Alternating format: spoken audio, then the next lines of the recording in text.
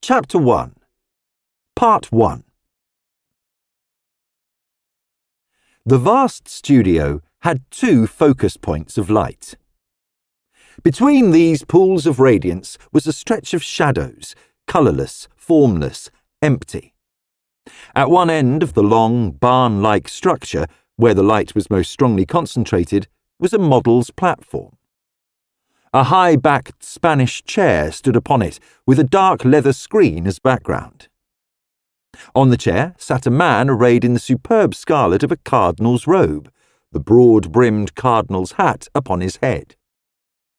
The lights were so arranged that they illumined the pale, haughty face of the sitter, his challenging black eyes and beetling brows. Beneath his square, powerful chin was a triangle of ecclesiastical purple. Magenta described it more truly. His sleeves were lined and edged with cerise silk, a gorgeous clash of coloured discord contrasting with the heraldic scarlet of the frock. One powerful white hand gripped the arm of his chair. The other hand rested on the jewelled cross on his breast. Opposite to the sitter, at a distance of some 10 feet, a painter's easel supported a 6-foot canvas, and the painter stood before it, blocking in his drawing in charcoal. He wore an overall of vivid butcher's blue, which made his pale face, with its sharply hewn profile, paler still. The face was heavily lined, the eyes set deep in their sockets, their shadows intensified by the strong light. Painter and sitter, both illuminated by the same set of lights, made one composition of startling primary colour, challenging and arresting. At the farther end of the 50-foot studio, separated from the painter and his model by the shadows, which claimed the greater part of the floor space, was another group, lower toned, yet still of pictorial value. Close to the stove, lighted by an electric bulb hanging immediately over their heads, 2 men sat on either side of a chessboard. One, the younger of the two, was a tawny-haired fellow whose hair shone under the light. He had taken off his tweed coat and sat in a Fair Isle pullover of green and russet and ochre, his long legs clad in brown corduroy slacks. His opponent at the chessboard was an older man, white-haired, dressed in a conventional dark lounge suit. Both men sat with their elbows on the table, their chins on their hands, utterly concentrated on their game. The beam of light, which was directed down on them, was shaded so that its rays did not reach the rest of the studio. The smoke from their pipes coiled up in blue wreaths, and the 2 players, with the board between them, achieved a sort of pattern whose composition was so precise that it seemed the result of deliberation rather than chance. For the greater part, silence reigned in the studio. The chess players had been intent on their game for a full hour, and an occasional low-spoken check came from one or the other, and then a long pause as each considered the next move. Robert Cavendish, the older of the 2 players, sat almost immobile, a frown of concentration furrowing his fine brow as he brooded over the pieces. Ian McKellen, tawny-headed, long-limbed, spare, a typical Scot, moved his long legs occasionally as though he were cramped at the table, and sometimes he cast a glance at the vivid robes of the cardinal on the model's platform. There was the glint of a smile in his deep-set blue eyes, light under their heavy brows, as though the game were going well for him, and his eyes moved back to the board with a half-smiling concentration.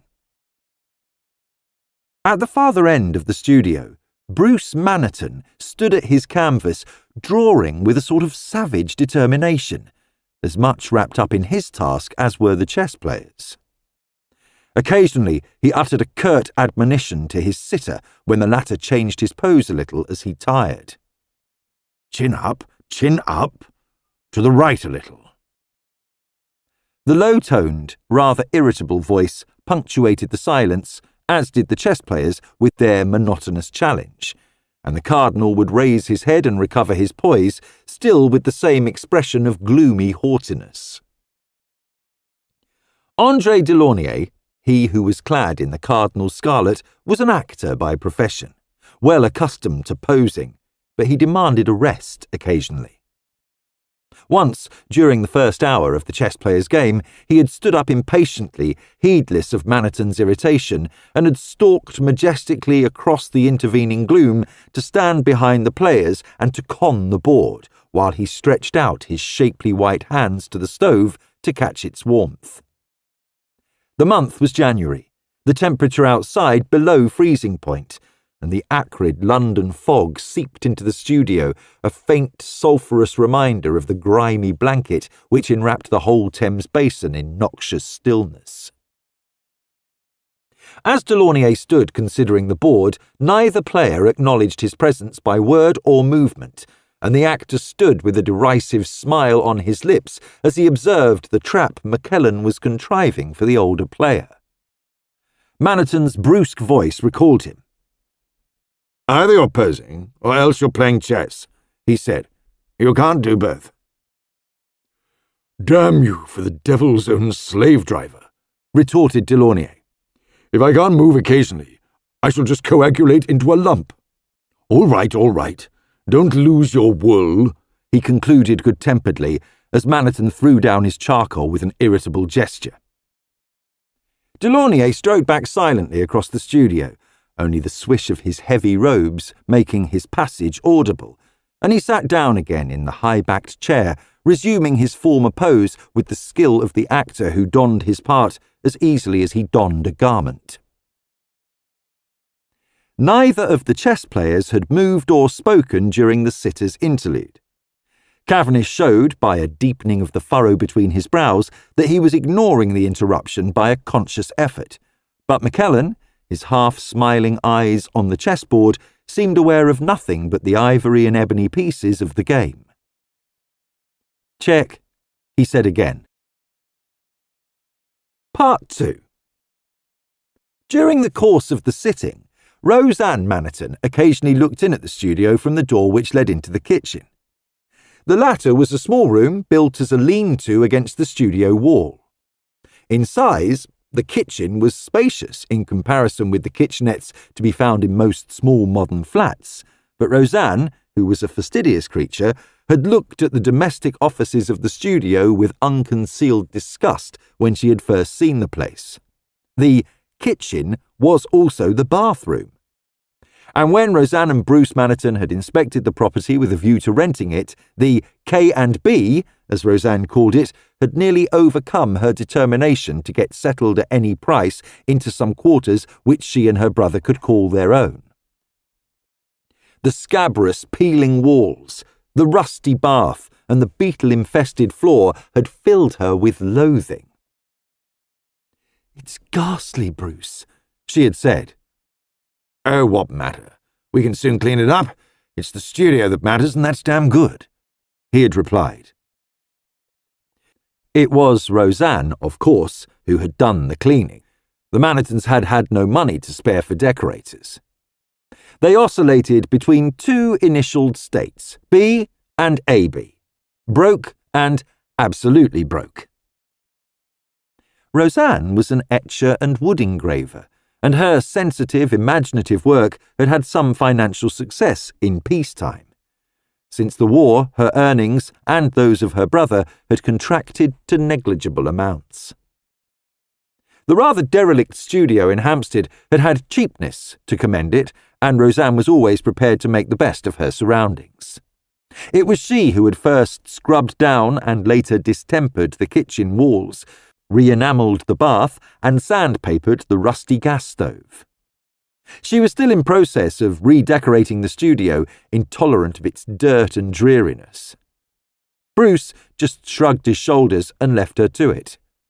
Grimy walls troubled him not at all. "I've seen worse in Paris," was his only comment.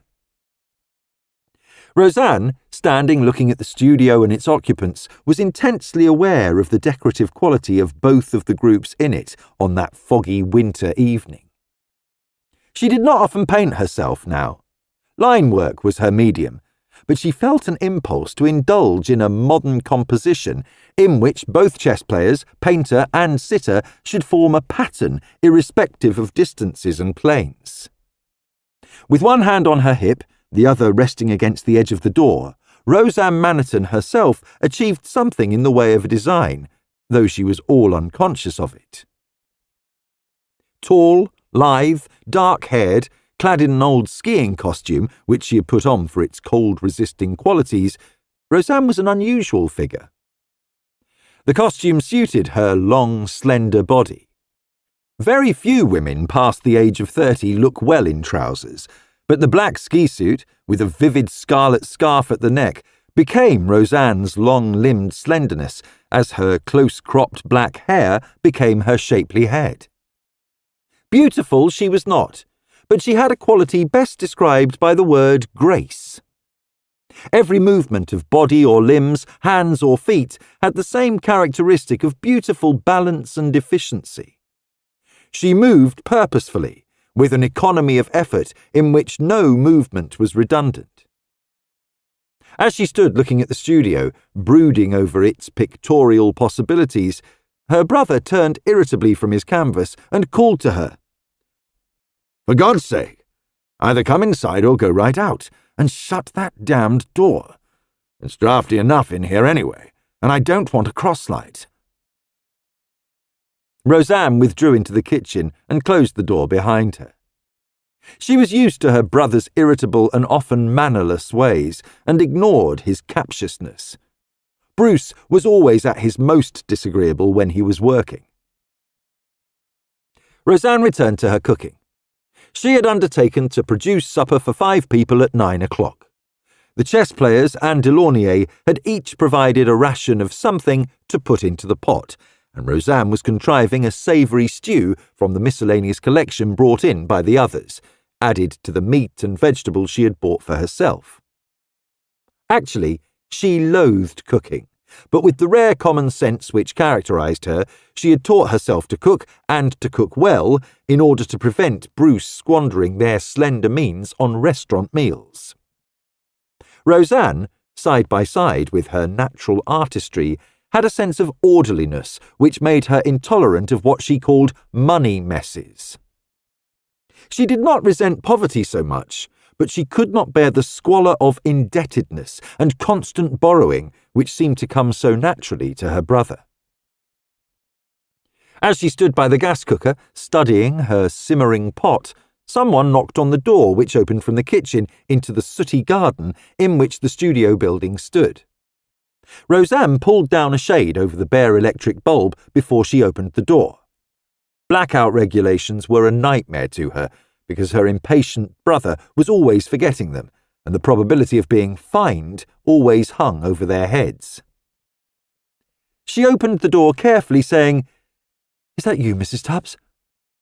"That's me, dearie," replied a cheerful Cockney voice, and a short, wizened little woman negotiated the entrance and squeezed herself into the kitchen. "Law, you give me quite a turn seeing you in that outfit," said Mrs. Tubbs. "Just like your brother you look, the dead spit of him. I got you a couple of pairs of lovely herrings off the barrow as I passed. You can't beat herrings for food value, and tasty at that." "You know, you are a dear, Mrs. Tubbs. You're always doing me a good turn." "Bless you, dearie, that's all right. Don't you go bothering your head being grateful. I just popped in to say I'd come and lend you an hand with the scrubbing tomorrow. What time can you get that brother of yours out of the way? He do fuss so. Can't bear men folk worriting round me when I'm working, and that's flat." "He's going out at 10 tomorrow morning, Mrs. Tubbs."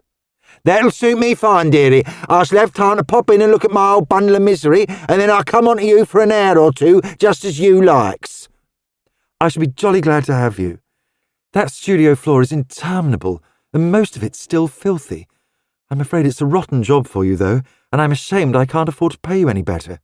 "Now that's all right, dearie. I'm doing fine, with me old man in the PBI, same as he was before, and me daughter in munitions. 'Mum,' she says to me, 'why don't you stop at home like a lady, with me making good money and that?' But bless you, dearie, it don't come natural just stopping at home. I always done a spot of work, and I'm used to it. As for me bit of bother up there," and she jerked her thumb expressively over her shoulder, "it ain't what he pays me. That wouldn't keep a flea. It's just I can't bear the thought of him living alone and no one going in to see if he's alive or dead." Roseanne shuddered a little. "You mean old Mr. Folliner? I thought he was a horror. I went in to see him when my brother and I took the studio, and he made me feel just as I did when I saw the black beetles on this floor, all creepy-crawly. He's a miser too, isn't he? Horrible old skinflint. He's all that, dearie, with knobs on, and getting worse he is too. Breaks his wicked old heart to part with a penny. Still, what I says is, we may all be old horrors in time if we're spared. I known him 10 years, and he wasn't that bad once. Anyway, I said to me husband Alf, I says, I'm going to see him out, and I'll lay him out with my own hands if he dies on me. But see to him I must. Can't leave him all alone like that, day after day. Well, I call it jolly decent of you. There wouldn't be many people who'd bother about him. You've got more Christian charity than I have, Mrs. Tubbs. Now, don't you mention them 2 words to me, dearie. Charity I can't abide, and as for a Christian, I'm a proper heathen. I ain't been to church since I went when me first was christened, and that one died within the year, and I said, what's the good of it, any old hour? Now, I must just pop off. See you in the morning, and remember you do them herrings in oatmeal, same as I told you. Looks, what a night. Not fit for a dog to be out, and that's flat. The cheerful old body squeezed herself out of the door, and Roseanne stood and mused for a moment, marvelling over the kindness of Mrs. Tubbs and her like. It seemed to Roseanne that there was more genuine goodness to be found among the poor and illiterate than among all the intellectuals who posed as her brother's friends. Before dishing up the supper, Roseanne decided to go outside to see if the studio blackout were really efficient. She had contrived screens for the big north light, and was always afraid that they would fail in their purpose. Screening the kitchen light again, she slipped out into the garden, and the fog closed round her like a blanket. Part 3. Smells good, Roseanne, and by God I'm hungry. Who thought to bring the beer? Delaunay? Good for you. Well, here's luck. We need it. The party of 5 was seated round a table near the stove, and Roseanne, with Delaunay on her right and Cavendish on her left, was ladling out the stew. She paused a moment, the ladle in mid-air, and listened. There's someone outside. I was certain I heard something when I went out 10 minutes ago. Why go outside on an evening like this? Asked Delaunay. Hades itself couldn't be worse. I loathe fog more than anything on earth. I went out to see that there weren't great chinks of light shining out from the north window, said Roseanne, and Cavendish put in, No one need be afraid of raiders on a night like this. Fog immobilizes them completely. I'm not afraid of raiders. I'm afraid of being fined £5 when I haven't got it to pay, retorted Roseanne. We've had air raid wardens in here complaining several times already. Oh, to hell with them, said Bruce impatiently, and Ian McKellen put in, I see, there is a schmozzle of sorts going on outside. I'll go out and see what it is. Perhaps an air raid warden staggered into the dugout. Let him drown, then. The damnful thing's brimful of rainwater, replied Maniton, and McKellen jumped up just as someone thumped on the studio door.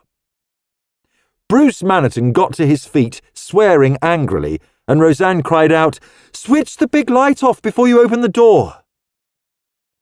What a life, said Cavendish, and his eyes met Roseanne's with kindly sympathy. Delaunay sat still in his place, superb in his cardinal scarlet, but with a glass of beer in one hand, looking oddly unnatural in contrast with the ecclesiastical trappings. An altercation was going on at the main door of the studio. There isn't a telephone, so it's no use trying to be high and mighty. Bruce Maniton's resonant voice was clearly audible. We are poverty-stricken painters here, not plutocrats with telephones. If you want to phone, go to the post office. First on the right and third on the left. Represent the law. Demand your assistance. A stuttering, breathless voice answered Maniton's impatient tirade, and McKellen put in, Where's the poor devil done, anyway? Roseanne jumped up and ran to the door. A screen kept the light from the doorway, and in the dimness she had a confused impression of a tall, grey-headed man in navy blue who seemed to be grasping a lad in khaki, the latter tallow-faced and leaning against the doorpost, panting. "Why not come inside and explain?" asked Roseanne. "If there's been an accident, we will do our best to help." "Accident? There's been a dastardly crime, a deplorable outrage." The big man in dark blue was getting his breath back. "I must summon assistance, and I have the right to call on all law-abiding citizens to assist me in my duty. I have arrested this miscreant." "Oh, come off it, and don't try any more jargon on me," said Maniton flippantly, and Roseanne put in quickly, "Well, whether you've arrested him or not, why not come in and shut the door? And he looks half dead himself anyway." "I've twisted my damned ankle so that I can't stand," put in the lad in khaki. "If it weren't for that, I could have got away." "I call you to witness that statement," said the grey-headed man. "Come inside quietly now. Resistance will do you no good. You are under arrest, and I warn you that anything you say may be taken down in writing and used as evidence." He propelled the soldier inside and banged the door to behind him. Roseanne saw that he was in the uniform of a special constable, a big, prosperous-looking man of 60. The Tommy winced as he tried to put his foot to the ground and staggered, and McKellen shoved a chair forward, saying, "Let him sit down anyway. He's all in." Delaunay strode forward in his cardinal scarlet, and his appearance added the last touch of fantasy to the group. The Tommy looked bemusedly from the scarlet figure to Roseanne, tall and slim in her black ski costume. "It's not real. I must be dreaming," he said. "Or else I'm mad. The whole show's stark crazy." "What the hell is it all about?" demanded Maniton, and the special constable replied, "A dastardly murder has been committed in the house adjoining this studio. I have arrested this man, arrested him red-handed, and I must see that he is secured before I summon assistance. Is there a cellar or other apartment where he can be locked up? I shall hold all of you persons responsible for him, remember?" "Who's he murdered, anyway?" demanded Maniton, and the Tommy burst out, "I haven't murdered anyone, I tell you. I don't know a damn thing about it. Someone else did the old man, and not me." He was a Canadian, Roseanne noticed, very young, his fair face tanned but pallid and drawn. "Silence!" commanded the special constable. "There is to be no discussion at all. I asked you, sir, about a cellar or other apartment suitable for a lock-up. I have no time to waste on arguing." "And I have no cellar, nor yet any apartment suitable for a lock-up," replied Maniton coolly, and Cavendish spoke for the first time. "Look here, sir, it's no use talking about lock-ups in a studio which hasn't a single door which locks properly. Leave this chap here while you go and telephone or find another officer. There are 4 of us here, and he can't get away. He's obviously in no state to get away, and he can hardly stand, let alone run." The big grey-headed man seemed to be mollified by the quiet voice and sober bearing of Cavendish. He replied less pompously, Yes, that is true. But you see my difficulty. I am alone. My fellow constable is ill, and I must have assistance." "Quite so. And the best thing for you to do is to go and telephone to your headquarters, leaving your prisoner here," replied Cavendish. "You probably know the locality better than we do. We are all newcomers here, and you will get the cooperation you need more quickly if you do the explaining yourself. We shan't run away, and your captive can't run." "It's all very irregular," said the special, and Bruce Maniton put in, "It's not my idea of regularity either, having murder at supper time. So far as I'm concerned, the sooner you get the assistance you need, the better. I want my supper." "Your levity is misplaced, sir. This is a serious matter," boomed the big special, and Roseanne broke out, "Do you think we don't realise it's serious? It's horrible for all of us." And Ian McKellen put in quickly, "Look here, sir, this is just quibbling. Do you want one of us to go out and try to find a telephone, or are you going to do it yourself? As Cavendish says, you're safe enough in leaving this fellow here with the 4 of us to look after him. But we don't want to behave as though we were in a Russian novel and talk about it all night." I will go myself and telephone, but you people must be responsible for my captive until I return," replied the big man pompously. "I must ask your names before I leave you, and see your identity cards." "The official mind at work," said Bruce Maniton softly. Chapter 2, Part 1.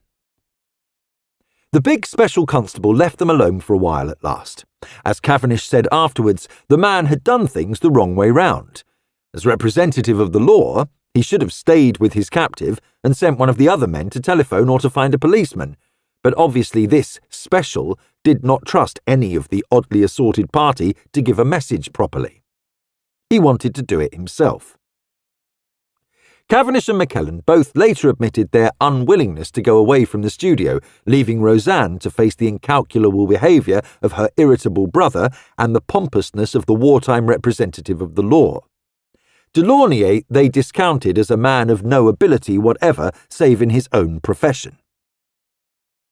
When the front door closed behind the special, Bruce Maniton said coolly, "Well, I'm going to have my supper no matter what happens, or what's happened." He turned to the Tommy. "Like some beer? You look frayed out." The lad shook his head, and Roseanne said to him, "You've hurt your ankle, haven't you? Better get your boot off before it swells." He looked at her in a puzzled way. "You heard what that guy said?" he asked. "He told you I was a murderer." "I know he did. I should think he's very stupid," replied Roseanne calmly. "I don't know anything about you, but if you're hurt, I'm quite prepared to bandage you up." Cavendish came over to the lad and held out his hand to him. "I don't know anything about you either, but I'm prepared to go as far as Miss Maniton. Let's undo your boot and see the damage." "Decent of you. It hurts like hell. I can't think why you should bother." He broke off and then said, "Someone's bumped off the old guy upstairs, in the house, up against the studio. That swollen-headed cop said I did it. I didn't. I just found him. The front door was open and I walked in. He was my uncle." Cavendish was kneeling down, untwisting the lad's putty. He replied, "You know, the best thing you can do is to keep mum and tell the whole story to the police when they ask for it. If you get talking now, we shall all be questioned as to what you have said, and the result will be confusion." He began to unlace the heavy boot, and the boy winced with pain, his face green. Delaunay spoke next. "Damn all, Cavendish. I want to hear the story. It might dramatise well. I thought so when that bleating ass of a special came blundering in. He overacted, of course. Still, it was a good situation. Good theatre, you know." Cavendish had managed to get the heavy service boot from the lad's foot and was removing the sock from the bulging ankle, already swollen and puffy. The lad retorted angrily to Delaunay. "Theatre, you call it? It may be fun for you, but for me it's ruddy hell. I came over here to fight, and now it looks as though I shall get hanged for my trouble. Oh, hell! Why did I ever go inside that house? The front door was open and I just walked into a trap. It was all dark in there, and no one answered when I shouted. I went upstairs. I knew the old man slept up there, and I found him on his bed with his brains blown out all over the pillow. And then that cop came in and found me and said I'd done it. Oh, God, how can I prove I didn't do it?" The others had all been silent during this outburst. The lad's voice was hoarse, and his words tumbled out in a rush, as though the very effort of speaking gave relief to his overburdened mind. Delaunay, still with a glass of beer in his hand, leant forward listening, for all the world as though he were a critic at an audition, cool and inquisitive. Bruce Maniton had sat down at the supper table and was eating as a hungry man eats, intent on his food. McKellen was sitting sideways on his chair, his long legs curled round one another, his face furrowed in perplexity. Delaunay asked, "What made you go into the house at all? Just curiosity?" "No!" the lad almost shouted in exasperation. "I tell you, he was my great-uncle, my grandfather's brother. My name's Folliner too, Neil Folliner. I wrote to him before I first came over here, and I've been to see him before. I wrote and told him I was coming this evening too. When I saw the front door was open, I went inside. I knew something queer must have happened. You folks over here don't leave your front doors open for anyone to walk in. I went up to his room. I'd got a torch, and there he was. Roseanne had produced a bandage and some iodine, and Cavendish was bandaging the swollen ankle with neat, skillful fingers. Delaunay, still with the same cool, impersonal curiosity, inquired, "And when did our cod-faced pomposity arrive, the representative of the law, as he lovingly described himself?" The cop? He barged in when I was standing by the bed. I was all head up and muddled. I didn't know what to do. I'd suddenly realized what it looked like. Me standing there beside that horror. It was horrible. Maybe I'll get used to seeing things like that when we're fighting, but I'm not used to it now. His gray hair, all in a puddle. Oh, Lord. "No use thinking about it, laddie," said Cavendish gently, sitting back from his task, but Delaunay went on.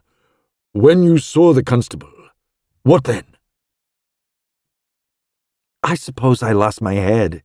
He stuttered something about arresting me, and I bolted.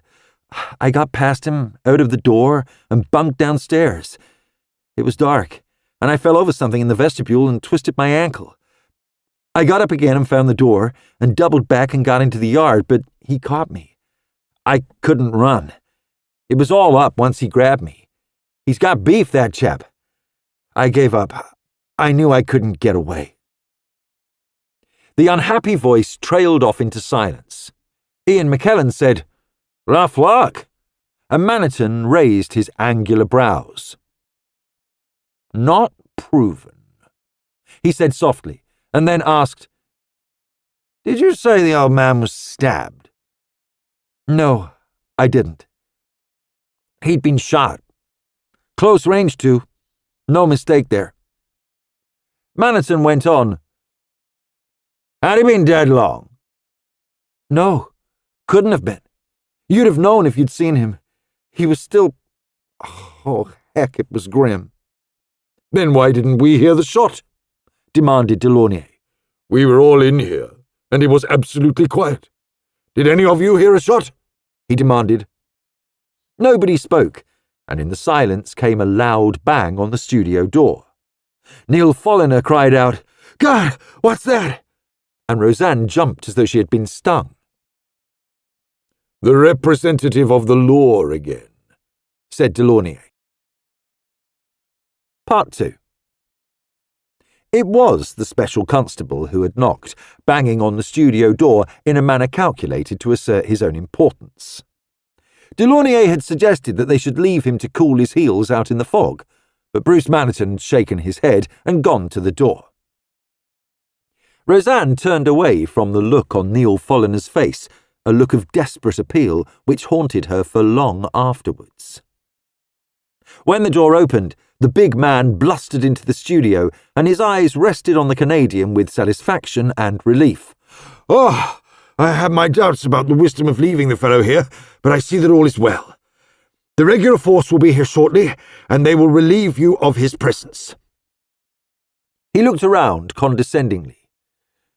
"Even among such bohemians as yourselves, it must be unusual to have an, murderer thrust into the company." "Look here, Mr. Special Constable," said Bruce Maniton. "You may be within your rights in making an arrest and even in throwing your weight about while doing it, but you are neither judge nor jury. I've no data to go upon. For all I know, you may be the murderer yourself, but I warn you of this. If you can't keep a civil tongue in your head, out of that door you go, and in the fog you stay, so far as I am concerned." The big man's face flushed a heavier red. "You dare to threaten me?" he demanded pompously. "I'm not threatening you. I'm telling you just where you get off," replied Maniton. "This is my home, and if you can't behave like a decent human being, I won't tolerate you in it. Any flat-footed constable off the beat could teach you manners." Thank you for that, chum.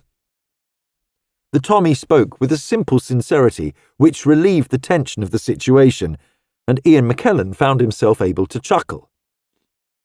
"The whole situation is outside my experience," he said, "but a glass of beer won't do anybody any harm. What about it?" He turned to the Tommy, who responded with a faint grin, which gradually lightened his troubled face. "You folks are wide all through. You've been decent to me, by gum you have," he said, as he took the glass McKellen held out to him and raised it to Roseanne. "Lady, here's all the best, and thank you." The special constable raised his pompous voice. "This is quite out of order. This man is under arrest, and I—" Roseanne's quiet voice intervened. "Why behave like a Prussian bully? He may be under arrest, but nothing has been proved against him. In any case, he's hurt. Let him have his drink in peace." The big man flushed a deep, angry red, and Maniton cut in. "You're one of the blokes who brags about empire, I haven't a doubt. And you expect young chaps like this one to come from overseas and do your dirty fighting for you. But you can't even give him the benefit of the doubt when you find him in a mess. As I reminded you before, you're neither jury nor judge." "You fail to realize the situation. You are behaving in a manner totally irresponsible," boomed the special. And then another loud knock came at the door. "That'll be the professional cops," said Delaunay. "Give me the pro every time. Amateur performers always give me the pip." A sergeant and a police constable came in when the door was opened to them and blinked a little when they first came into the radius of bright light. The special began pouring out a flood of description, but the sergeant cut him short. "Very good, but we better have your statement taken at the station. There's a van outside. You can take your prisoner along and charge him before the inspector.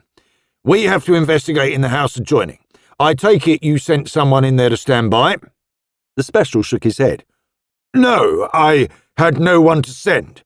These people here, I didn't quite, He probably thought we were all in it," said Delaunay, and Maniton grinned. "That's about it, officer. The gentleman disapproves of us." The sergeant disregarded both speakers completely and turned to Folliner. "Now then, boy, you've got to come along. You've been cautioned, I take it. Hello. Damaged, are you? Can you walk?" "More or less." Folliner took a tentative step forward, but it was obvious that he could only stand on his undamaged leg. The sergeant said, "All right, you'll have to hop. Give him an arm, Macy, and we'll see him into the van." The sergeant and constable supporting him on either side, Folliner hopped across the studio floor, calling over his shoulder to Roseanne, "Goodbye, lady, and thank you." "Goodbye. Good luck," responded Roseanne, and Delaunay said to the special, "Decent fellows, our regular police. Does one good to see them, what?" The special turned to the door, exasperation in every line of his large but rather foolish face, and he followed the sergeant and his charge into the fog. "Oughtn't you to stay and keep an eye on us? We're fishy, you know," called Delaunay after him. Cavendish said good-temperedly, "Don't bait him, Delaunay. After all, he had a difficult job to do." "Nasty bit of work," replied the actor. "Is this the curtain, think you? I'm beginning to feel hungry now the show's over. What about that stew?" "It's stone cold," said Roseanne, and McKellen put in, "If you'd said curtain raiser instead of curtain, you'd have been nearer the truth, Delaunay. We shall have Scotland Yard here before the evening's out to ask what we all know about it." "Damn all," replied Delaunay. "We were all of us in here together." "I wasn't," said Roseanne. Her words were cut short by another bang on the door. "Oh, Lord, more of them," groaned Bruce, and opened the door to the sergeant. "Sorry to interrupt the party, sir," said the latter, civil and cheerful. "The investigation will be taken over by the CID. One of the chief inspectors will be coming along and he'll want statements from all of you. I thought I'd better warn you in case anyone was thinking of going home. You're not all residents here, I take it? 2 residents only, myself and my sister, replied Bruce Maniton. Mr. Cavendish, Mr. Delaunay, Mr. McKellen, meet the arm of the law proper. Do you want their addresses? No, not at the moment. I want to get busy in the house adjoining. In case there's any misapprehension and the visitors get tired of the party, I've a man outside just to see that nobody leaves before he's said his bit. Righto, Sergeant. You'll find us all waiting for you. We didn't care for your friend in the specials overmuch. I don't think he cared for you overmuch either, responded the sergeant with a grin as he went out again. Nice chap, that, said Delaunay. Now what about that stew? Part 3. No one save Delaunay was interested in the stew. Maniton said again, "Why didn't we hear the shot? That young chap said his uncle had been shot. Queer we didn't hear it." I'm not so sure about that, replied Delaunay. Do you remember you stepped back and sidestepped into that stool there and made a racket upsetting it? Didn't you say something about what the hell was that? Maniton pondered. "Yes, that's true," he responded. "There was a thud or a bang of sorts. I thought Roseanne had come amucker in the kitchen." Yes, a thud. That just about describes it, said Delaunay. Isn't it true that fog deadens sound? Well, that's an old wives' tale, said Cavendish. Sound travels in a fog as it does in a clear atmosphere. The thing which I find interesting is one's capacity for forgetting or not registering. When you said that none of us heard the shot, I agreed with you. I didn't remember hearing anything. Now you mention that Maniton dropped something, I do remember having heard something outside. It was just before you took my knight's pawn, McKellen.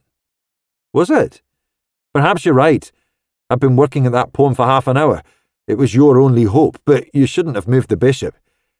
Yes, now I come to think of it, there was a noise of some kind. Cavendish turned to Roseanne. Didn't you hear anything, Miss Maniton?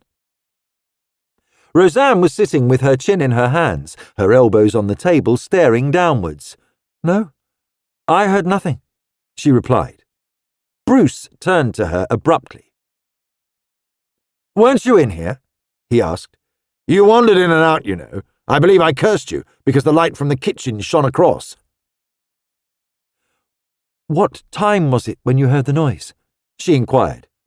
Lord knows, I don't, replied Bruce. Delaunay leant forward. It was just before 9. I looked at my watch because I generally listen into the 9 o'clock news, and one gets a sort of time sense. I remember wondering why you two don't get a wireless set. Then I wasn't indoors at all. I went outside just before 9 to look at the blackout. Oh, hell! What did you do that for? These ruddy police are certain to make a harouche if you tell them that, said Bruce impatiently. Much better say you were in here with us. You probably were. You've no idea of time, Roseanne. I tell you, I wasn't in here, Bruce. The last time I came in here was just before Mrs. Tubbs looked in. She had been in to see if Mr. Folliner was all right. He's had flu or something. She broke off and sat staring down at the table, her finger tracing patterns on the cloth. Rather queer. She put his door key down on the kitchen table and forgot it. It's there now. Good God! Exclaimed Delaunay. Folliner's door key on your kitchen table? I don't like that. Maniton got up and made a move towards the kitchen door, and Roseanne demanded sharply, What are you going to do, Bruce? Do? Chuck that key into the dugout, he responded, and Cavendish said quietly, That's no good, Maniton. The minute you begin to tamper with evidence, you ask for trouble. The only thing to do is to tell the truth. I tell you I don't like the truth in this instance, said Maniton. It's all very well for you, and for Delaunay and me, so far as our own selves are concerned. We were all in here, within sight of each other the whole evening. Roseanne wasn't in here. She was by herself in the kitchen or else outside, looking at the blackout, and that damned key was on the kitchen table. He turned again to Roseanne, his voice gentle again. Look here, Rosa, don't be obstinate. You can save a whale of a lot of trouble by saying that you were in here with us from the very moment Mrs. Stubbs left. There are 4 of us here to uphold you. He turned to the others. What about it, you fellows? Aren't all of you prepared to swear that Roseanne was in here with us all the time? Delaunay's deep voice answered instantly. Of course. Count me in, Maniton. After a moment, McKellen said slowly, All right, at least I suppose so. Maniton turned to Cavendish. And you? No, sorry, but I can't do it. I won't do it, because I know it's a fool's game to lie to the police, said Cavendish, his face furrowed with perplexity. He went on. I know that Roseanne had nothing to do with all this. So do you. The idea's preposterous.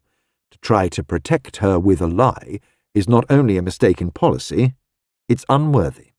And I tell you this, he went on with earnest conviction, once the police find out, as they would find out, that we were lying, then Roseanne would be in very real danger. That's perfectly true, agreed McKellen. Delaunay cut in contemptuously. How could they find out? McKellen replied, It's one of the most difficult things in the world for even 2 people to carry through a successful lie in the face of skilled interrogation. For 4 people, it's practically impossible. Assume that we are asked detailed questions about what happened this evening. We shan't be present when the others are being interrogated. We shall have no clue to what they say unless everybody sticks to the truth. If we disagree on small points as to where Miss Maniton sat, if she moved, if she spoke, and we should inevitably disagree because we haven't time to make up and memorize a story, then the fat is in the fire. Oh, rot, said Delaunay indignantly. He got up and moved a chair forward. Say that Roseanne said here, and just watch the chess players. Very well, replied McKellen. In that case, you can no longer swear that I was sitting at the table playing chess, nor can I swear that you were on the model's platform, because Miss Maniton would have screened our view of each other. It's only a small point, but it shows how tampering with evidence breaks down. Roseanne's voice cut in, clear and scornful. Thank you all very much for your good intentions and excellent arguments. Both are unnecessary. I am not going to say I was in here when I was not. I'm going to say just exactly what I did and exactly where I was. If any of you try to make up stories to help me, you'll only get in a mess. You 4 were all in here, and you can say so. I was not in here, and I shall say so. You're perfectly right, Miss Maniton, and I admire you for it, said Cavendish quietly. Bruce Maniton turned on him furiously. Damn you for a poor cur, he cried. You run after Roseanne, and yet you haven't the guts to tell a lie for her. I pay her a better compliment in knowing that it is unnecessary to tell lies for her, replied Cavendish quietly. Just as he had finished speaking, a knock sounded again on the studio door. Delaunay got up and stood superb in his cardinal scarlet. That appears to be that, he said softly. Every man for the truth, and the devil take the hindmost. Chapter 3 Part 1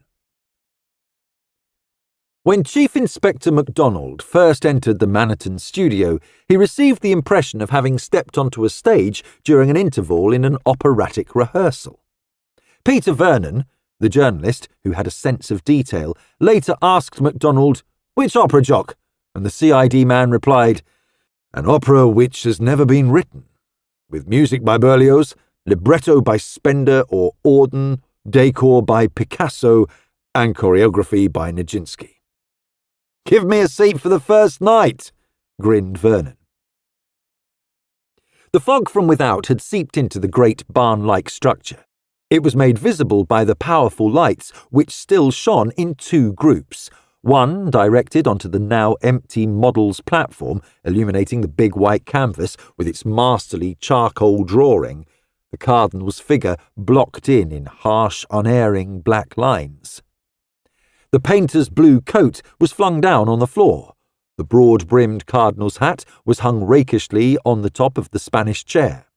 A lay figure sprawled in the shadow behind the easel, a picture for Picasso. In the middle of the studio, the fog wraiths wavered in the shadows. Closer to Macdonald and on his right was a group centering around Delaunay. The latter, poised as though to take a curtain, magnificent in his scarlet, held a freshly filled glass of beer in his hand. Bruce Maniton, who had admitted Macdonald, sat on the arm of a chair clad in a blue pullover and grey slacks. McKellen and Cavendish were on either side of the chess table. Roseanne leaned against the supper table, her long-limbed slimness outlined before the gay-coloured checks of a peasant-weave tablecloth. Delaunay raised his glass. "Scotland Yard, salut!" "Thanks very much," said MacDonald. "I begin to understand why a gentleman in the specials felt that this evening's experiences were a bit overwhelming." "We didn't like him," said Delaunay gravely, "but we have nothing but praise for the deportment and behaviour of his professional colleagues, the genuine Bobby of London's greatness." "That's all very satisfactory," said MacDonald urbanely. Bruce Maniton spoke next. "We're not mad, and we're not entirely mountebanks," he said. "If you treat us reasonably, we respond. May I perform the introductions? My own name is Bruce Maniton. I am co-tenant of this studio with my sister Roseanne. This is André Delaunay, whom you may have seen in the dramatised version of Richelieu. This is Robert Cavendish. He does something at the Home Office. This is Ian McKellen, a chemist in government employment. I believe he concocts poison gases, but he hasn't the wits to disperse fogs." MacDonald bowed gravely to each person in turn and then said, "I am sorry that a pleasant evening should have been spoiled by the activities of my department. I admire good portraits and I enjoy playing chess. However, my job demands that I ask each of you separately for your account of this evening's experiences." "Just what we had assumed," said Maniton, "though we could give you the sum total of our experiences very briefly and unanimously, in chorus or antiphon as you prefer. I am sorry we can't offer you much in the way of a private sitting room. There is the studio with an open gallery above. There is also a combination kitchen-bathroom. If you wish to talk to us separately, I suggest that you take the studio and we use the kitchen as waiting room." "Thanks very much," said MacDonald. "You're being very helpful." McKellen chuckled. "He's really hoping to get the Inquisition over quickly, Chief Inspector. He wants to get on with his work." "And McKellen wants to finish his game of chess," put in Delaunay. "Black to move and mate in 6 moves. 4, contradicted McKellen. "With the Chief Inspector's permission, I'll move the board out of the way. I should like to finish you off sometime, Cavendish." "Don't move it," said MacDonald. "I'll see the pieces aren't disturbed. From my point of view, it's easier to get a clear view of what happened if everything is left as it was." "I say, there hasn't been a murder in here, you know," said the painter. And MacDonald replied, "No, I know there hasn't. I have already been in Mr. Folliner's house. Now, sir," and he addressed Maniton directly, "if you will stay in here with me and the other members of the party will be kind enough to take my sergeant into the kitchen, I will try to get through my questions without keeping you too long." "What you say goes, sir," said Delaunay. He led the way to the kitchen, and the others followed in silence, the rear guard being the CID sergeant. Part 2. Bruce Maniton sat down and said, "You'll find that chair there is fairly reliable. I know it's not my province to ask questions, but I should dearly like to know the answer to this one. Why do you assume that I, or my sister, or my guests know anything about this business?" "A perfectly reasonable question, which I am quite willing to answer," replied MacDonald. I don't assume anything. It happens that the special constable who reported the crime in the house adjoining this one gave voice to some vague but grave suspicions concerning the people in this studio. You can see for yourself that it is much easier to clear away such ideas at the outset before your party is dispersed than it would be to do so later. Oh, quite. Maniton sounded mollified. Fire away, then. At what time did your guests arrive this evening? Delaunay has been here since 6 o'clock. I've been wanting to paint him in his role of cardinal for some time, only he hates posing for any length of time. I asked Cavendish and McKellen as a bait to bring Delaunay. He's mad on chess. The idea was that he and Cavendish should have their game later in the evening, and I intended to do some quick drawings of McKellen. He's got a good head. He and Cavendish came in about 7:30 and settled to their game. Delaunay was posing for me, with occasional rests from 6 o'clock until supper time, about 9:15. My sister was doing the cooking in the kitchen. She looked in and out of here occasionally. The door between studio and kitchen being open? No, only occasionally. It made a cross-light. We could hear her moving about there. That's very clear. Now, during the time you have mentioned, 6 o'clock to 9:15, were you yourself in the studio all the while? With the exception of a couple of minutes when Cavendish and McKellen came in. We broke the sitting for a few minutes then and chatted a bit. Then Cavendish and McKellen settled to their game, Roseanne went into the kitchen, and I got a spot of work done. I don't know if this interests you.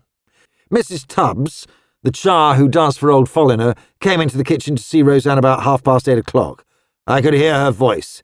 She's a glorious old cockney. She, Mrs. Tubbs, said she had just been in to see old Folliner. Thanks. That's important.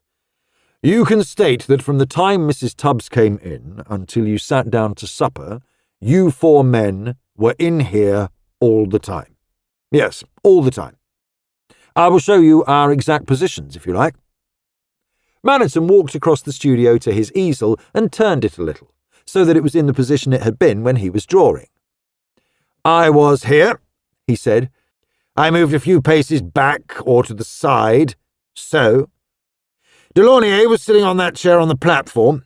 He got up once or twice to stretch or to warm his hands at the stove and steal a glimpse at the chessboard. McKellen sat on the far side of the chess table. He is black. As you can see, he was in my direct line of vision. Cavendish, opposite to him, was not exactly my focus, if you see what I mean, but I was aware of him all the time. When Roseanne opened the kitchen door, the light from that room shone in my eyes, and I asked her to shut it. She came in several times and stared around. She is a bit of a painter too, though etching is her real job. Well, there we were. Is that plain enough?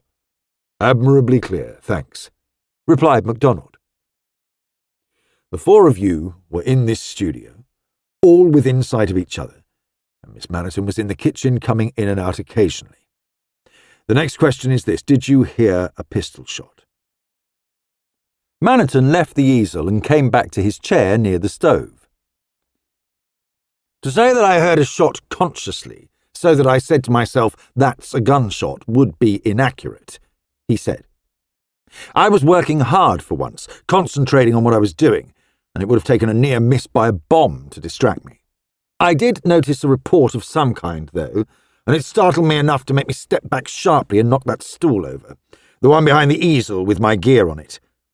Delaunay said, "What the devil was that?" or something like that. And what did you reply? Or the chess players? Maniton laughed. I think I said, "Damn and blast you, keep your pose, can't you?" As for the others, they were playing chess. You're a player, aren't you? You can understand that it would have taken more than slight noises off to make them take their attention from their board. Also, when you come to think of it, Londoners have heard so many bangs during their recent history that a pistol shot isn't so impressive a row as it used to be. He paused and lighted a cigarette, adding, I dare say, subconsciously, one assesses sounds in the light of one's experiences. You know, the inward reaction to a bang, That's nothing. There was no vibration with it. It's the vibration, the shudder of earth and fabric, which means something to the initiated." He laughed and added apologetically, "You'll be thinking I'm a victim of air raid nerves. I'm not. I'm too much of a fatalist to disturb myself. But I do admit that subconscious trick of judgment in connection with a bang that doesn't mean anything. One applies it to practice gunfire without even actually formulating the thought." "That's perfectly true," said Macdonald. "It's also very interestingly put. I suppose all Londoners who survived the winter of 1940 with nerves unimpaired did develop what the psychologists call a defence mechanism. They learned to disregard disessential bangs. I take it that you recalled hearing the report afterwards?" "That's it. That youngster in khaki who was brought in here by the bloodthirsty special blurted out his story and said that the old man upstairs had been shot." "Just a moment," put in Macdonald. "I only want to get a bare outline at this juncture, but you might tell me briefly what the youngster said while he was here." "Briefly, it boils down to these 3 points. A, that he did not shoot old Folliner. The latter was already dead when Neil Folliner arrived. B, that he had sent the old man a postcard to say that he was coming this evening. C, that the special constable came into the bedroom only a few seconds after Neil Folliner went in, the latter having found the front door open and guessed from that something was wrong. He also blurted out something about having come over here to fight, not to be hanged. He realised how suspicious he looked. In addition to all that, he thanked my sister quite prettily for bandaging him up. He was a nice kid. We all liked him." "Thanks. Now, to get back to our discussion about the shot. Yes, we talked it over after the special had gone. When we were alone, we began to wonder why we hadn't heard the shot, and Delaunay recalled my knocking over the stool and the noise outside which had preceded it. He was quite right. I remembered it then." "Do you know what time it happened?" "I haven't a watch, and I'm not good about time. Ask Delaunay. He can be much more explicit. I believe I'm right in saying you only want me to state my own evidence, as it were, what I noticed myself." "Perfectly correct. Then I can't tell you the time I knocked over the stool. I can tell you that my sister brought the supper in within a few minutes of that incident, and that the special came to our door before the supper was served out, and Roseanne isn't slow in getting a meal pushed round." "That's all quite helpful," said Macdonald. "Now, obviously I want to ask you a number of questions about Mr. Folliner. He's your landlord, isn't he? But I don't want to keep your friends in the kitchen indefinitely. The simplest course for everybody will be for me to see Mr. Cavendish and Mr. McKellen and let them go home. Then your sister and you will perhaps tell me all you can about the deceased." "Right. I tell you frankly, we don't know much. He was a nasty old skinflint, and that's about all I can state with any certainty. Now, would you like me to send Cavendish in?" "Thanks very much. I'll get through the preliminaries as fast as I can." Part 3. As Maniton walked across the studio to the kitchen door, Macdonald reflected on his words. "We're not mad, and we're not entirely mountebanks. Treat us reasonably and we respond." The painter had shown himself to be a reasonable man and a careful witness, both more reasonable and more careful than the special constable who had given voice to accusations concerning the party in the studio. When Cavendish came in, Macdonald, in observing him, reaffirmed his original impression. Here was a reliable and thoughtful man, a typical first-class civil servant. "I'm afraid I've spoilt your chances of finishing your game this evening, Mr. Cavendish," said the CID man, "but I thought you might be glad to get a brief interrogation over and get home. The fog is pretty thick." "Thanks. I shall be glad to get home, and it's going to be a bit of a job. However, McKellen lives near me, and he's a reliable chap, fog or no fog." "I'm afraid there's nothing I can tell you which is of any value. When did you get here this evening? 7:35, as near as makes no difference. And you settled to your game almost at once? Within a quarter of an hour. Delaunay was already arrayed in his scarlet, and he soon took to his pose. You can see the positions of chessboard, chairs, easel, and platform. As I sat, facing McKellen, I was able to see Delaunay out of the corner of my eye, as it were. He made a blur of scarlet which reflected the light, and I was conscious of it even when I wasn't looking at him. McKellen was facing the other way, so that he saw Maniton when he looked up. Quite, and you were all in the studio within view of one another, from the time the game started until the special knocked at the door when you were beginning supper. That is so. Miss Maniton looked in on us occasionally from the kitchen. Did you hear any report outside? There was a sound like a motor backfiring shortly before supper. It would have been about 5 minutes to 9, I think, but I can't be exact. Maniton knocked something down and then swore at Delaunay for losing his pose. I was preoccupied with the game and didn't take much notice. I was aware of Maniton and Delaunay, but what interested me was losing an important pawn. McKellen diddled me properly. Macdonald laughed. Yes, it's queer how an experienced player can still have a blind spot. Have you known Mr. Maniton for some time? Only for a few months.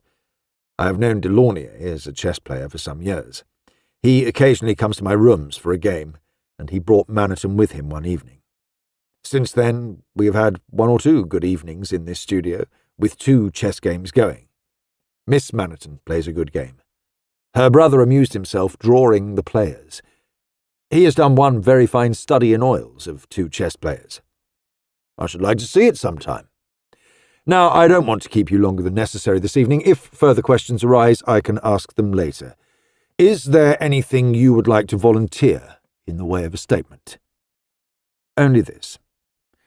It has no direct bearing on the crime, but I should like to put on record that the behaviour of the special constable who made the arrest was overbearing and irritating. Bruce Maniton is an irritable fellow, and he probably spoke foolishly, but I couldn't help sympathising with him. Taking it by and large, I think the party in here behaved reasonably well. Miss Maniton and I bandaged young Folliner's ankle. For some reason or other, all of us felt very strongly that the lad wasn't a murderer.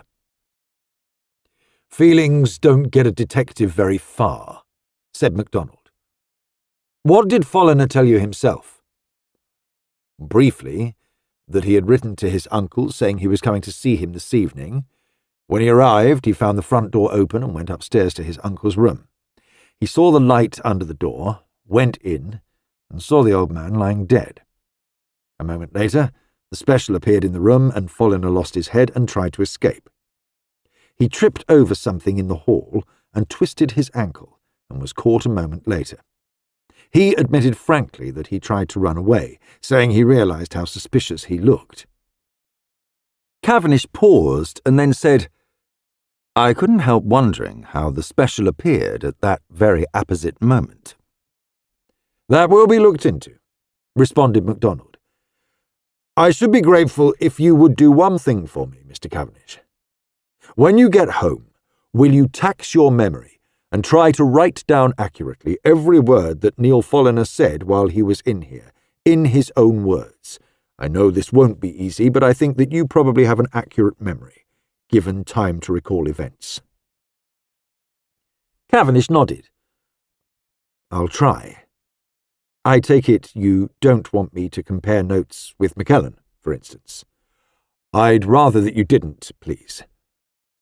I'll ask him to do the same thing, again, without comparing notes with anybody. Right. I'll do my best alone. Do I leave the resulting composition at Scotland Yard for you? Thanks very much, that would be helpful. A few moments later, McKellen came into the studio to be interrogated in his turn. His evidence was mainly a recapitulation of that already given. He spoke tersely and clearly, pondering carefully over each statement before he made it, a shrewd and conscientious witness. Macdonald asked him quite casually if Roseanne Maniton had been in the studio when the sound outside startled Bruce Maniton and caused him to knock the stool over. No, I don't think she was, but I can't be quite certain so far as my own observation is concerned, replied McKellen. I was immersed in the game.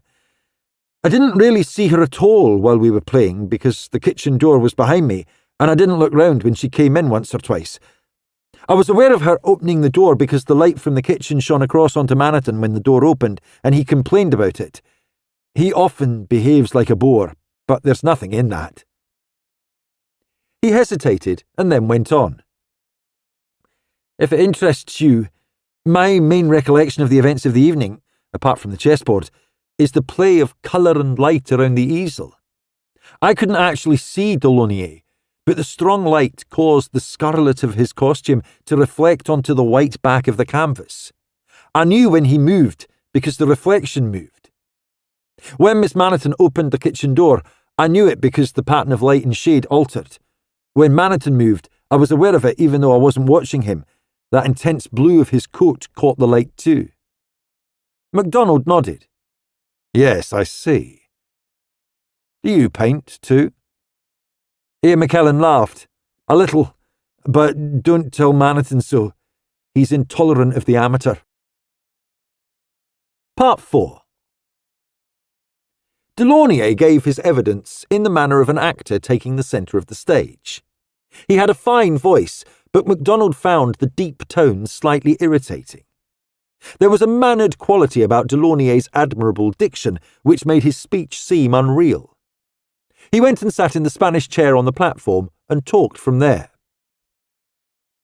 As a matter of fact, I can tell you more about the events of the evening in here than any of the others can, he said, because I was the only one whose mind was not preoccupied.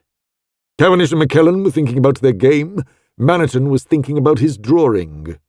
Roseanne was thinking about her cooking. I had nothing to think about but the others.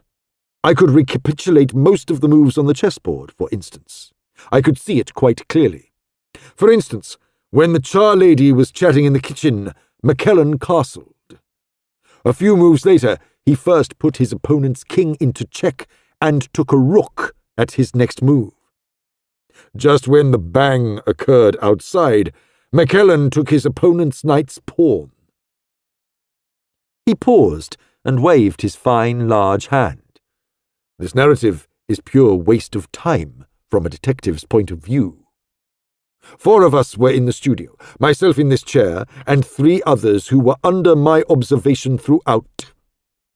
Miss Maniton was in the kitchen the whole evening, save for 4 occasions when she came in here and stood at the door, and a period of 2 or 3 minutes when she went outside to inspect the blackout. How do you know she was in the kitchen when you could not see her? My dear chap, I could hear her. My hearing is very acute. Figurez-vous, mon cher, he continued cheerfully and expansively. I am not an artist's model. I, André Delaunay, I am an actor. I take no pleasure in sitting like a dummy, with no lines to say, no movements to make. I bore myself here on this chair doing a tableau vivant. I must notice something to occupy myself. There was the chessboard, but Cavendish is no player. He does the obvious thing every time, generally what his opponent means him to do. Bruce, he draws. I cannot see his drawing. He curses me at intervals. I must stay put. I must fix my eyes on the players. But Roseanne, she can cook, I tell you. Yes, she can cook well. I am hungry. I listen to her movements and hope for my supper. I hear her open the casserole, move a saucepan, put plates to heat. Oh yes, I listen. A hungry man. That is I. A dummy on a chair, yes, but waiting to be fed. You follow me? MacDonald chuckled. Yes, I follow you. And you never got your supper after all. It was unfortunate. Oh, that was immaterial. Things happened and I became interested.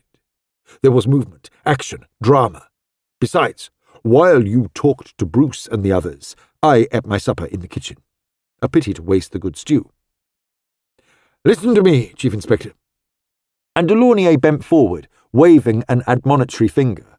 To ask us what we do here in this studio, a necessary preliminary perhaps, but a waste of time.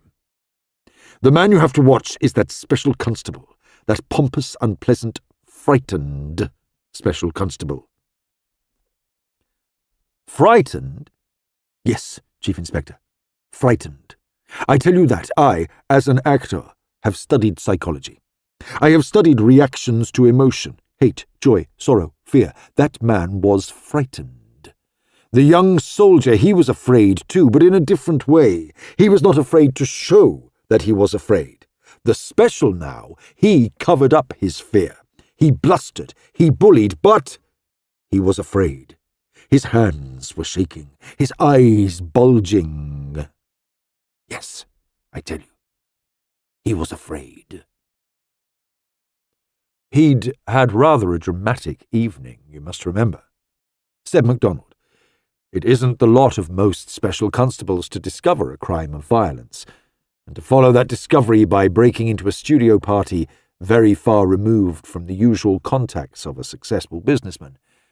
It is probable that his overbearing manner, to which you all took such strong exception, was a defence mechanism to conceal the fact that he felt completely flummoxed. Think that over, Mr. Delaunay, and see if it fits in with your reading of psychology. Meantime, many thanks for your assistance in the matter of evidence. I hope you have not got far to go on this foggy evening. Delaunay smiled. My congé, so to speak. It is time for me to go. Frankly, I regret it. I should have been interested to stay, to assist you in your investigation, perhaps. Come, Chief Inspector. I have suffered all the inconveniences of this evening of crime. Let me have a make-weight. I should like to study the actions and character of a famous detective. It would be valuable experience for me. In my opinion, the stage detective is always overacted. Macdonald laughed. I'm sorry, he said, but our regulations do not allow Watsons. As a matter of fact, the routine work of detection is no more dramatic to watch than the routine work of an auditor at his books. Delaunay sighed. You disappoint me, he said.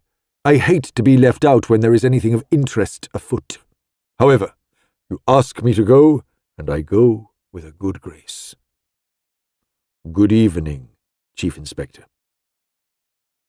He got up, strode down from the platform, and turned back to look at Macdonald before he reached the door, striking a pose as an actor taking a curtain. Remember what I told you, he admonished. There was a frightened man in this studio this evening, a man who was afraid of showing his fear. As the scarlet-clad figure made its impressive exit, Macdonald felt that his own good evening had been an anticlimax, if not an impertinence. Chapter 4, Part 1. In contrast with Delaunay's dramatic speech, Roseanne Maniton's terse narrative seemed almost bleak. She wasted no words, and it was evident enough that she was tired of the evening's proceedings. Macdonald found, as a general rule, that most people enjoyed making a statement, very much in the way that bombed-out people enjoy recounting the horrific experiences through which they have passed. Roseanne's evident intention was to say what she had to say as briefly as possible. She stated curtly that Delaunay had come at 6 o'clock that evening, McKellen and Cavendish at 7:30. I left them in the studio and got on with my cooking. She continued. At 8:30, Mrs. Tubbs came in to bring me some herrings she had bought for me. She is a charwoman who works for Mr. Folliner. She stayed chatting for 5 minutes. A little while after she left, I went outside to see if the studio blackout was all right. Then I came in again and dished up the dinner. I noticed that Mrs. Tubbs had left a latchkey on the kitchen table. It is still there. Her curt voice ceased, and there was silence for a few seconds. Macdonald studied her quite deliberately. Somehow, Roseanne interested him. He judged that she had more character than any of the other occupants of the studio that evening. Roseanne had refused the chair which Macdonald had drawn forward for her. She stood with her back to the stove, a slim, taut figure, her hands thrust into the pockets of her skiing trousers, her eyes fixed on the chessmen. She stood very still, and her face was expressionless, as unmoved as the voice which spoke so clearly and curtly. It was a beautiful voice, Macdonald noted, singularly clear and deliberate in enunciation, and very quiet. Your evidence holds much more of interest from a detective's point of view than does that of your brother and his friends, Miss Manaton, said Macdonald, but she replied brusquely, as though deliberately ignoring the conversational gambit. There is nothing of interest in it, either to you or to me, Chief Inspector. True, I went outside and walked round the studio, but I saw nothing at all, not even a chink in our own shoddy blackout. It was foggy and cold, that was all. If you are hoping for startling revelations from Mrs. Tubbs, you will be disappointed. She is a kind-hearted, generous little soul who works hard because she can't imagine any scheme of life which isn't hard work. She left Mr. Folliner's latchkey on my kitchen table. She has done it before, because she knows it is quite safe there. None of those facts which I have related have any bearing on what happened in that house. Perhaps not, though there are some interesting possibilities, replied Macdonald. Can you tell me how long you were outside when you went to look at the blackout? You went out by the kitchen door, I take it. Yes. I walked up the path to the further end of the studio. The window which gives so much trouble is at the end nearest the house. I turned the corner of the studio and glanced up at the top light. The blackout was adequate, good enough to save us from being fined at any rate. That was all I wanted to know. I came back to the kitchen and got on with my work. You heard nothing while you were outside? Roseanne shrugged her shoulders wearily. I heard the usual sounds which I should expect to hear.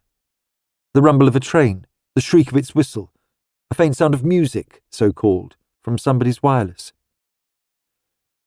You were back in the kitchen by 9 o'clock? I expect so. I didn't actually look at the clock. Did you hear a pistol shot or any similar report or bang? I can't tell you. I was busy with pots and pans, and I only noticed what I was doing myself. Again there was a silence, and then Macdonald went on. When Mrs. Tubbs was talking to you, did she mention Mr. Folliner? Yes. She said that the reason she went on looking after him was not for what he paid her, but because she couldn't bear to think of him all by himself, with no one going in to see if he were alive or dead. Roseanne broke off, and then added abruptly in that clear, terse voice. To know a woman like Mrs. Tubbs is to know what real charity means, Chief Inspector. It's not a quality you find among the intellectuals of this world. Mrs. Tubbs looked after old Folliner because she was sorry for him, because he was an old horror, as she put it. She'll be sorry he's dead, just because she was kind to him. Yes, I know the quality you mean, Miss Manaton. I respect it as much as you do. Charity seeketh not her own and never faileth. Did you know the old horror? Roseanne turned at that and met his eyes, and her own sombre regard lightened to something like a smile in return to his. No, not really. I went in to see him once with Bruce when we were taking the studio. I have more common sense over agreements than he has, and I hoped to prevent him signing anything stupid. Old Folliner was a miser, I thought, intent on nothing but screwing the last possible penny out of other people's necessities. He would have let this place for any purpose, as a brothel or a coiner's den, if he could have got an extra penny out of it. I managed to delete the more outrageous clauses from the agreement he wanted Bruce to sign. I have never seen Mr. Folliner since, and I hope never to smell anything like his room again. The trenchant voice ceased, and Roseanne added, "I can't tell you anything relevant, and I'm tired. If there is nothing more you want to ask, I shall be glad to get on with my washing up." Macdonald nodded. "Yes, I'm sorry to have had to bother you. It's hard luck that you should have been involved in this business. Incidentally, your sleeping quarters are above there, I take it?" He nodded towards the gallery. "Yes, I sleep up there, and my brother sleeps on the divan at the end of the studio there. Do you want to use this place tonight?" "No, certainly not. I have got to see Mrs. Tubbs, and I might be glad if I could use your kitchen, if need be." "Just as you like. I'll leave the door to the garden open and close the one leading in here. Then you can do what you like." "I'm very sure of this, Chief Inspector. The clue to this murder will not be found in my kitchen, nor with Mrs. Tubbs." Part 2. Macdonald left the studio and walked round to the front of the house. 25 Hollyberry Hill was its description in the directory. It was too dark and too foggy for him to get any idea of the place from the medium of eyesight, but he had a pretty clear idea of the general layout. Hollyberry Hill was a street of old houses, many of them already derelict and waiting demolition. They had been built over 100 years ago, square houses of early Victorian or late Georgian design, stucco-covered and not unpleasing in appearance, with symmetrical facades and vast windows. There were dark basement kitchens, Macdonald knew, their windows concealed behind built-up rockeries, and a flight of steps led to the front door. Each house was detached, standing in a good-sized garden, with a tradesman's entrance at the side and a space on either side of the house with a path leading to the back garden. The back garden of number 25 was almost covered by the studio, but a narrow space was left between the studio walls and the garden wall and at the far end of the garden, so Macdonald had been told. The unwise ex-tenants of the studio had dug a shelter, so-called, a hole in the ground, which had since become half full of rainwater held by the impermeable London clay. Macdonald remembered the road vaguely because, as a boy, he had cycled all over Hampstead and explored its older parts. In those days, the first decade of this century, the houses had been well let to prosperous tenants, and their freshly painted surfaces and big bow windows had rather taken his fancy. When he left the studio, he walked by the narrow path which led to the front of the house, using his torch to help him on his way. A constable stood in the front garden, swinging his arms occasionally in the endeavour to keep warm. Having recognised Macdonald, he said, "The surgeon and cameramen have left, sir. Inspectors Jenkins and Reeves are still inside. There's no blackout in the house, barring the bedroom and kitchen, and the shutters are too far gone to get fixed up." "Right. I'm afraid this is a cold job for you, Tate. "The fog seems to get through everything." "It does that, sir. But I think it will be clearing in an hour or two. There's a bit of a breeze coming from the north. It's a perishing cold night and no mistake." "We'll see if we can raise a hot drink presently, Tate. I want you to patrol up and down this path occasionally and listen for any sound from the studio yonder. Don't take a header in the dugout. There's a good spot of extra static in it." The constable laughed. "A lot of people tried that mugs game earlier on, sir, but most of them have had the holes filled in since then, after the AFS had pumped them dry. It was the government's fault, you know, to start with. Advised people to dig trenches. If they'd been in Flanders, they'd have known better. Undrained trenches, indeed."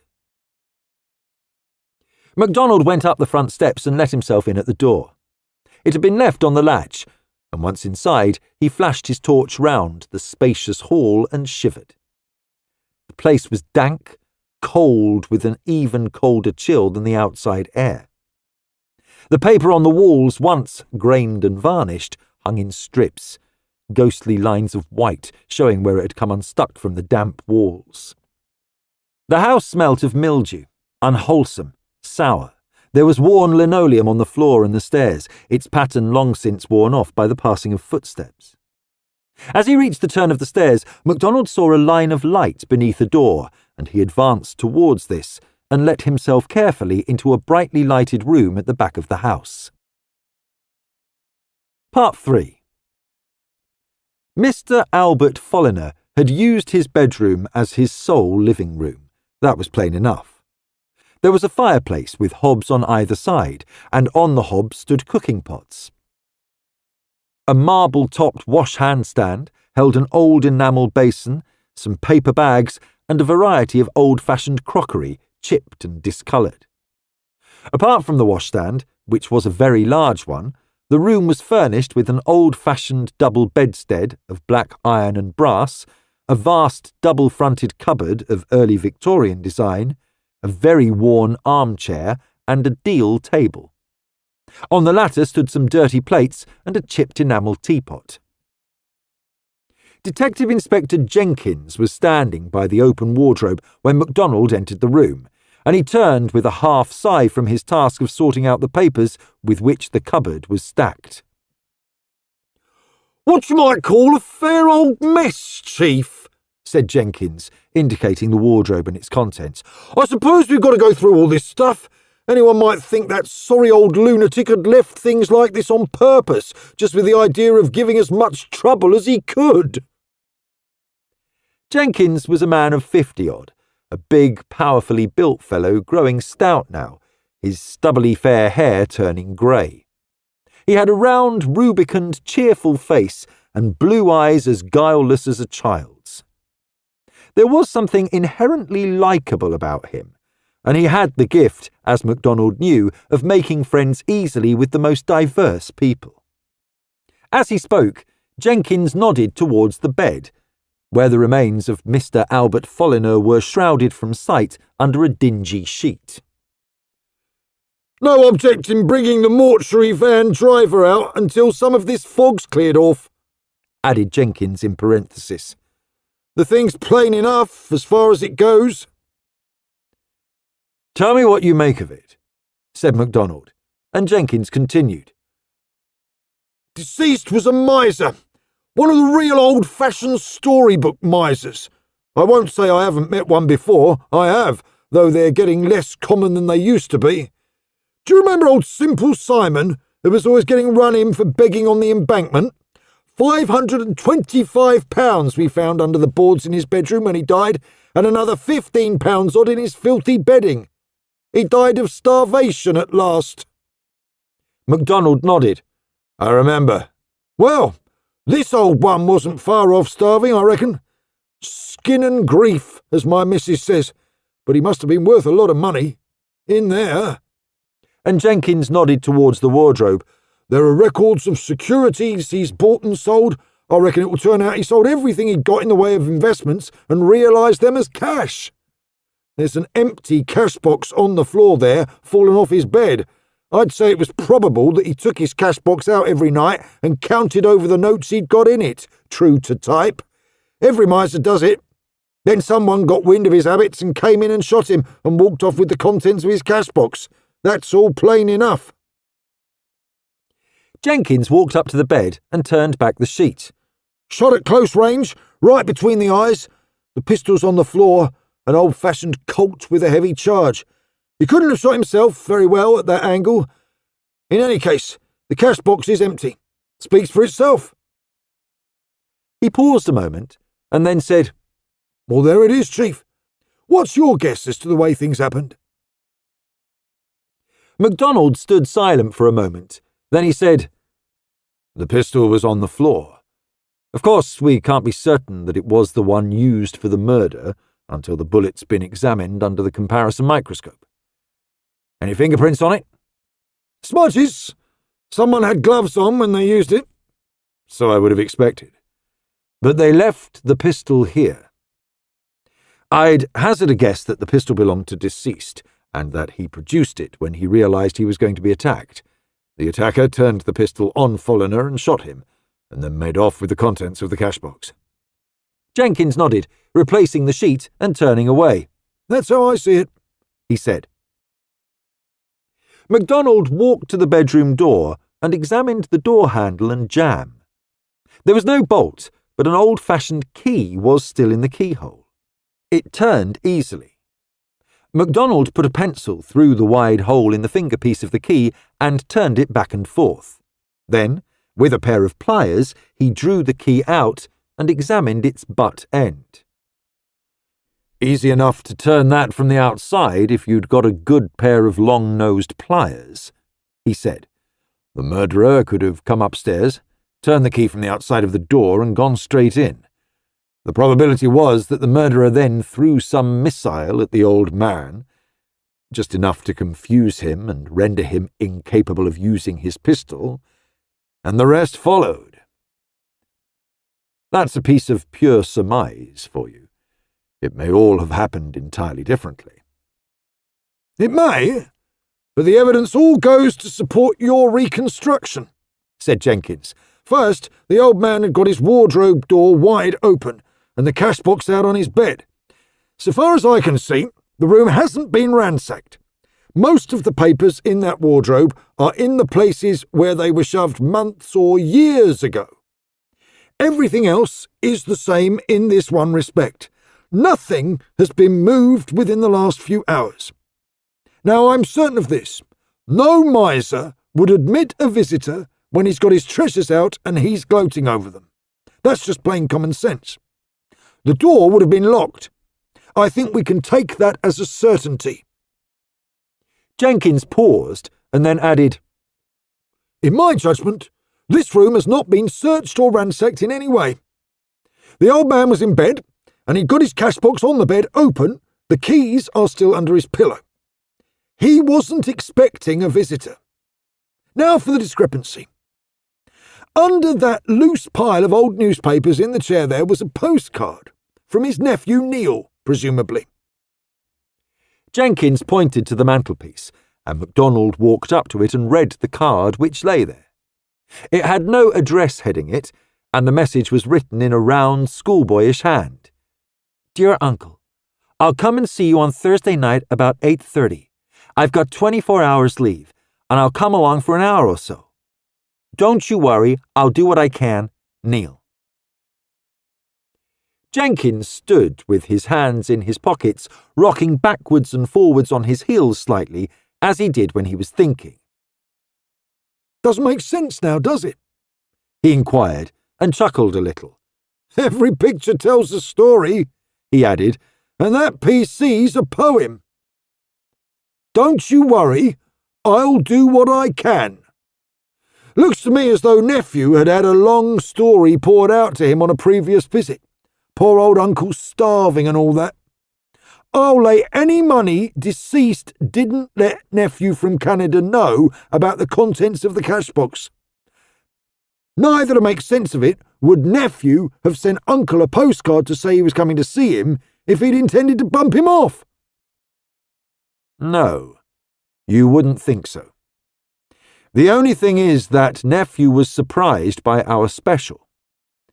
It's a pity it wasn't the usual constable on this beat this evening, Jenkins." You'll be wanting to look into that?" said Jenkins. "Yes. I'll make one guess about this case, Jenkins. Either it's going to be obvious and easy, or it's going to be almighty difficult. Someone shot the old man with his own pistol. Someone walked out into the fog with his pockets crammed with loot. A dirty, dark night with visibility nil. No one outside if they could help it." Yes," grunted Jenkins. He knew just what Macdonald meant. Part 4. A moment later, Detective Reeves came into the room and addressed Macdonald. "They've brought Mrs. Tubbs round here, sir. Shall I bring her up?" Macdonald nodded. "Yes, bring her up here." He went to the bed and smoothed the sheet neatly over its sorry occupant. He guessed that the sight of a shrouded body was no novelty to an elderly London charwoman, and as for the rest of the room, she must have known it as well as she knew her own. "I'm sorry to have to bring you here, Mrs. Tubbs. It's a distressing business for you." Macdonald spoke gently as he looked at the little wizened soul who came into the room. But she faced him with the indomitable courage of her kind. Never you mind me, sir. I've seen worse things during the Blitz. Horrors, why you get hardened to 'em. I'm sorry about him, though. Nodding towards the bed. He was an hard-hearted old skinflint, but I looked after him same as I would a child or a loony. Bless you, I've brought him food to keep him alive before now. Did he just pop off in his sleep, so to speak? No, he was shot, rejoined Macdonald. He watched her keenly and saw her mouth agape with astonishment. Shot? Him? Shot himself, you mean? Why do you suggest that? Had he ever threatened to take his own life? Lord, no. He'd never have done that. Wanted to live to be 100, he told me. No, but he'd got a pistol. A big wicked thing it was, he showed it me once. Mrs. Tubbs, he said, if anyone ever tried to attack me, I'm ready for 'em. And I says to him, don't you go on so silly. Who's going to attack you and what for? You'll be doing yourself some harm with that there wicked thing you've got, I told him. You go and chuck it in the horse pond. Macdonald gradually checked Mrs. Tubbs' garrulity and led her on by specific question and answer to an account of her work with Mr. Folliner, and such details as she knew concerning him. For 10 years, said Mrs. Tubbs, she had done for him, while he had grown steadily more and more impoverished. Not that I believed all he told me, she said. This house now, it was his own, I do know that. Apparently Mr. Folliner had let off most of the rooms in his house until such time as they grew so dirty and in need of repair that no one would take them. He had refused to do any repairs or decorations, saying that he had no money to meet such expenses. The studio had been let until the bombing of 1940, when the tenants had walked out on him, to use Mrs. Tubbs' expression.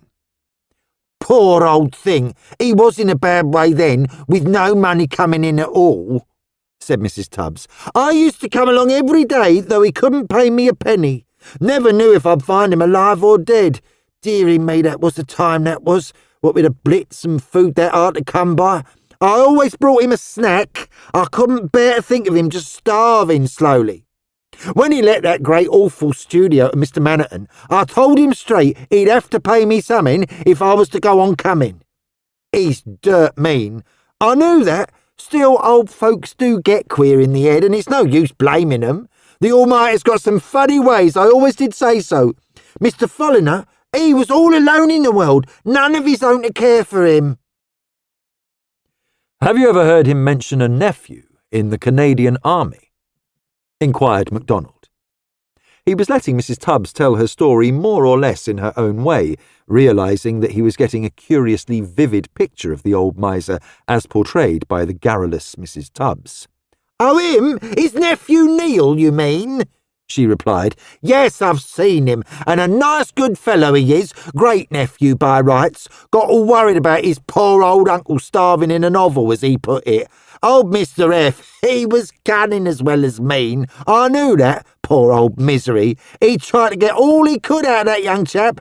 Only I put me spoke in and said to Mr. Neil private, now don't you believe all he says and go wasting your pay on him. I know you boys haven't got too much of the needful, and you can only be young once, I says. Keep your money in your own pocket, and if so be things is really bad, I'll let you know. I just couldn't bear to think of that nice young chap giving his pay away to that old misery. When you think how they're just going to be killed in their thousands, same as they was at Wipers last time, well, it ain't fair to spoil what days they've got left, if you take me. Yes, I understand, said Macdonald. Part 5. Gradually, the CID man led Mrs. Tubbs onto the events immediately preceding Mr. Folliner's death. I always come in and tidy him up in the morning, she said. Looking at this room now, it's no credit to anyone, and I know it, but it'd have been a sight worse if I hadn't done what I could. I left him something for his dinner and lighted his fire, though he fussed something sinful about paying for the coal. Then these last few months I've took to popping in last thing of an evening so as to see him settled for the night. Fact was, I worried over him. she said. I couldn't sleep comfortable in my own bed, thinking he might have fallen downstairs or something, all in the dark. I often told him not to go outside this room after blackout, but he would prowl. He was fairly steady on his legs then? Asked MacDonald, and she nodded. Yes, he wasn't too bad. Last winter he had a bad turn and couldn't get out of his bed for rheumatism and that, and I told him he mustn't bolt the front door no longer in case he couldn't let me in when I came in the morning. You must give me a latchkey, I told him.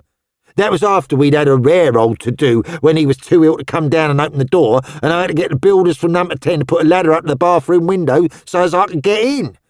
After that, he gave me a latchkey so as I could pop in and out, which I done regular, night and morning, same as I told you. And when you left him this evening, Mr. Folliner seemed quite as usual. Yes, quite bright he was. I saw him into bed between 8 o'clock and 1:30, and then I popped in to see Miss Mannerton in the studio there. I like her. She's a lady and kind and polite as anyone I ever met, and a fair old time she has with that brother of hers. I never could abide these artists. Fair old muckers they always is. And as for carrying on, well, some of 'em's not fit for a decent woman to know. Miss Mannerton knows she's a real lady. I'd trust her anywhere. And that reminds me, I left the latchkey in her kitchen. I remembered I'd put it down on the table, but I didn't worry. I knew I'd find it there in the morning, same as I'd done before. Did Mr. Folliner say anything to you about expecting his nephew to call and see him after you'd left him this evening? No, sir, not he. He wasn't expecting Mr. Neal, I know that, because he got into bed. He wouldn't have got into bed if he'd been expecting his nephew. He was particular in some ways, though you might not think it, seeing how he lived. Mr. Folliner, he was a gentleman once, a scholar. He could write beautiful, and spoke the same as you do. MacDonald asked, "Can you read, Mrs. Tubbs? I see you haven't got any spectacles, and most folk need glasses as they grow older." Yes, sir. I've got a pair from Woolworths at home. Suit me perfect. I can read all right when I've got my glasses, but not with that. Well, there's a postcard on the mantelpiece from Mr. Folliner's nephew, Neil. I'll read it to you. MacDonald got up and read the postcard aloud, adding, "I found this card under the newspapers in the chair there." Well, I never.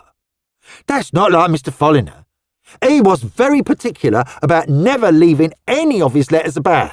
Suspicious, he was. Old folks get like that, some of 'em.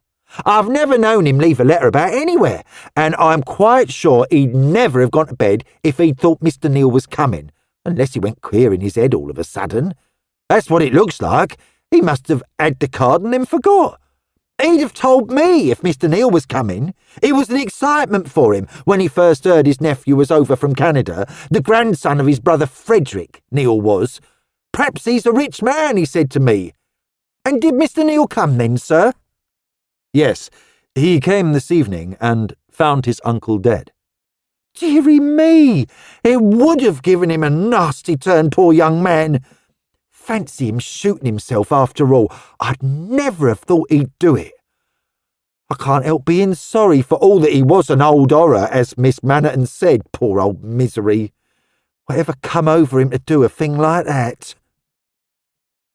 MacDonald next asked, "If any letters came for Mr. Folliner, did you bring them up to him?" Not me. He took them out of the letterbox himself. Always went down to the door when he heard the postman's knock. I never saw none of his letters except when he was too ill to get downstairs last winter. Did he have many letters, do you know? He had quite a lot then, all business letters, printed ones I mean, nothing private. When Mr. Neal first wrote, my old Mr. Folliner said it was the first letter he'd had in years, meaning private letter. We used to have a very nice postman on this round, Joe Baines. I know his mother in Camden Town, where I once lived.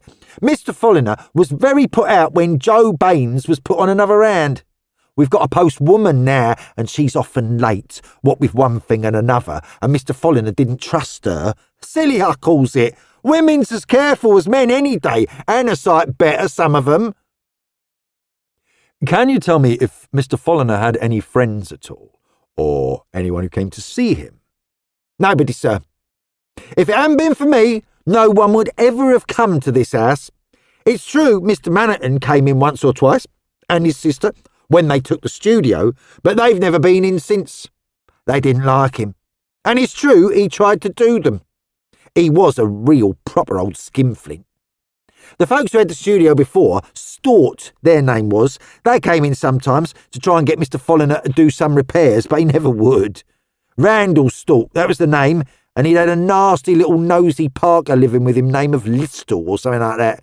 Mr. Stort, he made a picture of Mr. Folliner. I saw it in the studio and it gave me the fair creeps. Painted him like a miser he did, with his skinny hands all clutching banknotes. You never did see such a thing. A liberty, I called it.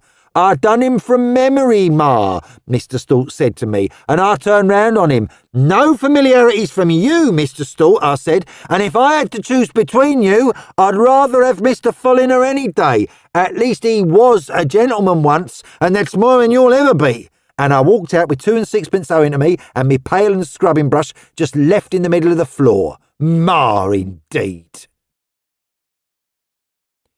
There was a brief silence.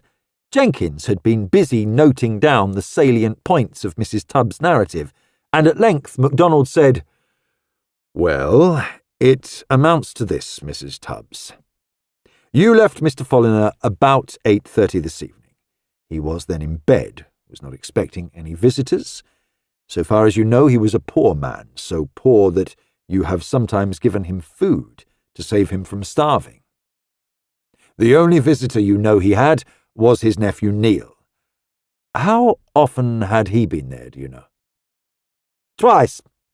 Once last October, when he came after tea and left when I did at 8 o'clock. Once just before Christmas, when he brought some rations in one morning. A pound of Canadian butter, some tinned beef, chocolate and tinned milk. They're all there still, on the top of the wardrobe. When you left this evening, are you quite sure you shut the front door? Me? Certain. I shook it to see, same as I always do. Very good. I'm afraid we shall have to ask you to come to the mortuary to identify Mr. Folliner when we've got him moved, Mrs. Tubbs. That's all right, sir. I'm not afraid. I've seen too many horrors in the Blitz to be particular. I was going to ask you, can I look at him? I took care of him, you know, same as he was a child, and I'm sorry he went and did that. I'm afraid he's a painful sight, Mrs. Tubbs. But as you will. The little woman went to the bed and turned back the sheet. She stood for a moment or two and then replaced the sheet methodically. When she turned back to Macdonald, there were tears running down her button of a nose. Poor old misery, she said. I wouldn't have had him do it for £100. And Macdonald felt that to Mrs. Tubbs £100 was all the gold of Ophir.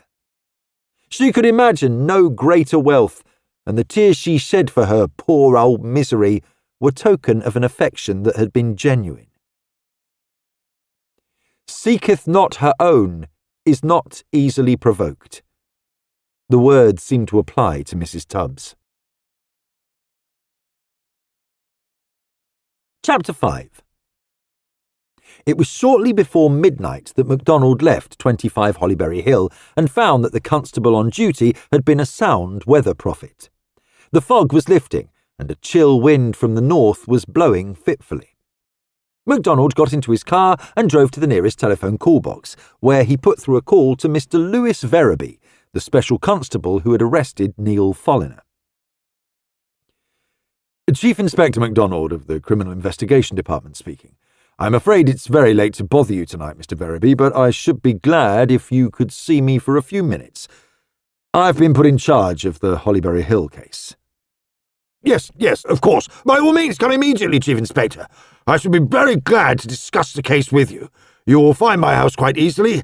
Haverstock Close is just off the main road. The turning beyond the traffic lights on the right-hand side as you face north. Number 5 is at the cul-de-sac end. Thank you for the directions. I will be with you in a few minutes. Macdonald always found it interesting to consider the impression made by a witness first coming in contact with the police in an official inquiry. Mr. Lewis Verraby was a special constable, certainly, but Macdonald intended to regard him for the time being simply as a witness, a non-expert witness, giving evidence of a crime. There was a curious nervous tension in the voice which spoke over the phone. The volubility with which Mr. Verraby had spoken, his quick and enthusiastic agreement, seemed to have a nervous quality. Macdonald remembered André Delaunay's statement. The man was frightened. Macdonald agreed with Delaunay's statement in this, that Verraby's voice indicated nervousness. Haverstock Close was a short cul-de-sac in which 5 small houses of the Neo-Georgian deluxe type had been built. Both houses and roadway probably occupying the site of some demolished mansion standing in its own garden. The fog had cleared away by the time Macdonald turned his car into the cul-de-sac, and even before he was admitted to number 5, the CID man had summed up the type of house in which Mr. Verraby lived. Small but luxurious, probably fitted with every modern ingenuity which the domestic architect of today can contrive. The door was opened to him by Mr. Verraby, who inquired, Chief Inspector Macdonald, come in, come in. I'm glad the fog is clearing away. Fog is the very devil when one is on duty, as I know all too well. This room on the right, Chief Inspector. The fire is still alight. You must be chilled right through. May I take your coat? If the night air had been raw and penetrating in its dank chill, Macdonald thought that he preferred it, on the whole, to the hot airlessness of the room into which he was ushered. It was a beautiful room from the point of view of design, panelled in some fine-grained wood of silkily gleaming surface, with built-in bookcases and shelves. A piled-up fire burned merrily in a beautifully designed hob fireplace, but Macdonald guessed that there was central heating in addition to account for the even heat of the room. The air was heavy with cigar smoke, and the smell of whisky was noticeable.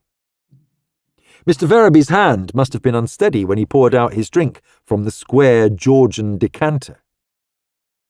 Dressed in a quilted black satin dinner jacket, Mr. Verraby looked a very prosperous gentleman indeed. Macdonald took in a great deal in one deliberate glance.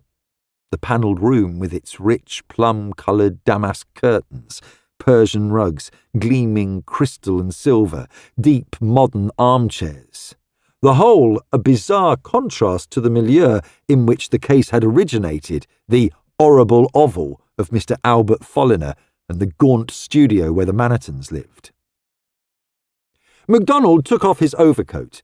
To do so was necessary in such a temperature, and Mr. Verraby went on genially, Whisky and soda or a hot toddy, Chief Inspector? You must need something after your investigation in that ice house in Hollyberry Hill. Thanks, I'm on duty and we don't drink on duty, as you probably know, rejoined Macdonald.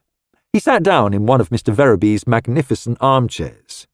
The CID man could not deny the comfort of that tour de force of modern luxury, and without further preamble, Macdonald went on. I have the outline of your official report, but I should be glad if you would recount the whole story in detail in your own words. By all means, by all means. I was on duty this evening patrolling by the new power station at the northern end of Hollyberry Hill. As you know, we generally hunt in pairs, but my opposite number, Colonel Grattan, is laid up with flu, and I went on duty alone. I was due to be relieved at 10 o'clock. Owing to the chilliness of the night, I covered my beat more quickly than usual. Not to put too fine a point on it, it was hellishly cold, and I suffer with my liver. I walked fast in the endeavour to keep warm. Obviously, with the fog as thick as it was between 8 and 9, I couldn't see very well where I was. I knew I was in Hollyberry Hill, but that's all I did know. I realised later that I was off my beat, so to speak, but in the circumstances, there was nothing to be surprised at. Quite, murmured Macdonald, as Verraby paused, evidently expecting some comment. It was the foulest night I remember for years, went on Verraby. And admittedly, I was fed up. However, to get on with the story, shortly before 9 o'clock, I heard the report of a firearm of some kind. One moment. Did you make a note of the exact time? No, Even if I'd thought of doing so, I couldn't have. You know what it is with watches these days. You can't get one repaired under 6 months, and you can't buy one. My wristwatch is broken. I had a watch on me, an old half-hunter in my waistcoat pocket, but it isn't reliable, not to within a few minutes. In fact, it isn't reliable at all. It's stopped since I came in. It's there, if you care to see it, on the mantelpiece. I wound it up this morning, but it stopped, as you see, at 10 o'clock. Then your estimate of the time you heard the report is pure guesswork? Not entirely, my dear Inspector. I have an unusually accurate sense of time. I am seldom many minutes out in an estimate. I knew the time I had come on duty. I knew that I made contact with my point, a regular constable on duty in the main road, at 8:30. I asked him for the time. It was 9:15 when I entered that studio. How can you be sure of that, Mr. Verity? Because there was a clock in the studio, an alarm clock on a table near the stove. There was, but the clock had stopped. It had probably been registering 9:15 ever since the Manitons came to the studio. Verity laughed, a rich, deep laugh, musical and well-bred, but to Macdonald's ear it lacked the essential quality of a laugh.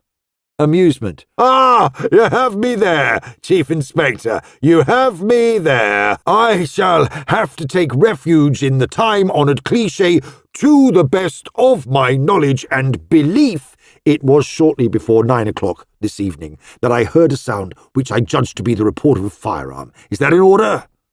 It is. Will you answer this question very carefully? Did you immediately assume that the report was that of a firearm, or did you formulate that judgment after experiencing the later events of the evening? On my soul, Chief Inspector, this is an inquisition in detail with a vengeance. You don't take much for granted, do you? Nothing, rejoined Macdonald quietly. In police work, detail is too important to be taken for granted. Lest you think that I am being unduly detailed, I would like you to realize this. It is very easy to forget details. The most valuable evidence is that which is given immediately after an event, before the mind has had time to forget or to modify, to rationalize events, as the psychologists say. Precisely. Don't imagine I'm taking this amiss. I admire your thoroughness, Chief Inspector. I only wish there were more men of your caliber in the police force. I speak from experience, you know. Sterling fellows, our force, but lacking in finesse. One appreciates a first-class mind when one meets it. Now, shall I carry on? And are you sure you won't forget regulations to the extent of joining me in a drink? No? Well, I've had a heavy day, and here's how. Having mixed himself a whiskey and soda, Mr. Verity continued. I heard a sound which I immediately judged to be the report of a firearm. I was at once on the qui-vive. It was obvious that the report was at some little distance and probably not in the open air. I judged that the sound came from a house somewhere away to my left and in front of me. That, of course, was an impression recorded by my mind as I heard the report. I stood still for a moment and listened.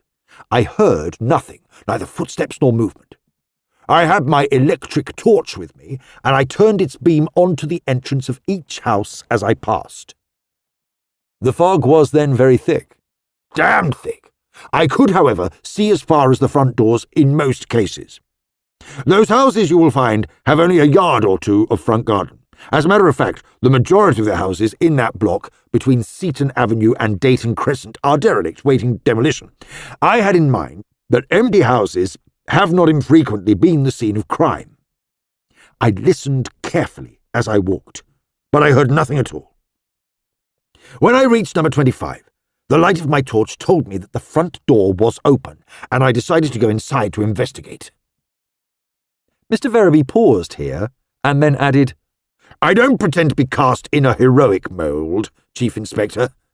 I felt that it was my duty to go inside that house, but I admit that I didn't relish the prospect. On the contrary, it was very definitely repugnant to me. However, I went. Macdonald felt that he had been offered a cue. It was up to him to congratulate Mr. Verreby on his praiseworthy sense of duty in the face of danger, but something in the man's complacency made MacDonald unsympathetic. He merely inquired, "And then?" Mr. Verreby's manner became a shade less expansive. "Oh, I went downstairs to begin with, thinking that the inmates of these houses would probably favour the basement rooms. I soon realised that these were unoccupied. Then I went upstairs. I saw a thread of light under a door, and I went to it and opened it. I saw a Tommy in khaki standing by the bed, and I saw the occupant of the bed, a ghastly sight. I took a step forward, but before I could formulate a word, the soldier swung round and succeeded in getting past me to the door. I tried to stop him, but he was a powerful fellow and I was taken by surprise. I immediately pursued him." "One moment. Could we get this a bit clearer? When you entered the room, the soldier was by the bed, farther from the door than yourself?" Yes, of course. I took a couple of steps forward, a mistake on my part, as I realised almost immediately. I should have stayed by the door, but I'm not experienced in these matters. The murderer immediately sprang forward. "If you don't mind, we won't adopt any assumptions, Mr. Verreby. There is no actual proof that the soldier was the murderer." "No? I should have thought it self-evident. However, as you will, the soldier sprang forward, eluded my effort to stop him, and rushed out of the room, banging the door as I regained my balance. I immediately gave chase, and had the satisfaction of hearing him fall heavily in the hall. This gave me an opportunity to catch up. I was nearly at the bottom of the stairs before he reached the front door." "The latter was still open, I take it?" "Yes, I had left it as I found it.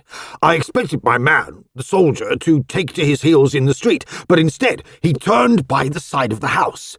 He had hurt his ankle when he fell, and he was unable to make any real speed.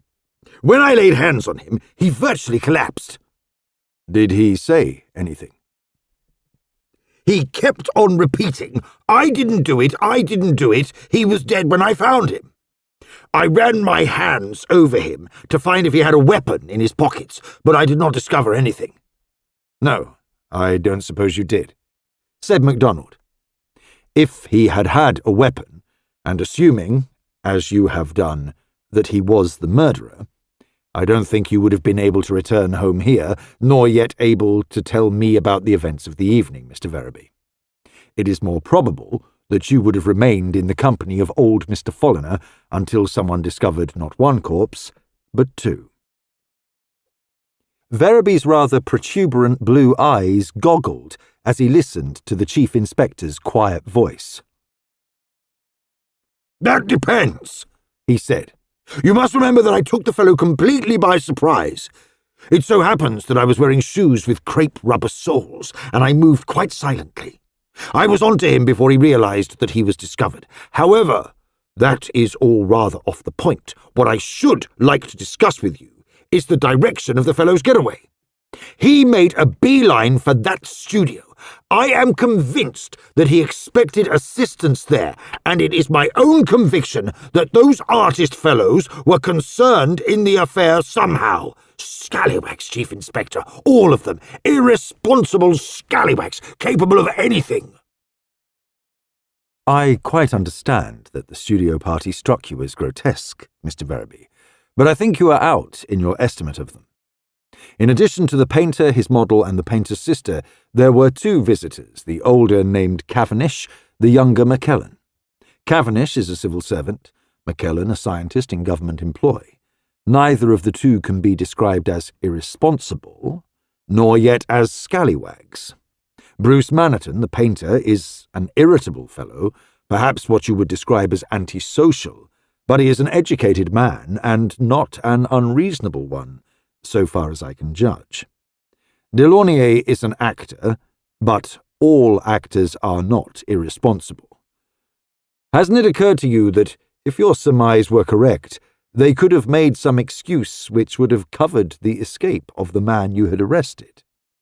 "Well, of course that occurred to me. but I didn't think they would dare to try anything of the kind. I made it abundantly clear that they would be held responsible for the safekeeping of the man I had arrested. And you must admit that they discharged the responsibility. Nevertheless, Mr. Verby, since you distrusted the studio party, I am surprised that you left your prisoner in their charge. Didn't it occur to you to send one of the party, Cavendish, for example, to telephone for you? Mr. Verby's face flushed indignantly. I used my own judgment, Chief Inspector, and I think, as events have turned out, that I was not at fault. Maniton had already refused to telephone for me, and the others were equally unwilling. I had no compulsion, no power. There were 4 of them, 5, counting my prisoner. I did my best in difficult circumstances. Quite so. You couldn't do more than your best, and you had to follow your own judgment, rejoined Macdonald equably. I should like to return to your statement about searching your prisoner. You said, I ran my hands over him. You were looking for a weapon, a pistol or revolver, I realise that. Did you, however, notice anything bulky in his pockets, any parcel or bundle of papers? No, nothing bulky. He had on an army topcoat with battle blouse underneath. I should have realised at once if there were anything bulky in his pockets, and made it my business to remove whatever it was when we were in the studio. Thanks. That is a very important point, said Macdonald. But Verby continued, rather stiffly. I have realised since that I made a mistake in leaving the man in the studio as I did, because it gave him the opportunity of destroying evidence. There might have been some papers in his pockets. I can put it on record, however, that there was nothing bulky. Very good. My next question is a necessary formality. Deceased was an old man named Albert Folliner. He had lived at 25 Hollyberry Hill for many years. Have you ever known him, or had any dealings with him? Mr. Verby's sanguine face again became uncomfortably suffused with red. Macdonald guessed the answer before it came, and was genuinely surprised as he realised the truth while his witness stuttered and hesitated. Well, the fact is, and it's a very surprising fact, though the world is a small place, as we all know, I didn't actually know Folliner. In fact, I should be quite justified in saying that I didn't know him at all, but I once had some business dealings with a man of that name. I have done a little speculating in property in this district. I am the owner of these little houses here in Haverstock Close. I commissioned an architect to build them after I bought the site. I bought a property which belonged to a Mr. Albert Folliner, a small property. That would have been shortly before the war. I remember the transaction particularly because he asked to be paid in cash, a peculiar request. Of course, there was no question of my recognising deceased. Apart from anything else, he was too much disfigured. But I remember the name Albert Folliner. Have you had any dealings with him since that date? No, it was just a question of some small house property, nothing of any importance. He owned a small piece of land which impinged on some property I intended to develop. Mr. Verby paused, and he smiled at Macdonald, but it was an uneasy smile. I'm afraid that I'm wasting your time with these trivial details, Chief Inspector. I realise that they have no bearing on the case at all. But I preferred to answer your question fully, to be absolutely frank. I should have felt very uncomfortable if you had ever reason to say to me, why did you not tell me that you had heard of the man before? I quite agree with you. Frankness is advisable in a case of this kind, rejoined Macdonald. I should be interested to hear further details of your transactions with Mr. Folliner. He went on. Was the property in question situated in this district? Yes. To be exact, it was in Hollyberry Hill, a small house near the main road. Did you find Mr. Folliner a difficult person to make terms with? Did he, for instance, put a high value on his own property? To begin with, the price he asked was quite fantastic. We broke off negotiations with him several times. Eventually, he accepted an offer on valuation after having tried quite unsuccessfully to sell his property elsewhere. And you paid in cash? I did. He was paid in £50 notes. He refused to accept a cheque. A curious transaction. Macdonald's voice was quietly conversational. He went on. I noticed that a considerable number of old houses in the Hollybury Hill district are derelict, awaiting the housebreaker. I suppose that when they are demolished, the land on which they stand will be developed, as the saying is. Flats, said Mr. Verreby. Good, small, modern flats, centrally heated, labour-saving in every way. If you build good flats, you can't go wrong. The demand is unlimited. The woman of today doesn't want to be bothered with housework and cooking. The kitchen range and copper regime is gone for good. Give them good, small flats with a restaurant on the premises and service obtainable, and you can let every flat in the block before the builders are out. Of course, there's a limited demand for small first-class houses like this one, architect-built and decorated, but take it from me, the future is in flats. What with taxation and cost of living, there aren't many people can afford what I call a decent house. You're evidently very much interested in your occupation, said Macdonald, and Verreby replied, Oh, I'm interested, all right, from the beginning to the end. To build a block of first-class flats needs capital. I'm interested in that. Capital's a very absorbing subject. Then there's the matter of choosing an architect and putting the right type of block in the right neighbourhood, considering such details as transport facilities and shopping facilities. When I first came into the land development business, I regarded it as an amusing sideline. Now I find it's an absorbing interest, or more accurately, it was an absorbing interest until this infernal war upset everything. Yes, it must have put a stop to your building schemes rather abruptly. It must be an exasperating situation to own a piece of land ready for development and not to be able to put it to any use. Verreby made a wry face. You've hit the nail on the head. Exasperating? I tell you, it's maddening.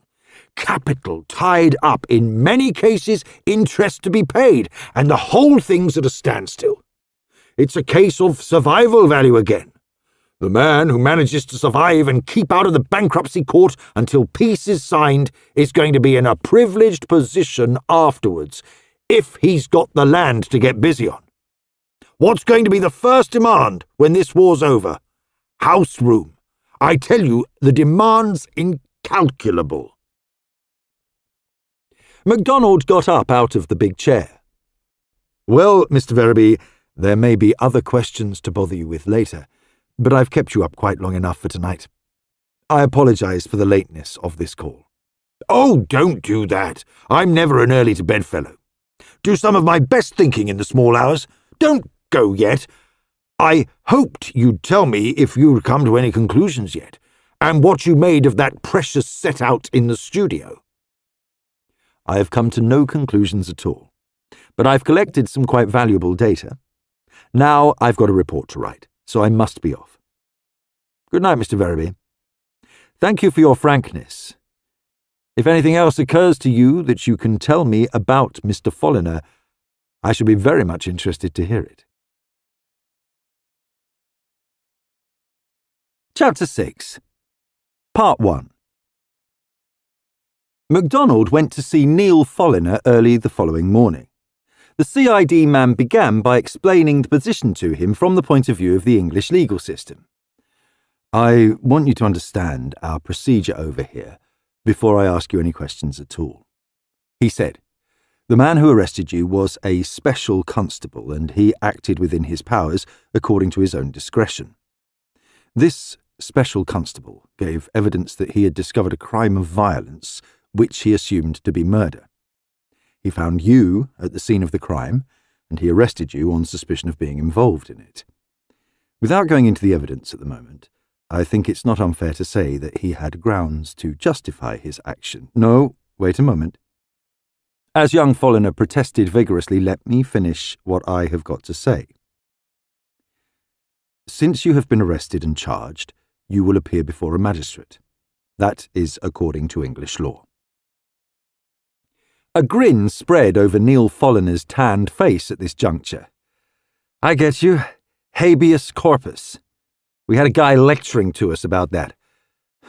I didn't reckon to try it out myself so quickly.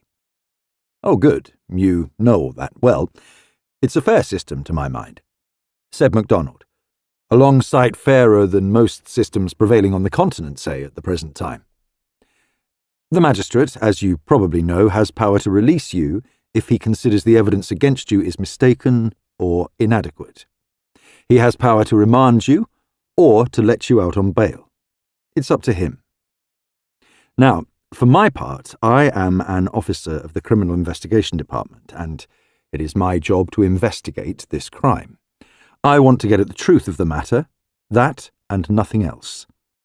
I am going to question you, and if, as you say, you are not guilty, it is to your own interest to answer questions as fully and accurately as you can. As you probably know, it is my duty to warn you that anything you say can be taken down in writing and used in evidence against me. Quoted Folliner. I know the patter. Now see here, I don't know anything more about this murder than you do. A darn sight less, I reckon. I'm willing to answer any questions you like. You look a straight guy to me, and that's good enough. Get on with it and take it all down. Just as you say, I got nothing to lose by coming clean because I'm not in it, see? I know I did a fool trick trying to bolt, but I'm not a gangster used to facing it out. I lost my head because I was frightened. Got that? Yes, I follow. Now, say if you start at the beginning and tell me how you first heard of Great Uncle Albert. Okay. My folks have got a ranch in Okanagan, BC. Fruit farming. When I knew I was coming overseas, Pop says to me, I don't know where you're going, son, but if you land up in London, you go and see old man Folliner. He was my dad's brother, and I'd like to hear news of him. Maybe he's under the daisies, maybe not, but I've got an address from my old dad's letters, and if you find him alive and he's flush, maybe he'll be a friend to you. Well, I did come to England, and after a bit I was stationed near Aldershot, and when I got leave, I came up to London and went to the address Pops gave me. When was that? Way back last fall, end of September. Right. And then? And then I went and knocked at that derned front door, and the oldest guy in the world opened it. Poor old blighter. He'd got Methuselah beaten hollow. It took a lot of talking to make him tumble to who I was, and then, oh, cripes, I was sort of sorry for him. I could have laughed over my dad saying he'd be a friend to me. I tell you, he was next door to starving, and not ashamed to say so. I did what I could for him. You given that house the once over? Macdonald nodded. Well then, you know. I wrote home to Pops and told him to bung some food parcels over next mail. The only good point in the whole crazy bag of tricks he called his home was the hired woman, an old Jane named Mrs. Tubbs. She's white, she is. Kept him alive out of goodness. Somehow the old guy seemed to cotton on to me, and I went there a couple of times before Christmas. I got 48 hours leave yesterday, and I mailed him a card saying I was coming. That fog of yours nearly turned me back. I wish it had. But I knew the way from the tube up at Hampstead, and I plugged on. The kid I was with tried to stop me coming, but I didn't want to let the old man down. There it was, and here am I. Macdonald nodded. That's all clear enough. Who was the kid you mentioned? Oh, can that. I don't want to get her mixed up with you cops. She's the sister of a chap I know. Never mind that. What time did you set out, and from where? Well, I had tea at a big joint near Piccadilly Circus, corner houses, you call them, for no reason I can see. And we sat on there until nearly 7, and then we went and had one at a joint up the road. I left there about 7:30 and got mixed up in the fog. Never thought I could get lost like that, but I did. It was after 8 before I made the tube, and it took me half an hour before I got to Hampstead. I was being careful then. I asked the way of everyone I met. I tell you, there weren't many out in the streets last night. Can you remember anyone you spoke to? There was a sapper I spoke to. I turned my torch on him. He was at the end of Hollyberry Hill waiting for his Jane. I thought he must be bats to hang around on a night like that, but he didn't seem to mind. It was just after 9 I got to Uncle's. Did you hear any report or gunshot? I heard lots of pops. The railway was letting off fog signals somewhere, I reckon. When I got to the front door, I found it was open, not wide open, but just standing ajar. I didn't like the look of it. I knew the old un wouldn't leave his front door open. I shouted when I got inside, but no one answered, and I just went on upstairs. I'd got a torch, and I knew where he slept. The light was on in his bedroom. I saw it under the door. I just went right in and saw him. It was horrible. What did you do? Do? Nix. I was just flummoxed, as though I'd been winded. I can only remember saying to myself, poor old guy, it's a dirty shame. I just stood there, staring like a zany. And the next thing I knew was the guy in dark blue was behind me shouting at me. Behind you? Sure.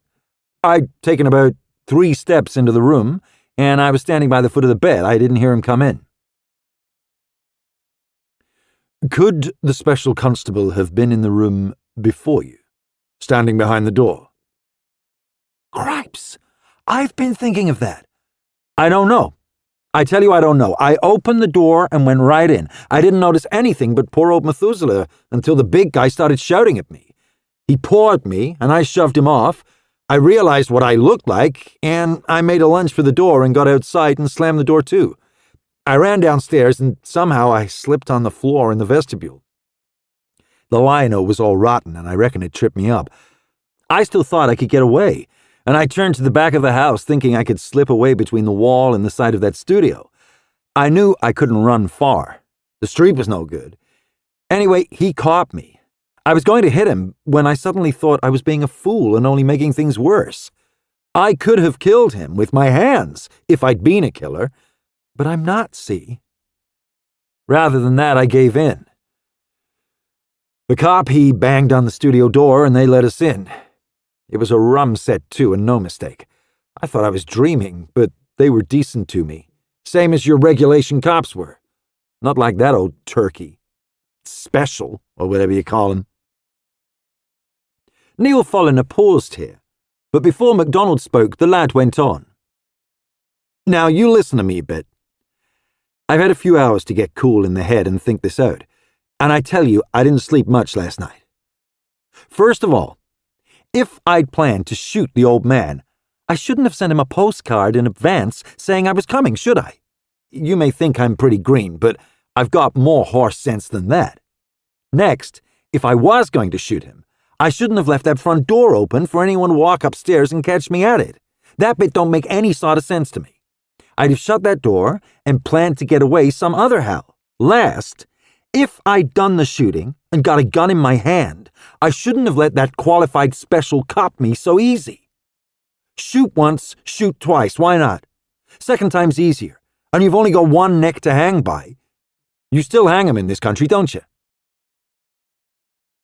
There was fear in the lad's eyes, despite his resolute voice, and Macdonald replied, Yes, a murderer found guilty may be hanged, but not before he's had a fair trial and conclusive evidence proved against him.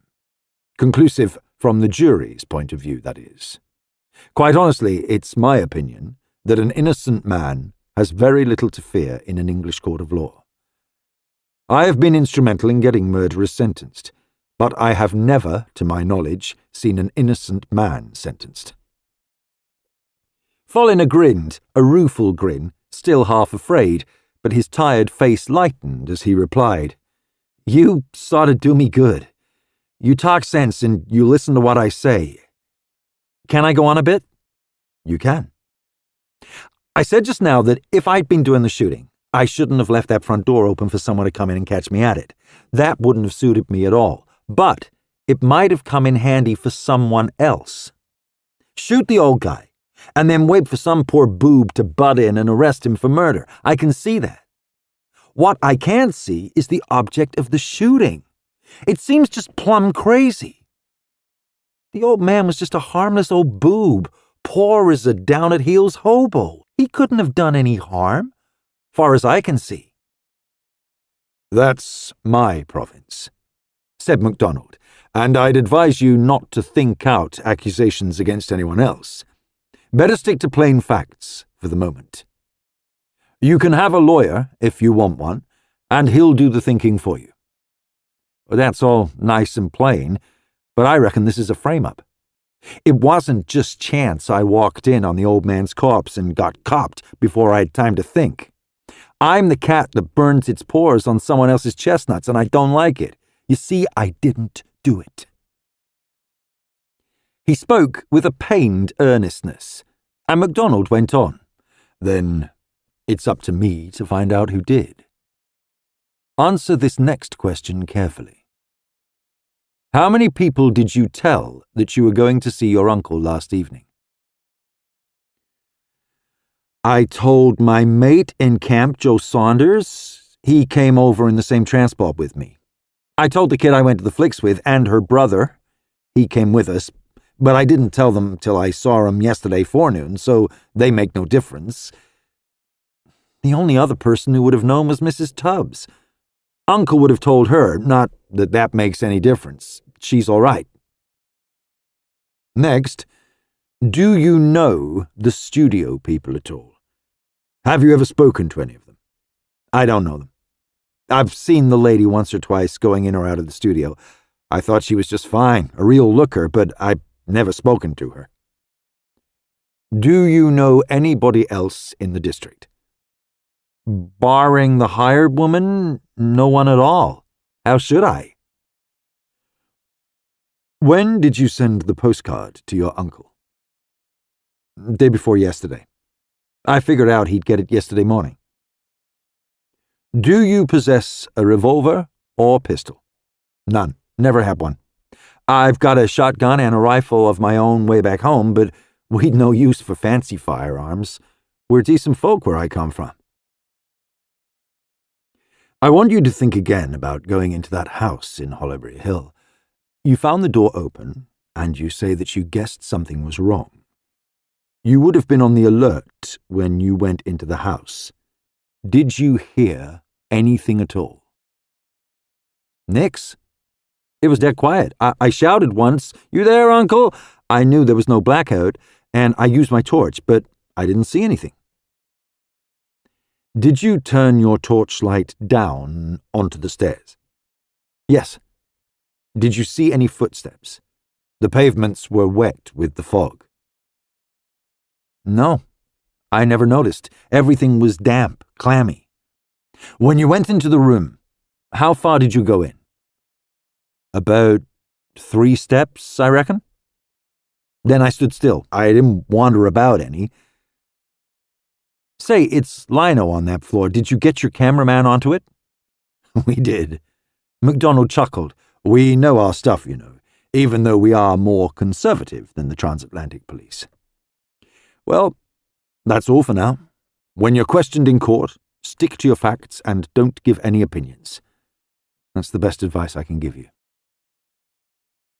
Part 2. Later in the same day, Chief Inspector Macdonald was called into the Assistant Commissioner's office to discuss the case of the Hampstead murder. Colonel Ragley always enjoyed hearing Macdonald expound, though the natures of the two men frequently resulted in conflicting views based on identical evidence. Biologists pour cold water on racial peculiarities, holding that such arguments are frequently inexact and unscientific. But the fact that Ragley was a Saxon and Macdonald of Highland Scots extraction accounted for many of their differences. The Assistant Commissioner was white-haired now, but he had been fair-headed in his youth, his skin tanned to a brick red in sunlight, and his head was round rather than long. His sanguine complexion and blue eyes were those of an impetuous man, to whom patience was an effort requiring self-discipline. Macdonald was dark-headed and grey-eyed, long and lean, and built for endurance. He had a noticeably long head, and the type of skin which tanned slowly without scorching, and patience was his long suit. Seeing the two men seated, the Saxon prone to sudden movement and abrupt gesture, the Scot very still, given to no gesture at all, an onlooker could have made a shrewd guess as to their qualities. "Well, what do you make of it?" demanded the Assistant Commissioner. "Murder by person or persons unknown, sir," replied Macdonald. "In one respect, the case should be simple, but it isn't. It's one of those cases in which suspicion can be limited to a given number of persons, and each of those persons has been interrogated. The murder occurred round about 9 o'clock, not long before and certainly not long afterwards. As you know, it was a foggy evening, a beast of an evening, when very few people were out of doors if they could avoid it. Now, at one end of the block in Hollybury Hill, where number 25 is situated, there was a night watchman. The electricity company is doing some essential work there, and this man was left in charge of the electrician's equipment. His name is Barden, and he has a good character. He has been employed by the company for years. At the other end of the same block in Hollybury Hill, at the corner of Seaton Avenue, Private William Brown of the Royal Engineers was waiting for his girlfriend. He waited for 1 hour and 10 minutes before she came to keep her appointment. It's nice to know that such constancy exists. It must be rare these days. Possibly. Has this, romance anything to do with the case?" "Yes, sir. I think it has," replied Macdonald placidly. Private Brown was able to tell me exactly how many people passed him during his vigil. Further, he was able to tell me who those people were, having observed them either by the light of his own torch or of the torches the pedestrians carried themselves.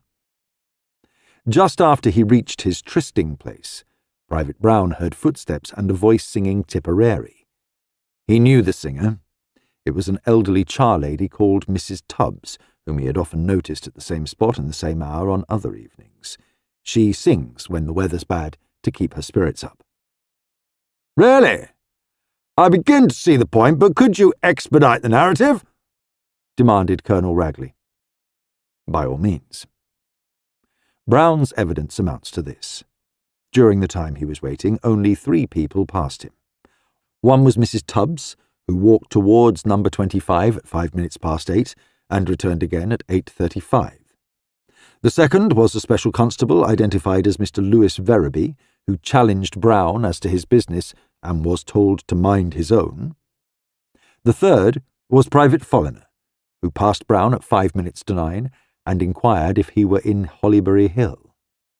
Now, to turn to the night watchman at the Dayton Crescent end of the block, he testifies that only one person passed him between 8 o'clock and 9:15. He knew the time because there is a chiming clock on the church tower further up the road. The only person who passed him was a special constable who walked northwards shortly after 8 and returned walking in the direction of number 25 at 10 minutes to 9. So much for pedestrians. Now, the block between Seaton Avenue and Dayton Crescent has only 8 houses on the east side where number 25 stands, and of those 8 houses, only 25 is occupied. The others are empty, awaiting demolition. Their garden gates are fastened up, and investigation shows no sign of anybody having used the gardens as a hiding place. There were no footmarks at all, though the ground is very soft. Well, your department seems to have done a spot of work, Macdonald." "Yes, sir. What we call routine has kept us pretty busy today." Now for the other side of the road. There are 7 occupied houses in the same length of Hollybury Hill. 3 of these are used as a hostel for university students, girls. The remaining 4 houses are occupied by families. I think we can accept the evidence of the occupants that everybody living in these houses was within doors during the time in question. "I see," said Colonel Ragley, nodding energetically. "To put matters in a nutshell, you assume that one of those 3 pedestrians must have committed the murder." "No, sir. It's not quite so limited as that. There were the occupants of the studio, each of whom has an unbreakable alibi except the woman Roseanne Maniton. An outlandish name," barked Ragley. "Incidentally, what did you make of these people?" The 2 chess players, Cavendish and McKellen, seemed to be reliable and responsible persons. Cavendish has been at the Home Office for years and is regarded as a man of high character, able and trustworthy. McKellen is a first-class chemist, a brilliant fellow in his own line, though admittedly a man of violent temper on occasion. The painter, Bruce Maniton, struck me as a much more reasonable fellow than his appearance would lead you to expect. I remember him saying, "We're not entirely mountebanks. Treat us reasonably and we respond," a claim which he substantiated in the manner he gave his evidence. He is undoubtedly a very able painter and a first-class draftsman. He and his sister have been badly hit by the war, as other artists have been. The actor, Delaunay, is probably the least stable of the four men, but just because he is an actor, he is difficult to assess. He is always acting.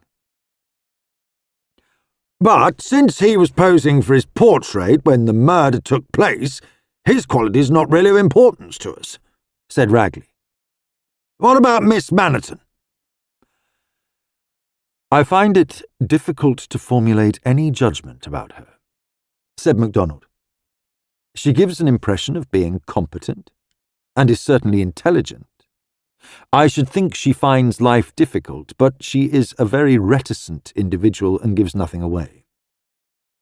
And she was, by her own admission, outside in the blackout somewhere between 8:35 and 9 o'clock, and yet she did not hear a shot fired, inquired Ragley.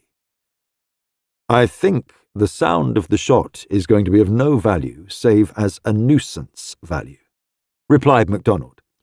Owing to the fog, the railways were using the usual detonating signals, and I think it will be impossible to decide when the shot was heard. Possibly Miss Maniton was indoors again before the shot was fired. The room where the murder occurred had shutters over the windows and heavy curtains in addition. Yet the shot was heard in the studio where all the windows were shut, with frames fixed over them? Possibly, said Macdonald. Possibly not. However, to get back to more concrete facts, it seems plain that 4 people at least, 2 men and 2 women, could have approached number 25 Hollybury Hill at the time in question. The 2 women both had means of access to the house, a latchkey. Of the 2 men, young Folliner had been at the house before and could have obtained a mould of the door key. That matter is being gone into. Mr. Verreby probably knew, what any intelligent person can observe, that the lock on number 25 is an old-fashioned lock with a barrel key. It is very easy to open such doors if you try a selection of similar keys on them. The variations are very slight. Mr. Verreby, having bought a number of old houses in the district, doubtless came into possession of their latchkeys. A motive, Macdonald? Motive? Inquired Colonel Ragley. In every case, profit. There is a probability so strong as to be nearly a certainty that deceased, having realized his landed property for cash, had a very large sum of money in his room, which is no longer there. The Assistant Commissioner intervened here. That motive is always a cogent one, but will it apply strongly in the case of Mr. Verreby, who is a man of substance, I gather? Verreby is a speculator to some extent, a speculator in land values. Before the war he made a lot of money. Today he is not very happily situated. Most of his capital is tied up in land which cannot be developed, to use the current jargon, until building restrictions are removed. I should not be at all surprised if it turns out that he is short of ready money. I know that certain big groups of speculators are trying to buy up blocks of land for later development, and Verreby, of course, could dispose of his holdings in this way. But, and here I am in the realm of surmise, I have an idea that he is the owner of the block of property in Hollybury Hill between Seaton Avenue and Dayton Crescent, saving only number 25, Hollybury Hill, owned by Mr. Folliner. Colonel Ragley gave a whistle. By Jove, Macdonald, I begin to follow your reasoning.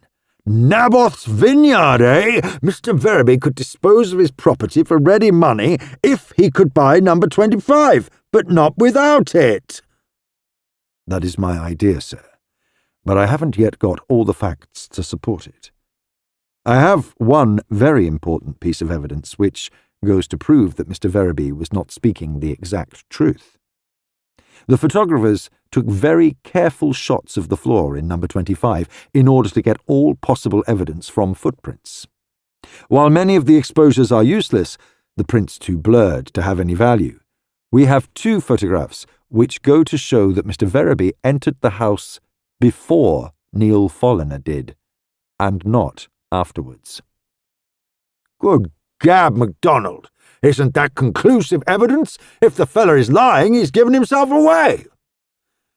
He has given himself the lie, sir, but that does not prove that he committed the murder. It is still possible that Verby found the front door open as he said, and went upstairs and discovered the dead man, and then concealed himself when he heard Neil Folliner come into the house. But why, Macdonald? Why? Because he was afraid, sir, replied Macdonald. As Delaunay observed, the special constable was afraid. If he was afraid, the probability is that he had something to be afraid of, said Colonel Ragley. One other point seems to arise, this matter of the faithful Private Brown. You say that he admits having stood at the corner of Hollybury Hill and Dayton Crescent for an hour, and that he has been there frequently before. Isn't there a chance that Brown might be involved? What proof have you that he did not enter number 25? No absolute proof, sir. We have studied the footmarks inside and outside number 25 very carefully with the aid of the photographer's records, and the local men were very careful when they entered the house. Brown has very large feet, but we can find no trace of them in the house or garden. However, neither Brown nor his girlfriend has been omitted from the investigation. Ragley smiled. You don't miss much, Macdonald, do you? Well, carry on and report progress tomorrow. My own fancy veers towards the speculating Mr. Verby. Chapter 7. Part 1.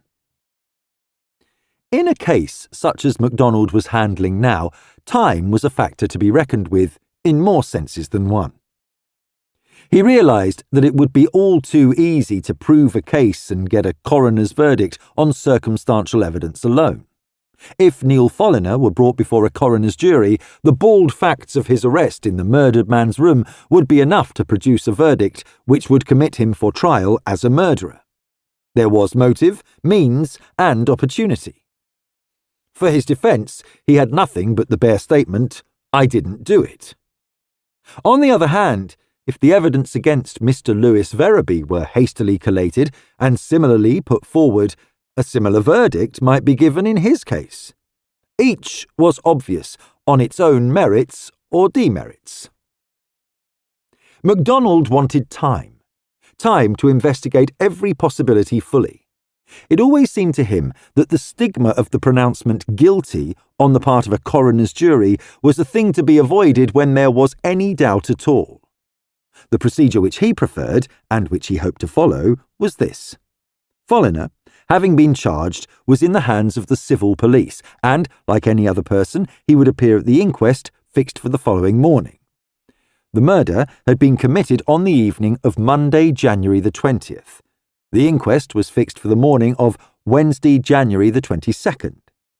At the inquest, Macdonald hoped for a brief sitting, in which the formalities of deceased's identification, discovery, and place of death should be stated by witnesses as the law required, and then an immediate adjournment, pending the production of further evidence. Fortunately, the coroner of the London district where the inquest would be held was an experienced and able man, who understood the desirability of cooperating with the police and not embarrassing them, as it was possible for an inexperienced or self-seeking coroner to do. Furthermore, the present practitioner was a man who would prevent his witnesses making fools of themselves, as Jenkins had once put it. Macdonald guessed that Mr. Lewis Verraby, for instance, would be very firmly dealt with if he tried donning the mantles of both judge and jury in the coroner's court. One retired coroner of the Metropolitan Courts had once told Macdonald that he considered the main function of his office was to control the imbecilities inherent in human nature. "You always get at least one idiot on a jury, generally the sort of fellow who wants to draw attention to himself by asking unnecessary questions. And as for witnesses, it takes the patience of Job to keep them to the point and prevent them repeating hearsay as fact." Having arranged the time of the inquest and made such suggestions as to the calling of witnesses which came within his province, Macdonald had organised his further investigations. Inspector Jenkins was left to the task he had begun, that of going through the papers in Mr. Albert Folliner's room. Inspector Ward was entrusted with the task of preliminary inquiries into the transactions of Mr. Lewis Verraby. Ward was one of the Hendon-trained officers of the CID, still a youngster and a very able one. A motoring accident which had left him slightly lame had prevented him joining up with the armed forces, as some of his fellows had obtained permission to do.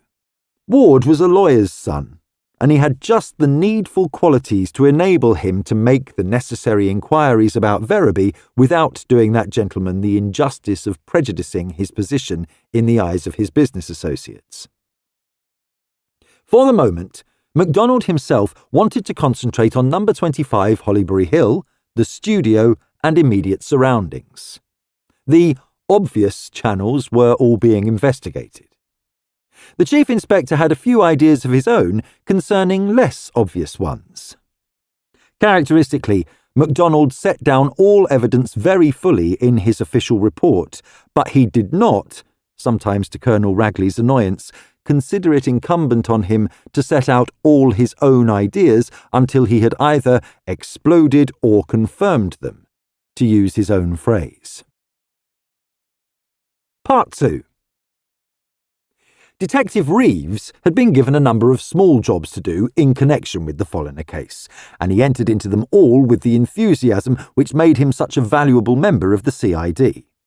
Reeves was only 30 years of age, and if he had had his way, he would have been expending his enthusiasm in the RAF. But the authorities considered that, as a trained and expert detective, he was of more value in the CID. Reeves had complained bitterly to Macdonald that he wanted to have a crack at 'em, meaning the enemy. "You've let all the beefy young idiots go, and I have to stick on here at the same old grind," said Reeves. Macdonald nodded. "So do I. You're not the only chap who'd like to be somewhere else," replied the Chief Inspector.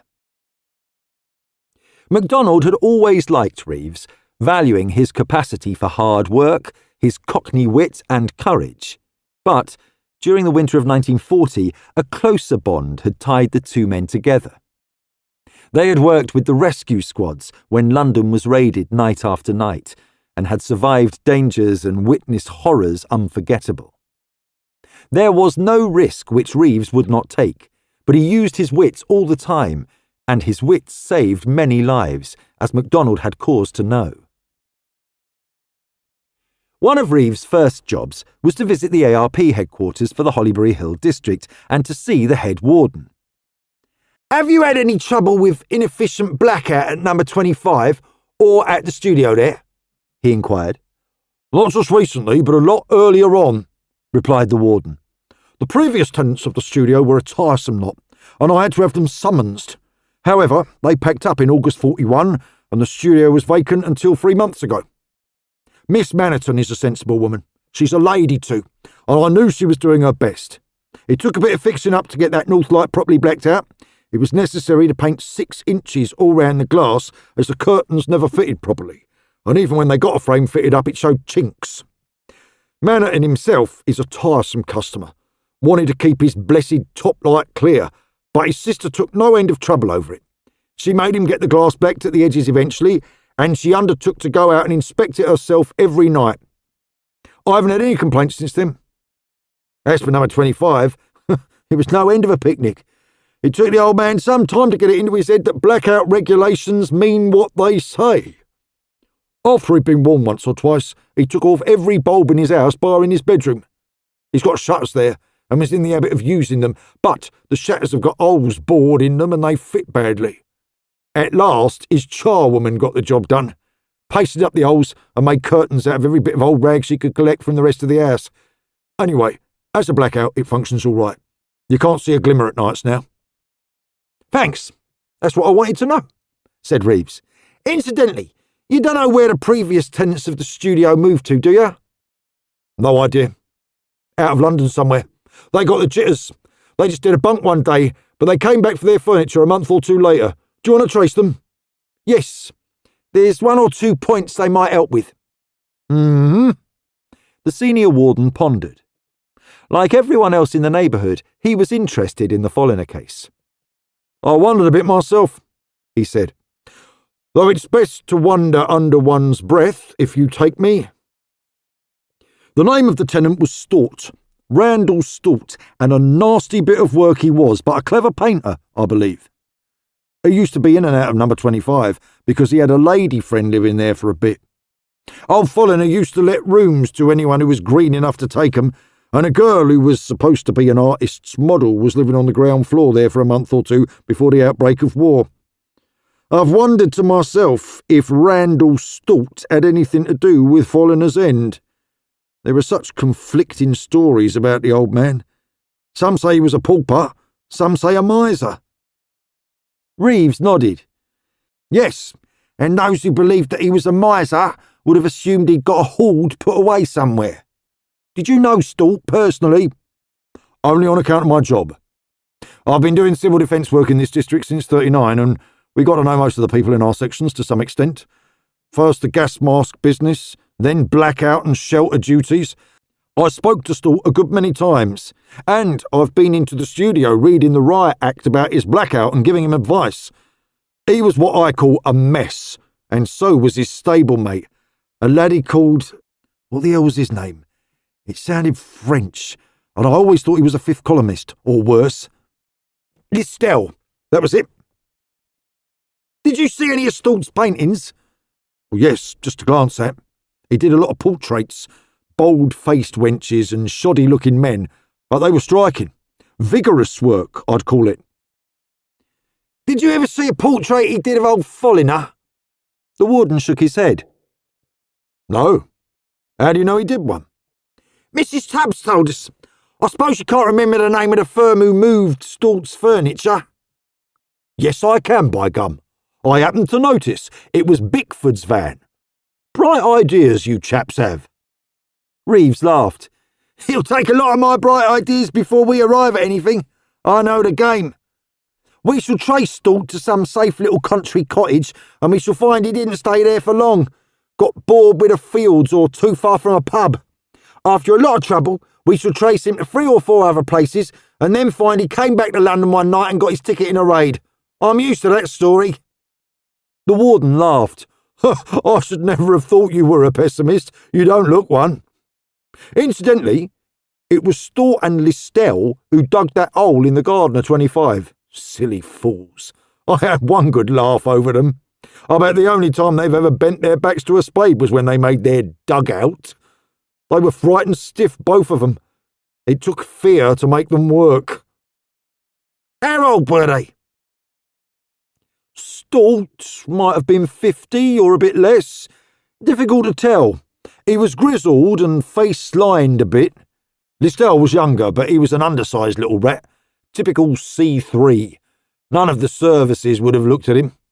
Incidentally, you know the studio and garden, so-called?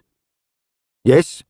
Well, you'll have noticed that the gardens of Ollyberry Hill back onto Sedgemoor Avenue.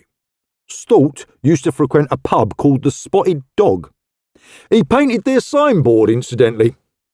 He found out that his quickest way home from the pub to the studio was by the garden of the house in Sedgemoor Avenue, which backs onto 25 Hollyberry Hill.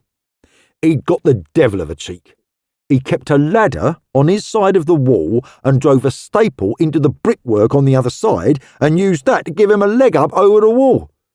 The tenants reported it to the police, the Sedgemoor Avenue tenants, that is, but he was never caught, although I know he often used his shortcut. I wondered if he'd used it again. He'd have had a latchkey to number 25, and so would Listell, probably. That's jolly interesting, said Reeves, his intelligent eyes very bright.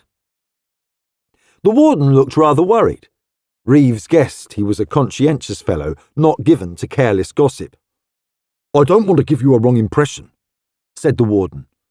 You know how it is with these artist blokes. They seem queer fish to ordinary, careful chaps like me, and I may be doing them an injustice.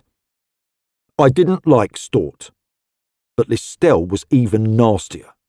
I'd back him as the likelier of the two when it came to dirty work. Anything solid to go on, or just a hunch? asked Reeves.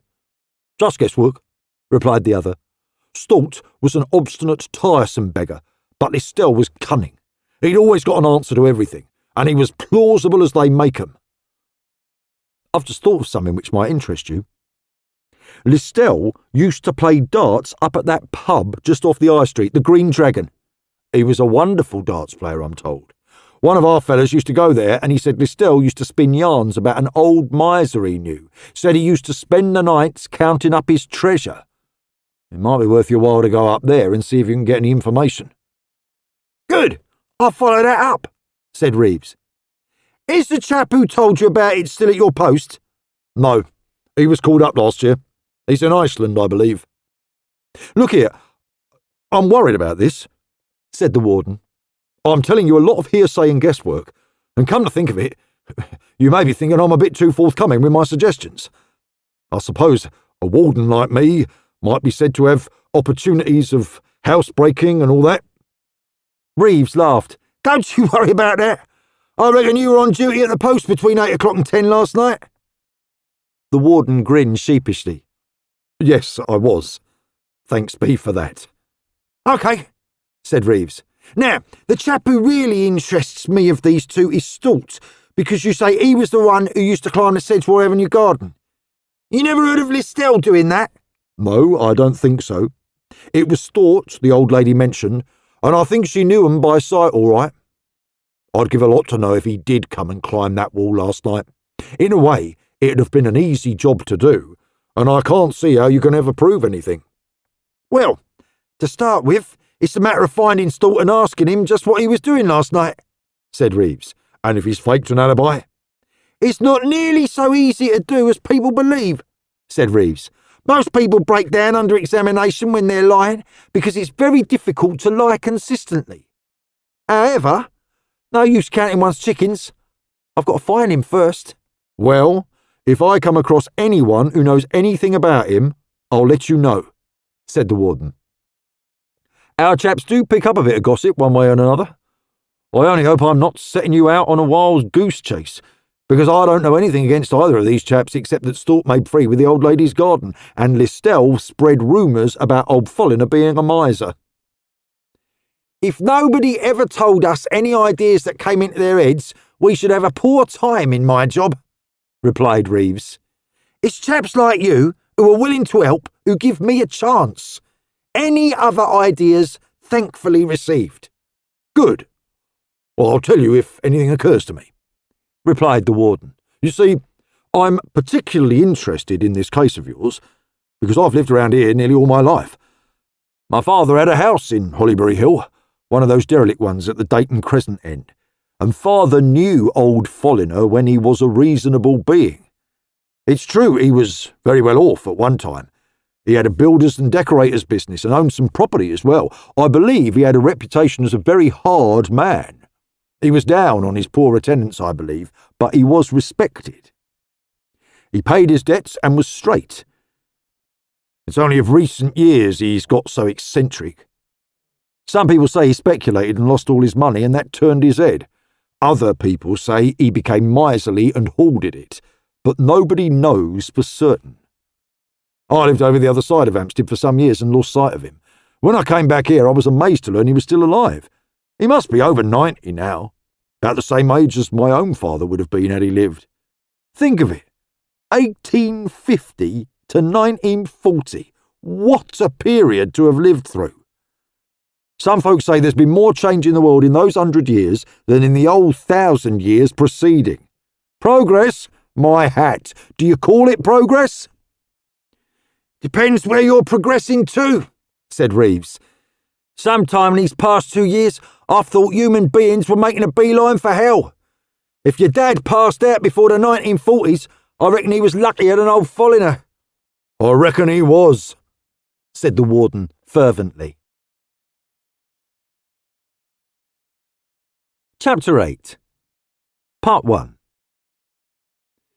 After Reeves had left the air raid warden's office, he returned to number 25, entered by the front gate, and walked round to the back. The path had once been gravelled, but now it was what Reeves described as a muddy mess. The gravel had long since been washed away or ground into the sooty London soil, and today there was another good reason for the decrepit appearance of the path. The AFS had been called in to pump out the water from the dugout, and their hose had been dragged through to the back garden. Reeves went on, past the main entrance to the studio, whose door was only 6 or 7 feet away from the ground floor windows of the house. Reeves, studying the layout, thought it probable that the studio had been built in the first place for the use of the owner of number 25, and it seemed likely that a covered way had been arranged from the French window of the house, giving access to the studio. The further end of the studio building, where the K&B was situated, was probably a later addition. The small window of the studio gallery, where Roseanne slept, was on a level with the first floor window of the house. Reeves walked down the length of the studio and noticed that Bruce Maniton stared at him from a window, stared resentfully, as though he were exasperated by the intrusion into his privacy. The dugout was empty of water now. It had been planned as a deep trench, but the unsupported walls had slipped, and it was now a shapeless, malodorous, muddy hole, flanked by the pile of clay which had been excavated by the diggers. This had been thrown against the garden wall on the north side, and the wall had partially collapsed as a result. Reeves walked on, past the back entrance of the studio, until he reached the wall dividing the garden from that of the garden in Sedgemoor Avenue. The wall was about 8 feet high and in very poor condition. Reeves easily found a gap in the brickwork which assisted him to climb up, and a moment later, with the agility of a monkey, he straddled the wall and looked over into the other garden. He found himself facing an irate elderly woman who was armed with a rake, and so baleful was her glance that he wondered if the rake would be used in a frontal attack on himself. "Young man, this is an outrage," she declared, and her voice was such a deep bass that Reeves was positively startled. "I think that's putting it a bit strongly, madam," he protested pleasantly. "I'm only doing a bit of reconnaissance work. I say I do like your garden. I'm a bit of a gardener myself when I'm off duty, and it's a real pleasure to see a place so well kept." Reeves generally managed to say the right thing when he wanted to, and his spontaneous sounding but calculated appreciation had just the effect it was intended to have. The stalwart lady grounded her rake and looked at Reeves quite amiably. Reeves guessed her age to be about 60, her status that of an independent spinster, her health excellent, and her character that of a holy terror. "I take great pride in my garden," she replied in her booming voice, pushing back her cropped white hair with a muddy hand. "It's wonderful how things grow here. My roses are quite a sight in summer, but the way the neighbourhood is deteriorating is lamentable. Lamentable!" she reiterated. "This was once a very desirable and respectable neighbourhood, and look at it now. Crimes abounding at one's very door, privacy disregarded, and everything going to rack and ruin. Bombs I can disregard, we're all in it together, but crime and corruption and disreputability, it's too much." Most upsetting for you, madam. And the sight of these derelict houses must be most depressing. Most depressing. Very depressing indeed, she said. I had a trellis put up on that wall once, and my polygonum was covering it nicely, but that wretched creature who lived in the studio insisted on its being taken down. He said it interfered with his light. Stuff and nonsense. Unhappily, that wall is not my wall. I was helpless in the matter. Very trying, said Reeves sympathetically. I have heard that you had a lot of trouble with the studio tenant at one time. Trouble? These artists are all alike. No sense of responsibility or decency. I could tell you things you would scarcely credit. While the formidable lady boomed on, Reeves was examining the further side of the wall. There was no staple in it now to facilitate climbing, but he was quite sure that he would have found no difficulty at all in obtaining a foothold. The path of the further garden was neatly flagged with crazy paving, he noticed, the interstices planted with arabis and aubrietia and other small plants. So far as he could see, there was a trellis gate which shut off the garden from the approach in Sedgemoor Avenue. We get to hear some queer stories in my job, he said. I'm a CID man, madam. I see. Well, I suppose detectives have to climb walls and to do other peculiar things, she said, and Reeves bent towards her. I hope you haven't been too much bothered with our interrogations, madam. I know it is often very tiresome to be worried with seemingly unnecessary questions. No, I have been put to no inconvenience at all, not by the police. An inspector did call, a stout middle-aged man, very civil and respectful, but as I was away last night I was unable to help him.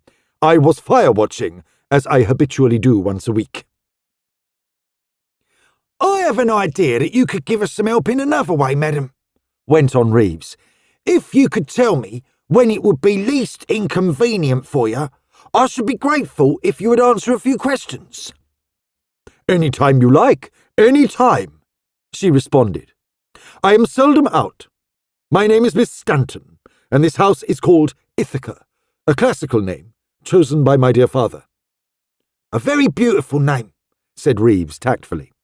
I will call on you later, madam, and I apologise for my appearance on your wall. We do have to behave like performing monkeys sometimes, all in the prosecution of our duties.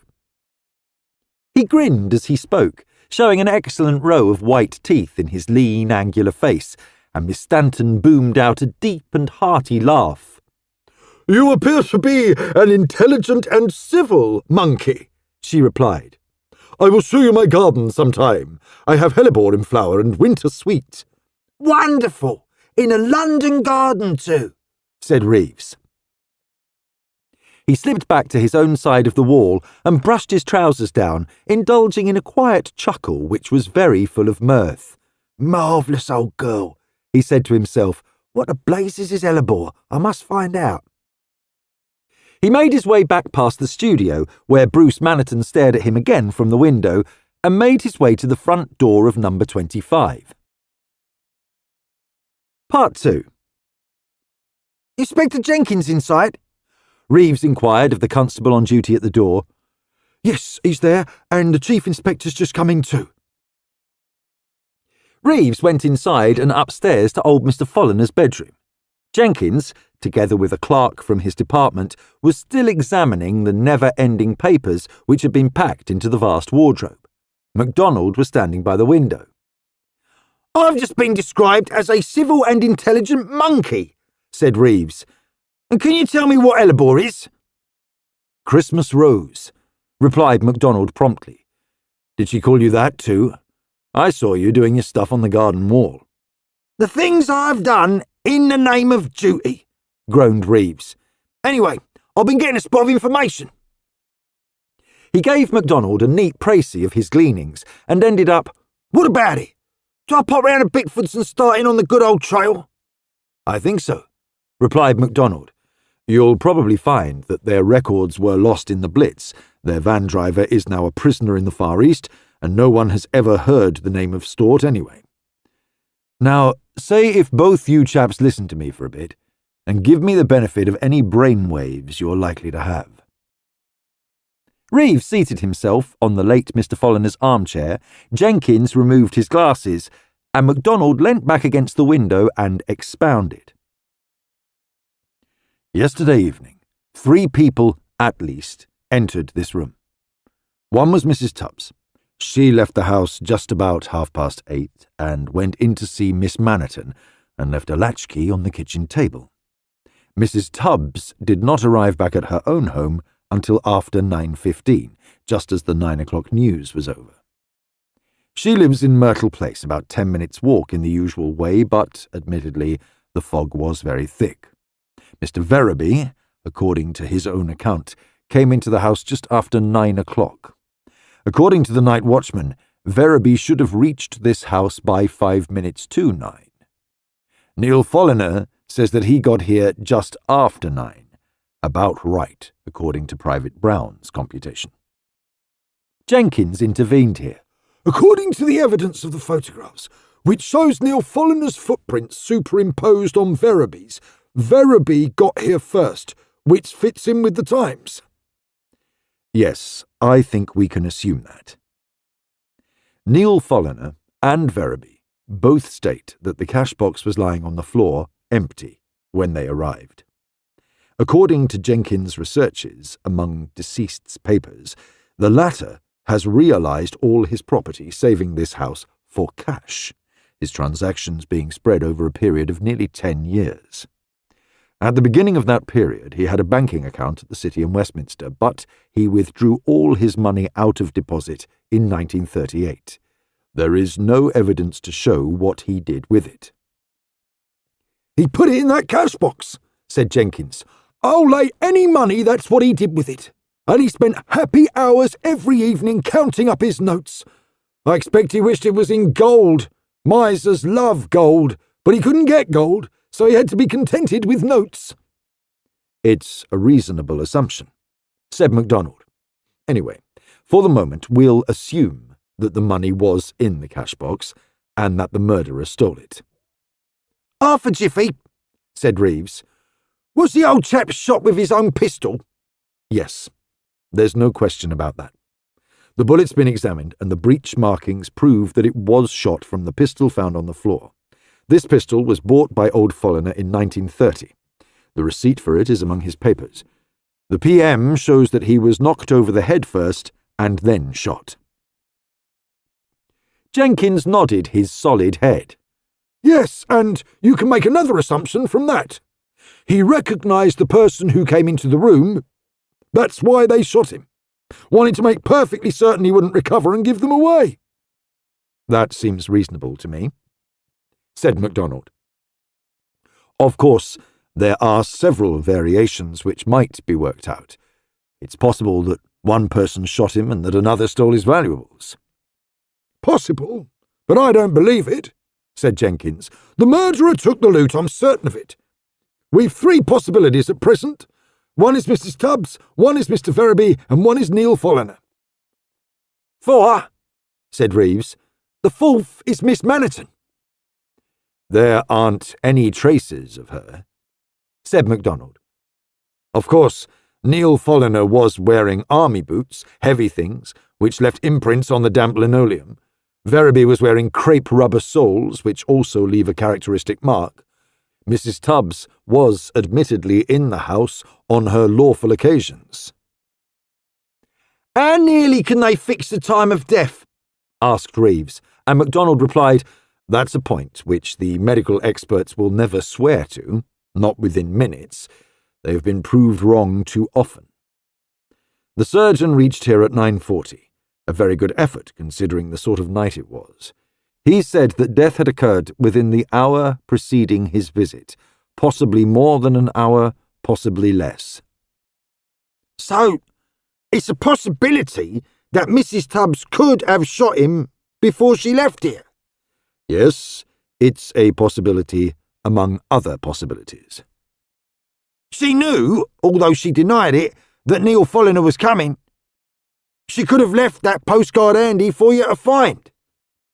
Yes, It all fits in quite well, but why did she go into the studio when she left here?" Jenkins shook his head, rubbing his bristly chin thoughtfully with a wide thumb. "She wouldn't have done it, Chief. You've got to consider human nature as well as possibilities. If Mrs. Tubbs had shot old Folliner and stolen his money, she'd never have gone into the studio and chatted to Miss Maniton like that. Mrs. Tubbs would have gone straight home and hidden the money. Also, it's probable that she'd have denied ever getting to number 25 that evening. She'd have made some story about the fog being too thick and said she'd got lost. Then there's another point. That chap in the sappers, Brown, said he heard her singing as she walked towards this house. Do you think she'd have advertised herself as she walked if she'd got in mind to do a job like this? On the grounds of timetable and the mechanics of the thing, I grant you it's a possibility Mrs. Tubbs could have done it. From the point of common sense, and common humanity for that matter, I just don't believe it." "That's all right, old man. Makes sense and all that. But you can't always measure folk up with common sense and common humanity. You've got to admit, human nature does go off the rails sometimes. It's worthwhile bearing in mind that Mrs. Tubbs could have done the job and that Mrs. Tubbs was almighty thick with Miss Maniton. She, Mrs. T, took a parcel into the studio kitchen when she paid her call there. Herrings. I know because I saw them. There might have been other herrings too, but if so, I didn't spot them. And I tell you, I put in a bit of work in that kitchen during the night." "Somehow, I think Jenkins is going to be right over this," said Macdonald. "Quite apart from the fact that Mrs. Tubbs seems to be one of the decentest souls God ever made, I think Jenkins scores over his other points. Let's take the next possibility. Verraby. The assumption concerning him is that he got to the house 5 minutes before Neil Folliner did, shot the old man after first knocking him over the head, and seized the contents of the cash box. When he heard Neil Folliner shouting downstairs, he must have been fairly staggered. Presumably, he hid behind the bedroom door, inside the room, and waited for eventualities." "That sounds improbable to me, Chief," said Jenkins. "Wouldn't Verraby have got outside the room and then waited?" "One would have thought so. But if he had done so, the light from the bedroom would have reflected onto the wall outside and down the stairs, and Neil Folliner, being in the dark, would have seen the light. He didn't. He said expressly, 'The stairs were dark, but I saw the light under the door.'" "Let's try again," said Jenkins. "I like to get my assumptions to square with common sense. I can't see Verraby waiting with the light on like that. He couldn't have known it was Neil Folliner coming upstairs. It might have been anybody. I'd have guessed that Verraby had got outside the bedroom before Neil Folliner got into the hall, and that Verraby hid behind a door somewhere on the landing and then stepped in and did his stuff." "All right, that's reasonable enough," said Macdonald. "In either case, Verraby would have had the loot in his pocket. He hadn't a chance of hiding it in this house, or, if so, we haven't found it." "He got it in his pocket," said Reeves with conviction. "That's why he left Neil Folliner in the studio and went out to telephone himself instead of sending Maniton or one of the others. Verraby may have got a fair nerve, but not quite enough nerve to risk chatting to the local super with a great bundle of stolen notes in his pocket. Someone might have asked, 'What's that in your pocket, mate?'" Jenkins chuckled. "Yes, I passed that. I wondered all along why Verraby went and did that telephoning himself. Of course, it'd have been his only chance to hide the loot. Reeves is right in saying Verraby wouldn't have wanted to go into the charge room with the loot in his pocket." "Very good. Then can either of you suggest where Verraby cached it? Remember, he didn't waste any time over getting to the telephone box or getting back to the studio after he'd phoned. In fact, he did it as quickly as it could be done. Now, in the good old days, he could have come prepared with a couple of big envelopes and slipped the stuff into the pillar post. That trick's often been played, but it won't work now. The post box was cleared at 5:30 p.m, and it wasn't cleared again until 8:30 a.m. next morning, and Mr. Verraby did not slip any interesting documents into any post box he passed last night." Jenkins cogitated. "Yes, It's a pretty problem. Where the devil could he have hidden the stuff on a black, foggy night? There aren't hidey-holes ready-made in the street. Letterbox of an empty house? I thought of that. I've had Bolter and Willing investigating every empty house he could have passed in the time. No sign of anything, and the ground was soft enough and wet enough to show footprints. Remember, when Verity got back to the studio, having wasted no time on his errand, he stayed there until the local men turned up, and then he went direct to the station in the van. From the station he went straight home. I know that too. If he'd hidden the stuff, he'd have had no chance to recover it. It wasn't on him when he was at the station. The super saw to that. Very civil and efficient, that super. I thought you'd like to know your psychological guesses on that score were correct. Jenkins chuckled, but Reeves sat with a frown of concentration on his face, his angular chin resting on his clenched fists. Neil Folliner hadn't got the stuff on him, and if he'd thrown it away, we'd have found it by now. That's why you had the dugout pumped dry, wasn't it? Verity ain't got the stuff on him. Jenkins says Mrs. Tubbs didn't take it. Anyway, it's not in her house.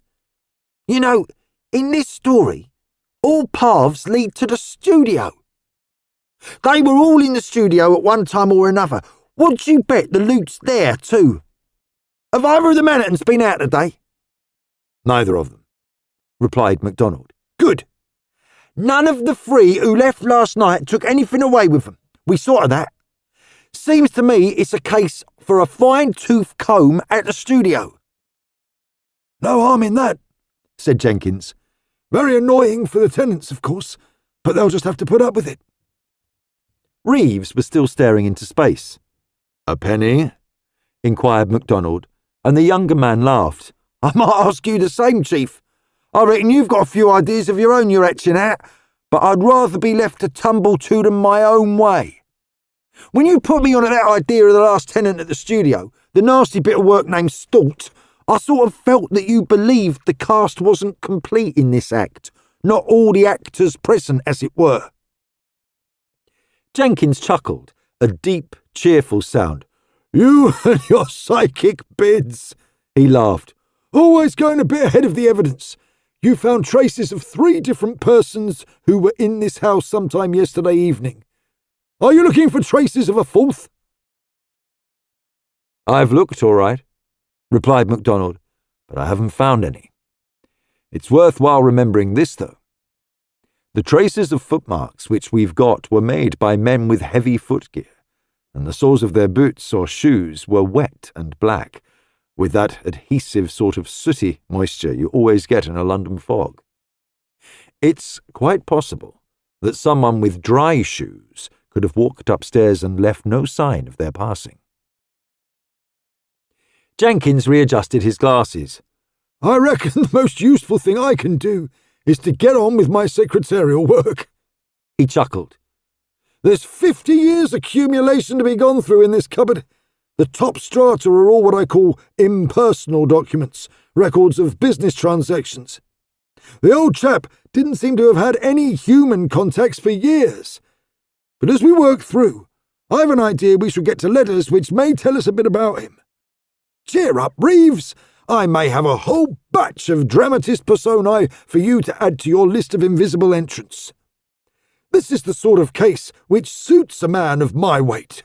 Just sit and work the thing out on paper evidence.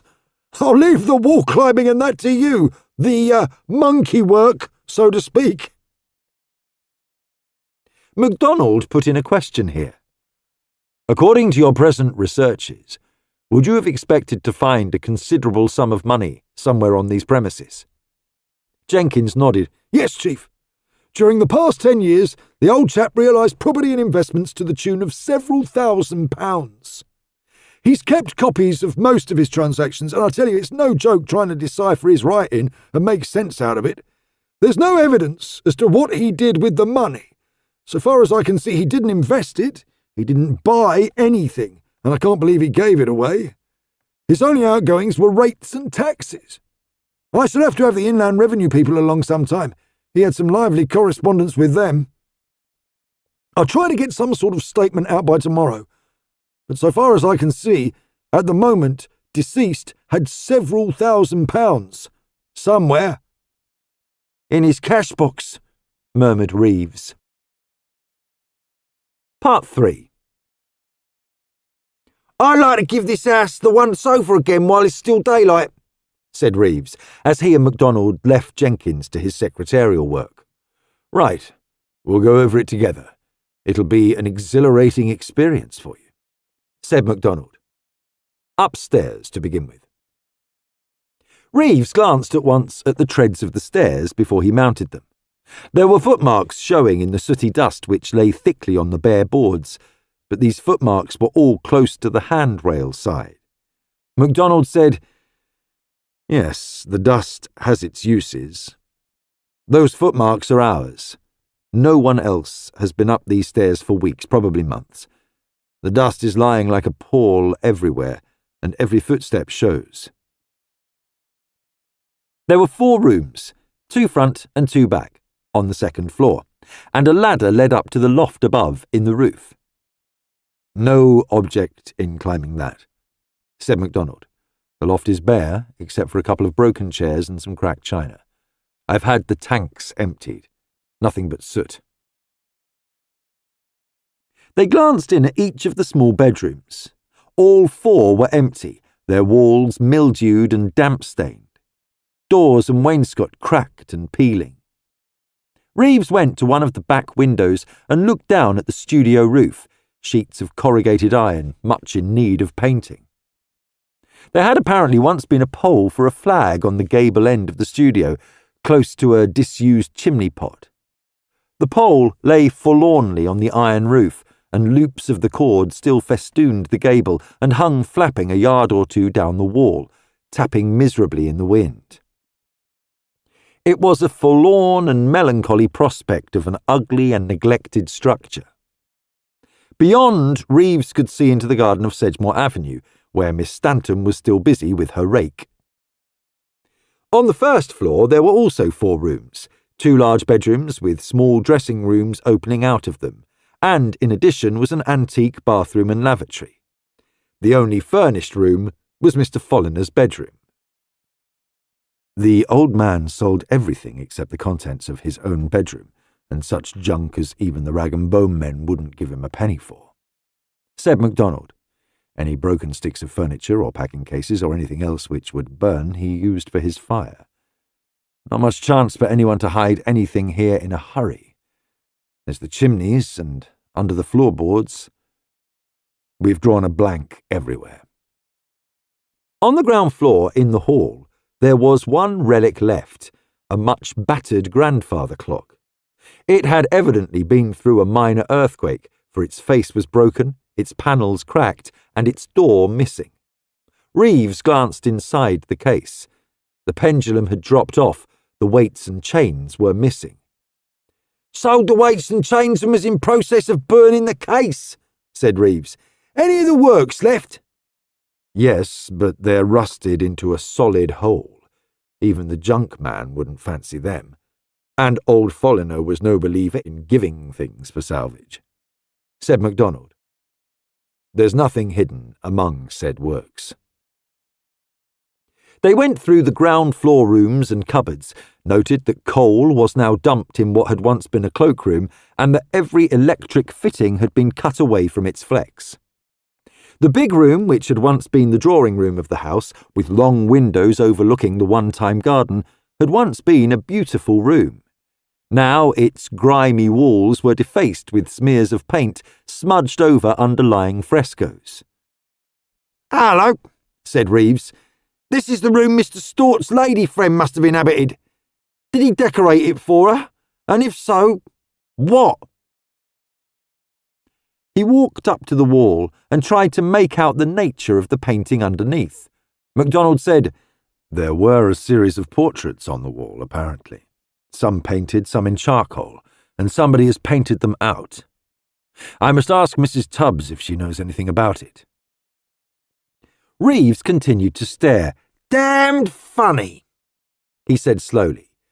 "Did the lady friend get tired of the decoration? or did old Folliner disapprove of it? It's the only room in the house which holds anything of interest, said Macdonald. But there isn't anywhere to hide anything. Come and see the kitchens, and you'll know what the servant gal of 50 years ago had to endure. A staircase with stone treads led down to the dank and dreadful basement. There was a big, dark kitchen with a stone floor, mouldy and beetle-infested. A huge, rusty range took up one side and a dresser the other. The window was heavily barred, and dingy evergreen shrubs pressed their leaves against the cobwebbed glass. The grate of the range was full of burnt fragments, mostly burnt paper. Macdonald chuckled as he saw Reeves look eagerly at the black remains. "I don't think that any of that is the sort of ash banknotes would leave," he said. "In any case, it's not fresh ash. It's weeks old, at least. I'm getting one of our fellows to come and sort it out and get it analysed. If I try to move any of it, it'll disintegrate." Reeves moved towards the grate, his keen nose twitching a little, and he took out his torch and turned a beam of light onto the ashes. "What do you make of it?" he asked, and Macdonald replied, "So far as I can see, without touching it, it's the remains, amongst other things, of a stout canvas. Perhaps the lady friend used her protector's surplus works of art to heat up the bathwater. So far as I can see, this range is the only method of heating the water for the outsize antique upstairs." "Blimey," said Reeves. "Well, it's a fair-sized chamber of horrors, this kitchen is." "Come and see the scullery. It's much worse. And there's a coal cellar and other delights, all with several steps leading down to them. And remember, the food and the china had all to be carried up those twisting stone stairs to the dining room," said Macdonald. "The young servant gal of the early 1900s got paid £12 a year for the privilege of working in a house like this." "And they say the Victorian era was the golden age of prosperity and happiness," said Reeves, as he poked his inquiring nose into the coal cellar and other delights. "One thing I'll say about the different tenants who dossed down in this abode of bliss, they didn't leave much junk behind them." "Swept, if not garnished," murmured Macdonald. "One benefit this war has conferred on suffering humanity. It has liquidated the junk of a century. There is hardly any trifle so trifling that it is beneath contempt from a junk merchant's point of view. Papers, rags, bottles, bones, boxes, what's the immortal tag? Puffs, powders, patches, Bibles, billets doux." "How long ago do you reckon it is since this door was opened?" asked Reeves, studying the back door, which boasted 2 powerful bolts, a heavy chain, and an outsize in door keys. "Judging from the ivy on the outside, not for 2 growing seasons at least," said Macdonald. "Whoever came into this house entered by the front door and went out by the same way." "In other words, possessed a latchkey," said Reeves. "Not necessarily," replied Macdonald. "They might have been admitted by another party or found the front door open." "Well, having seen the complete exhibition, one period residence mainly unfurnished, would you like to hazard a guess at the present whereabouts of Mr. Folliner's fortune?"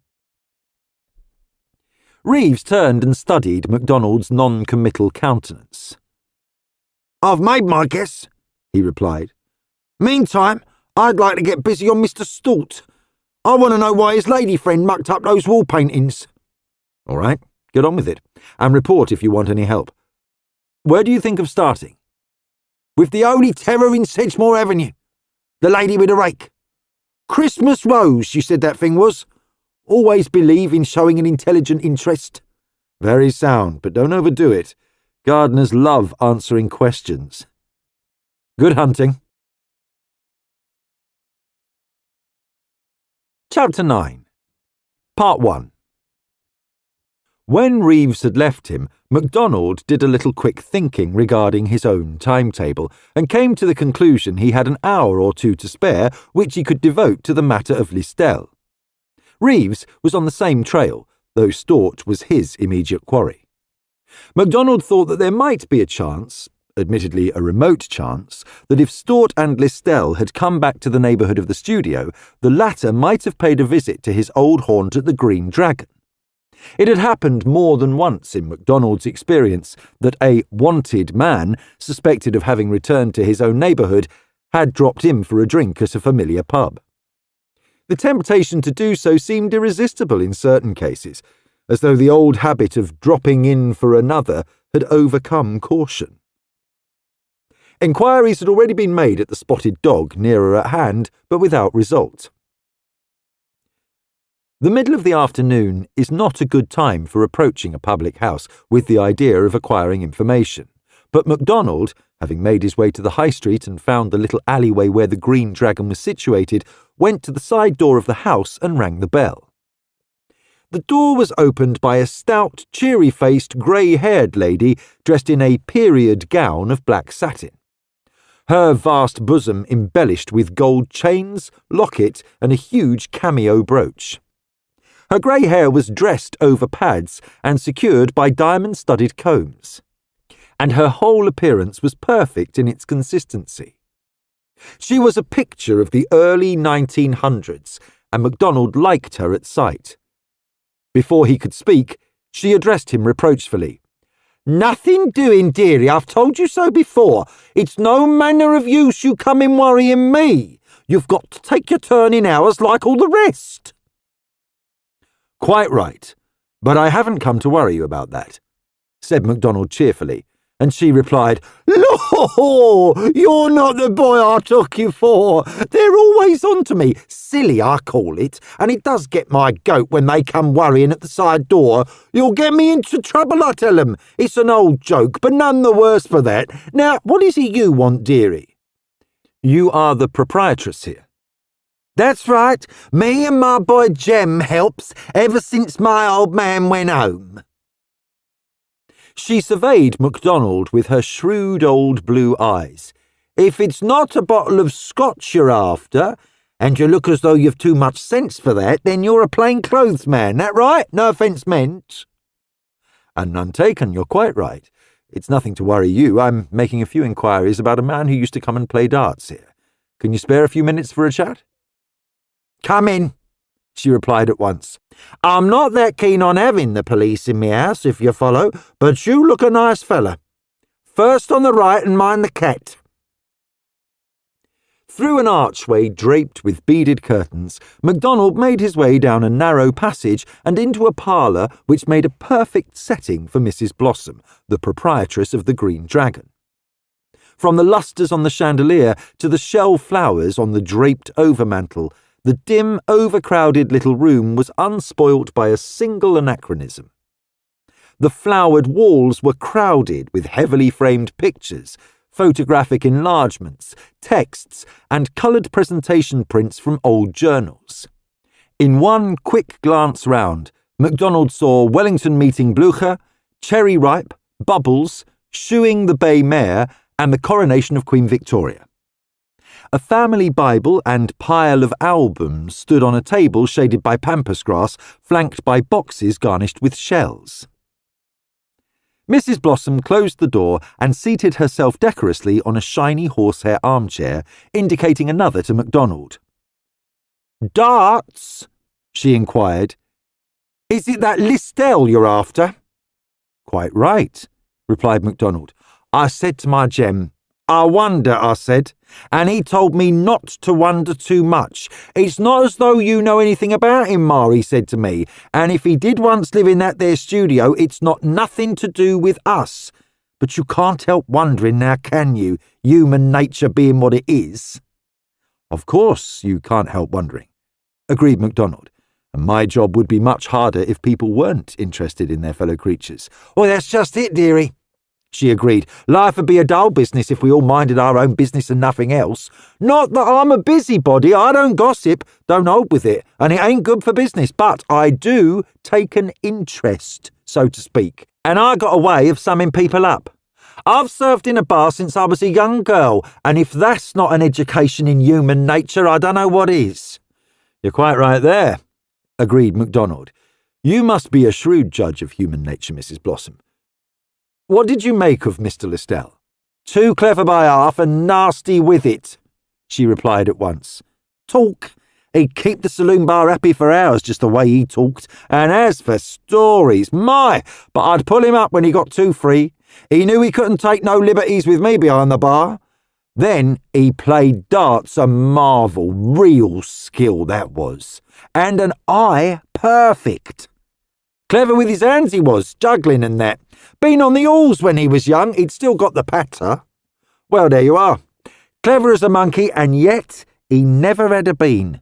Talk as large as life, but when it came to the blitz, he just crumpled up. Frightened stiff he was and did a bolt. I can't abide funks, and I told him so straight. You saw him again, then, after he left London in 1940? Bless you, yes. Always turning up he was. In the summer of 41, he came along one evening. So you're still alive, Ma, he asks. Small thanks to you, I am, I told him. And what have you been doing to help beat that Hitler?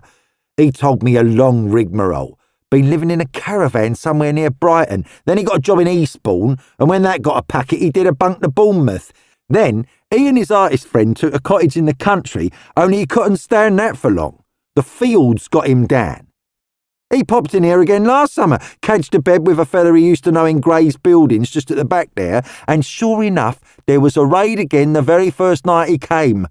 Not what I call a real raid, not enough to make me get up and put the kettle on, just sirens and a bit of gunfire, but it frightened him silly all the same. He went off again and I haven't seen him since. I wondered though. He used to live in that studio and I've heard him say the old man next door had thousands. Makes you wonder. Macdonald nodded. Quite. Did you ever see the man he shared the studio with? Stort. No, I never saw him. Mr. Listell, he talked about him, though. These artists, they're a queer lot. I'll tell you what. Mr. Listell was a bit of an acrobat, climb anything he could. I've seen him doing monkey tricks in my bar. Told him off for it, too. I didn't really fancy him, though he set me off laughing many a time. Have you any idea where he went to when he left London last? She shook her head. No. I never heard no more of him. Bert Brewer might know. Lives in Gray's Buildings. He used to be potman here, but now he's got his pension and a daughter in munitions and he don't work anymore. Right. I'll go round and see if I can persuade him to have a chat. Have you any idea what Listell did for a living? I reckon he cadged his way along. He did football pools, backed the dogs, he made quite a bit at that, and once or twice he got commission jobs selling stuff. He's tried to push some of his stuff over in this bar, always some rubbish. Bless you, there are thousands like him. We get to know them. Never do an honest day's work, just cadge along somehow.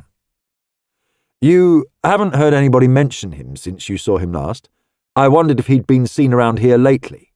If so, I haven't heard tell of it, and it's marvellous how news gets round. I'll tell you one thing. If Listell's anywhere about, he'd be seen in a bar somewhere. Couldn't live without a drink. It's a puzzle to me how they find the money for it these days. A few minutes later, Macdonald took his leave, thanking Mrs. Blossom with cheerful courtesy, to which the talkative lady responded, You're welcome, and I've enjoyed the chat. Pop in one day when you're passing and have one on the house. Part 2. Macdonald strolled on slowly in the direction of Gray's Buildings. Just at the back there, as indicated by Mrs. Blossom. He was thinking out a theory of his own, a theory which dovetailed all the evidence as a mental exercise, but which needed a lot of solid fact to give it foundation before it could be justified by being put forward before the authorities. As was often the case during an investigation, Macdonald seemed to happen across sideshows, which had entertainment value apart from the information he collected. Mrs. Blossom, in her parlour, was just such a sideshow, and the recollection of her would enliven Macdonald's meditations during many a subsequent leisure moment. But, in addition to that, was the curiously vivid portrait she had given him of Listell. Clever as a monkey, and yet he never had a bean. Been on the halls and still got the patter. A bit of an acrobat, climbed anything, just cadged his way along. couldn't live without a drink." As he walked, Macdonald pondered on his next step. It depended on Bert Brewer. If Bert were a trustworthy fellow, a straight approach might be possible. If Bert seemed a twister, caution would be necessary. Macdonald felt more than ever anxious to meet Mr. Listell and to discover something of his associates. Gray's Buildings turned out to be one of those rows of early 19th century cottages which still exist in Old Hampstead, little two-storey dwellings all in a row with gardens in front unseparated by walls. Each cottage had its own paved path, and even in January it was possible to see that the owners took a pride in their gardens. Macdonald knocked on the door of the end cottage and soon found himself looking down at a diminutive old man with a wrinkled face and cheerful blue eyes. "Mr. Brewer?" "That's me. If it's gardening you want done, I'll tell you straight I can't oblige. What with me rheumatiz and me game knee, I'm past it. Sorry, but there it is." "Well, if that's the case, it's no use asking you," replied Macdonald. He guessed at once that though Mr. Brewer did not wish to oblige in the gardening line, he was not likely to be averse from a chat. Chattiness was written all over him. Macdonald leaned against the doorpost and offered a cigarette, which the ancient took cheerfully. "It's difficult to find anyone who's got time to lend a hand these days," went on Macdonald. "Rheumatism must be a great trial to you, but you manage to keep your own garden in very good order. It's pleasant here." "Yes, pleasant it is. 78 years I've lived here come Easter, though it was a struggle to pay the rent sometimes. My old woman, she was a marvel, worked till she dropped. She was proud of her garden, same as myself." It took Macdonald a very short time to get onto friendly terms with the old potboy, who asked him inside to sit by the fire, evidently aware that the price of a drink was a possibility. The Green Dragon soon entered the conversation, and Macdonald got old Brewer to mention Listell of his own volition. It appeared that Listell had more than once put him onto a winner, and Macdonald was too wise to ask how many shillings had gone down the drain on winners who failed to materialise. Eventually, the wily Chief Inspector was able to introduce into the conversation that not only had he himself heard of Listell, but that he was very anxious to get into touch with him. By this time, the conversation had rambled on in such a way that old Bert Brewer was quite unaware that he had been led on by his pleasant visitor, and the old man went on garrulously, only too eager to continue. "He came and stopped the night, me having said I could give him a shakedown and welcome. On that sofa he slept, but his nerves couldn't stand up to them gallants. He went in the morning. Now where was it he told me he was going to?" That Listell had told him of his next move, old Brewer was certain. "Would your daughter know?" asked Macdonald, but Brewer shook his head. "Nah, she couldn't abide him. Wouldn't sit in the same room with him. Now where was it? A cottage he got somewhere. No rent to pay. Just got to keep an eye on the house and do some gardening. Oh, dearie me. Him, gardening? He don't know an O from a spade. In the country it was, but not that far from a town and a racecourse. He mentioned that special, not by the sea. Couldn't stand the sea." "Well, that's something to start on," said Macdonald. "Let's go through the places where there are race meetings. Newmarket, Ascot, Epsom, Doncaster, Gatwick, Lewes, Newbury." He paused here as the old man seemed struck by the name. "That it? Newbury's in Berkshire, a long way from the sea." Newbury, muttered old Brewer. "That's it, I believe. Newbury, that's it. Just a few miles away, he said it was. I'll tell you what. His cottage was in a village the Cherries used to go through on their way to the races, and there was a big house nearby where a duke lived and turned his house into an hospital. Stables there was there once. Now, how's that? I can't remember the name of the village, but I reckon I ain't done so bad." "You've done jolly well," said Macdonald, "and if I find Mr. Listell, shall I give him a message from you?"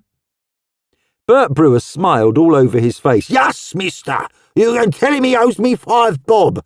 I bet him Golden Gleam, that's a good dog that is, would win at the Reading Stadium, and so he did. I won 7-6 on Golden Gleam, and if I get that 5 bob off Mr. Listell, I reckon I shall have done a treat. Well, say if I produce the 5 bob and collect it from Mr. Listell when I see him, said Macdonald. Old Brewer was delighted. Oh, thank you kindly, sir. Thank you, I'm sure, he said happily. Macdonald stood up as though to go, and then added as an afterthought, "Did you ever hear Mr. Listell say if he played chess? I'm fond of the game myself, and I wondered if I'd ever come across him over a chessboard." Chess? No. Drafts or dominoes I've seen him play, not chess. I remember him saying the very thought of chess gave him an headache. He'd got a friend, the chap he lived with, used to play chess. Go on for hours, he would, like they do, just staring at the board. Too slow for our Mr. Listell, like something livelier he did. Yes, it's not everybody's game, agreed Macdonald. What about the man he lived with? Ever see him? Nah, not so far as I know. An artist he was, very clever, I believe. When the Blitz started, the two of them did a bunk out of London together, went into the country. Silly, I call it. They wasn't meant to live in the country, hadn't any sense that way. The country's all right for them as is used to it, but if you've lived in a town all your life, the country just gives you the pip. So you wouldn't have expected Mr. Listell to stay in his cottage down Newbury Way? That I shouldn't, unless it so happened there was a nice pub handy. But what's the use of a pub if you haven't any money? Beer's a perishing price these days, sinful I calls it. Still, there's this to it. If he'd left that cottage and come back to London, I'd lay my oath he'd have come to see me. I'll tell you for why. He liked to get a bit of something for nothing, and I told him he could come and spend the night here if he wanted. He makes me laugh, and I reckon it's worth putting up with a bit of inconvenience if I get a good laugh out of it. Macdonald agreed. Looking round the old-fashioned little room, he said, "You haven't got a wireless, Mr. Brewer?" No, sir, can't be bothered with them. I always goes to sleep when they things is turned on. I'm a bit hard of hearing, and they don't make no sort of sense to me. Do you like a newspaper? Nah, only to see the winners, and Mr. Spragg next door, he obliges by telling me I'm no sort of scholard. Reading's like work to me, and me eyes isn't what they was. A few minutes later, when Macdonald took his leave, Mr. Brewer was nodding over the fire, muttering, "Thank you kindly," at intervals. Part 3. Macdonald strode back to Hollybury Hill, putting through a call to headquarters on his way. If Mr. Brewer's memory were to be relied upon, and the Newbury district held Listell and his cottage, there were enough pointers to indicate that cottage to the police in the district. The interviews with Mrs. Blossom and Bert Brewer might turn out to be, as 100 others, wasted time from a detective's point of view, but Macdonald was a patient man. Many a time he had based a case on disconnected fragments put together from seemingly useless conversations. In the present case, he was fitting a theory together from possibilities, and even as he had talked that afternoon, his mind had been playing with possibilities. It takes all sorts to make a world, so ran the old adage, and Macdonald found that the same words could be applied to any of his cases. All sorts. Men as diverse as old Brewer and young McKellen, Listell and Robert Cavendish, women as various as Roseanne Maniton, Mrs. Tubbs and Mrs. Blossom. From the chance contacts of seemingly unrelated people, the Chief Inspector built up a theory and in the process, as someone once said of him, murdered impossibility to make what cannot be slight work. Chapter 10, Part 1. By tea time on the day after the interrupted studio party, Roseanne Maniton was beginning to show some signs of frayed nerves, unusual in one to whom habitual self-control was second nature. As she lifted down a cup and saucer, she caught her hand on the edge of the shelf, and the precious cup smashed to fragments on the floor. Roseanne said, "Damn!" vigorously and unashamedly, and then had to bite her lip to prevent herself crying. "Pull yourself together and don't be an ass," she said. The past 18 hours had been trying ones. After Macdonald had left the studio the previous night, Bruce Maniton had refused to go to bed. Roseanne had gone up to her gallery bedroom, but had been unable to sleep, aware that her brother was prowling restlessly round the studio. He had not put the light out until 3 o'clock in the morning, and even then Roseanne had lain awake, thinking she heard sounds below. When morning came, Bruce was heavily asleep, and he refused to get up until nearly midday, so that Roseanne was unable to get the studio cleared up. After a late and unsatisfactory meal, Roseanne had suggested that Bruce should go out and give her a chance to get the place cleaned. This he had refused to do, and had wandered about restlessly, getting in Roseanne's way and preventing her settling down to anything. After a while, Bruce took it into his head to start turning out a chest which contained old tools and working materials. A mess of old paint tubes and brushes and charcoal, wood engraving tools and blocks, printing inks, block colours and powder colours, and all the other heterogeneous messes collected by a craftsman. Bruce Maniton was as untidy in his habits as any man could well be. He seemed to make confusion instantly. If he began looking for materials or books or clothes or papers, the result was always the same: a chaotic muddle. Roseanne was a tidy and fastidious creature, and she was forever working to restore order among her brother's possessions, a thankless task. Seeing him rummage in the old wooden chest, Roseanne called across the studio to him. "Is it anything I can find for you, Bruce? That lot's mainly junk. It ought to go for salvage." "Salvage be damned! I won't have any of my materials tucked away. It's difficult enough to get stuff. Hell, what's that?" That was a box of powder red, one of the harsh, vivid magentas derived from anilines by the modern chemist. The bottom came out of the box, and a cascade of the powder poured down over the confusion in the chest, over Bruce Maniton's flannel bags, over his hands, over the floor. "Hell," he muttered again. "Oh, for heaven's sake, leave it alone and let me clear it up," cried Roseanne. "It'll be all over everything if you're not careful, and it stains. It's a filthy colour." "It's a damn good colour. Got some kick in it," retorted Bruce. And Roseanne laughed. "Your slacks will show evidence of the kick for the rest of their natural existence," she said. "I hope you'll enjoy going out in them. Go out and shake yourself in the garden and see if you can get it off. It won't wash out, you know. And leave all this to me. I'll sweep it up. Once we get any water near it, we're done. There's enough powder there to stain the whole floor. Some colours I can tolerate, but not that one." Bruce went outside, leaving a trail of the penetrating powder as he moved, and Roseanne got a broom and endeavoured to clear up the hated colour. She shut the chest and locked it, determined to deal with its contents herself at some later date. When her brother came in again, she said, "Why not go on with the cardinal portrait? You can get the lay figure rigged up. Delaunay left his costume for you. You haven't got too much time if you want to get it in for the February show." "Blast the Cardinal's portrait. I tell you, I'm fed up with the bloody thing. It's no good.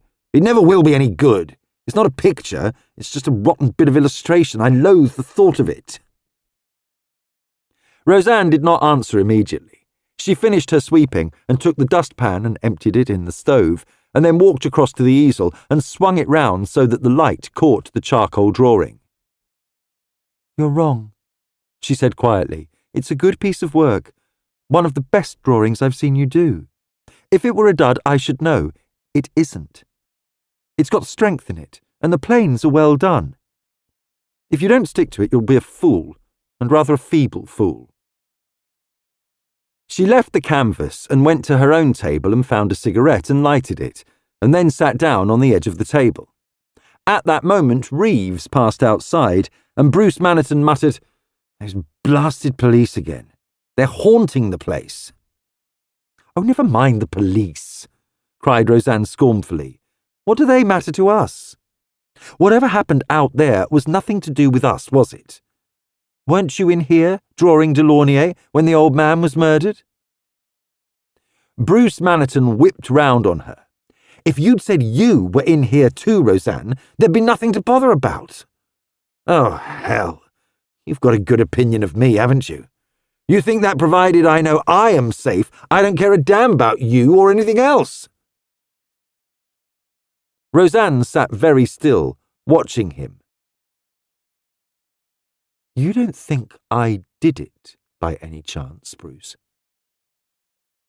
He came over to her and put his hands on her shoulders. No, my dear, I am not such a bloody fool as that. I may be a rotter, Roseanne, and a waster. I may let you work for me and worry for me, but I know, oh, my dear, I know. Do you think I've enjoyed watching you work like a charwoman and go without everything you've wanted just to keep me out of the gutter where I belong? You're worth something. I'm not. If it weren't for me, you'd have made something of your life. Roseanne slipped away from the table and from his gripping fingers, aware that she was trembling. She tried to answer lightly. Bruce, I think there's something morbid in the atmosphere of this place. What on earth has made us all go goopy and get on each other's nerves? Police at the window! She laughed a little shakily and added, We don't need to indulge in protestations, you and I. We understand one another well enough without all that. I don't care a damn about police at the window, Bruce. What I'm afraid of is having the brokers in, as we did before. Can't you get on with that portrait? I believe it'd sell. It's going to be a great, shouting, gorgeous piece of scarlet, like Van Gogh's Zouave. There's something in the drawing that's arresting already. It's much finer than a portrait of Delaunay. Oh, do get on with it. Bruce Maniton fumbled on the table and took Roseanne's last cigarette. All right, Rosa, I'll get on with it. God, when this damned war's over, let's leave this blighted country and go to Italy again, into the sunlight. How I loathe this filthy fog, mud and soot and drab dirt. Look at your hands, Bruce. Dirt, but not drabness. Stain, but not soot. My dear, I told you that red powder would stain. Bruce Maniton glanced at his hands. They were clammy with sweat, and the red powder paint had turned the palms a livid cerise. It would the multitudinous seas incarnadine, he quoted, and again Roseanne laughed. Go wash this filthy witness from your hands, she quoted in return. Or if you prefer it, let each man render me his bloody hand. First yours, Catulus, now Caius Casca yours. Oh, for God's sake! Cried Maniton, and Roseanne said quickly, Oh, don't be an ass. You generally like out-quoting me. I'm going to make some tea. You can't have any sugar because you've had it all. I shall have to go out and do some shopping, but we'll have tea first. She went into the K&B, put the kettle on, and was collecting the tea things when she dropped her cup. A moment later, Bruce Maniton looked in on her. What have you done? He demanded. Smashed the nicest cup I possess. We've only got 3 left now, and one has no handle. What a life, Bruce. Go and get on with your work and leave me alone. He went out and closed the door, and Roseanne waited for the kettle to boil. While she was doing so, she took down a tin box from a shelf and opened it. It was an old-fashioned spice box, containing smaller boxes to hold cloves and ginger, cinnamon and mace, bay leaves and peppercorns. Roseanne used it now as a cash box, wherein she kept her money. Bruce had not discovered it yet. She knew by bitter experience that if her brother knew where she kept her money, he would borrow it, as he had borrowed her last cigarette. There were £5 notes in the clove tin, 1 10-shilling note in the mace tin, and 5 shillings and 6pence in the cinnamon tin. She took out £2 notes, slipped them in her pocket, and replaced the tin. Just as the kettle boiled, Roseanne heard voices in the studio and stood with her head cocked sideways, listening. Then the door banged, and there was silence. With the tea tray in her hands, Roseanne went into the studio. "Wasn't that Delaunay's voice?" she inquired of her brother. He nodded. "Yes. He wanted to come and pose, but I didn't want him. The sight of him gives me the cafard somehow. He's so damned pleased with himself." "You are an ass, aren't you?" replied Roseanne. "The light's quite good for another hour, and you're all ready to begin painting, and your model turns up, and then you say the sight of him gives you the cafard." "Well, so it does." "Never mind, Roseanne, I'll get on with the background. I've got an idea about that. Heavy shadow with a cross light in the corner. I noticed an interesting effect when you had the kitchen door open last night." "Oh, did you?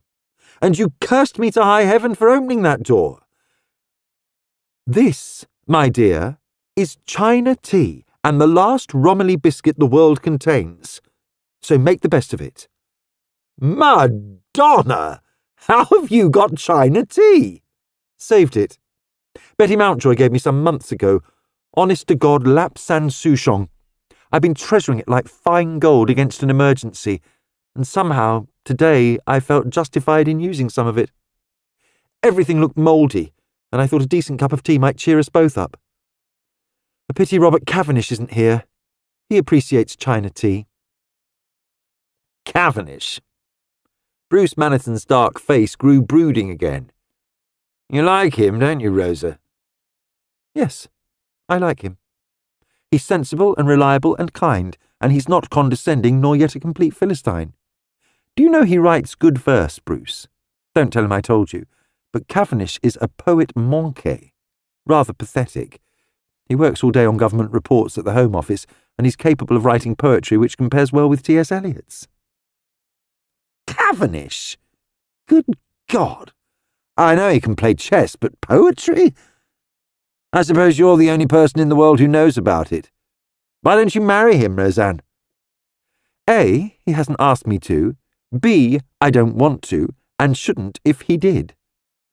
I'm not of the marrying variety. If I'd wanted to get married, I could have done so. Have some more tea." Bruce pushed over his cup. "All my fault," he said morosely. "You flatter yourself," retorted Roseanne. "I have a mind of my own." "Heavens! What's that? Delaunay come back again? If it is, I'm going to tell him to pose for you, and you can get on with it. Cafard or no cafard." Part 2.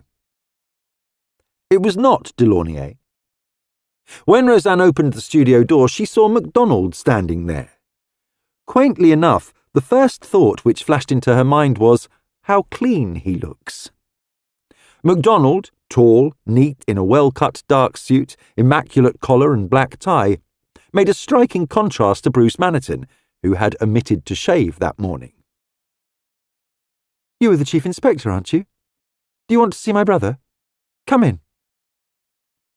Roseanne stood back from the door, and Macdonald saw the studio in daylight, with its dingy shabbiness unsoftened by the play of shaded lights.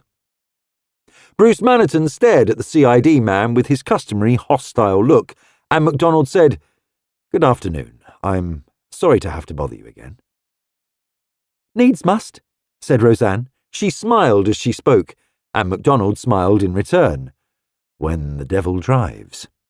He capped her remark, adding, "The devil drives us all alike, me and you and the world in general these days." "That's true," said Roseanne. "Do you like China tea? There's still some in the pot." "I do. I like it very much indeed," said Macdonald. "But it's not fair to drink other people's China tea these days." "Well, it's here, so if you'd like it, you can have it. The other cup hasn't got a handle, but that's not uncommon these days. Do sit down."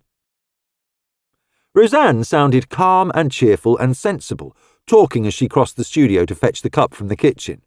Bruce, sitting hunched up in his chair, inquired abruptly, "That young chap, Neil Folliner, do you think he did the shooting?" "I don't know yet," replied Macdonald. "We're still considering all the possibilities." Roseanne returned and poured out a cup of tea and handed it to Macdonald, saying, "What do you think of my brother's study of the cardinal?" Macdonald held out his cigarette case to her, and Roseanne took a cigarette, saying, "Thanks, Bruce just smoked my last one."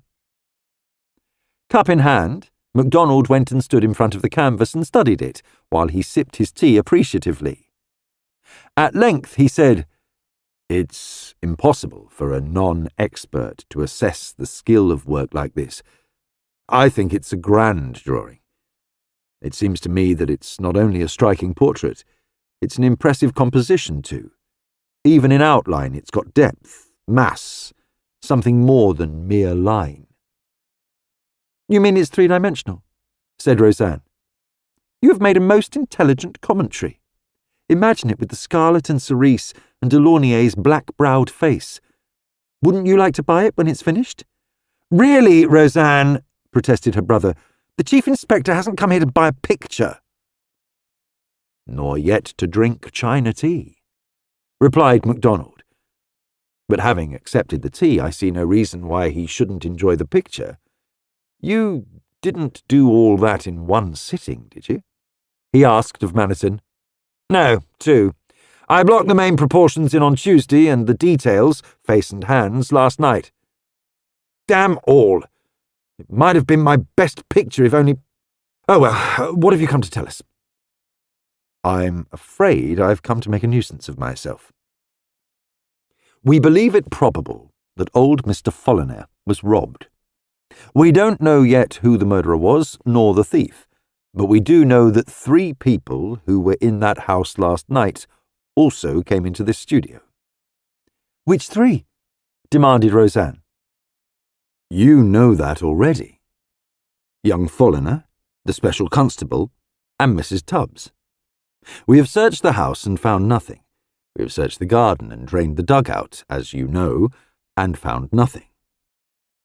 "And now you want to search the studio?" said Roseanne. "Well, search away. I have no objections to offer. If you find any beetles, and you will, please kill them." Macdonald's lips twitched, and Bruce put in, "I don't think my sister was referring to beetle crushers, Chief Inspector. She's much too polite." "I'm sure she is," replied Macdonald. "But I will deal faithfully with the beetles if I find any." Bruce Maniton went on, "I can't quite see your point about searching here, all the same. Neither young Folliner nor the special had the faintest chance of hiding anything while they were here. We were all watching them, 5 of us, and the thing is just impossible. As for Mrs. Tubbs, well, we just don't believe it." "There's nothing like looking facts in the face, Bruce." Roseanne's voice was calm and clear. "I was out in the blackout last night, and that latchkey was on the kitchen table. So far as I am concerned, I say search as thoroughly as possible." She turned and looked at Macdonald. "I wonder, if I were the guilty party, should I have had the nerve to leave that key on the table just to look innocent?" "I don't know," said Macdonald. "I deal mainly in facts, you see. It is a fact that you had not handled the key since Mrs. Tubbs grasped it. The prints on it were fragmentary but very clear. They were not your prints. I'm not an expert at fingerprint reading, but the difference between the lines on your hands and fingers and those of Mrs. Tubbs are very marked." "Well, I'm damned." There was marked relief in Bruce Maniton's voice. "And I wanted to chuck that blasted latchkey into the dugout," he went on, "and Roseanne wouldn't let me. Look here, do you want us to clear out while you search the place?" "Certainly not. We'll be as little nuisance as possible. I've got a very skilled helper, a woman, and we'll leave everything exactly as it was."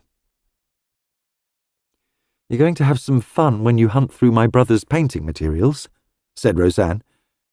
"You probably have no idea what dirt and mess and muddle mean. Now you're going to find out. You won't look quite so clean when you have finished." I expect that I know as much about dirt and mess and muddle as anybody in this world, and a lot more about it than you do, Miss Mannerton," replied Macdonald. "A detective's work leads him into strange places, most of which are neither clean nor tidy nor pleasant. I have been in studios beside which this one looks like the abode of an academician. As for kitchens, have you seen the one in number 25? "No, thank heaven, I haven't. The old man's room was quite enough." "I've got to go out, Chief Inspector, or we shan't have anything to eat for supper. I'll leave you to ransack the place. I don't care what you look at, though it would be all the same if I did, I know that." "It's true that a woman detective will look through your personal belongings, Miss Mannerton, since you have given permission. I know it's repugnant to have one's belongings searched, but it's a very impersonal search." "Thanks. I understand what you mean. I doubt if any woman in the world has fewer personal belongings than I have. You can look through them yourself, for all I care." She nodded towards the gallery. "Now I'm going to do some shopping, and I'll leave you to it." She turned to Bruce. "You might as well get on with that painting. It suddenly occurred to me it may be valuable, apart from its artistic possibilities." She broke off, nodded to Macdonald, and went out by the kitchen door. A moment later, Macdonald saw her pass the window, fastening up her coat collar as she walked. Part 3. Bruce Mannerton stood before his canvas with brooding eyes, a deep frown of concentration on his face.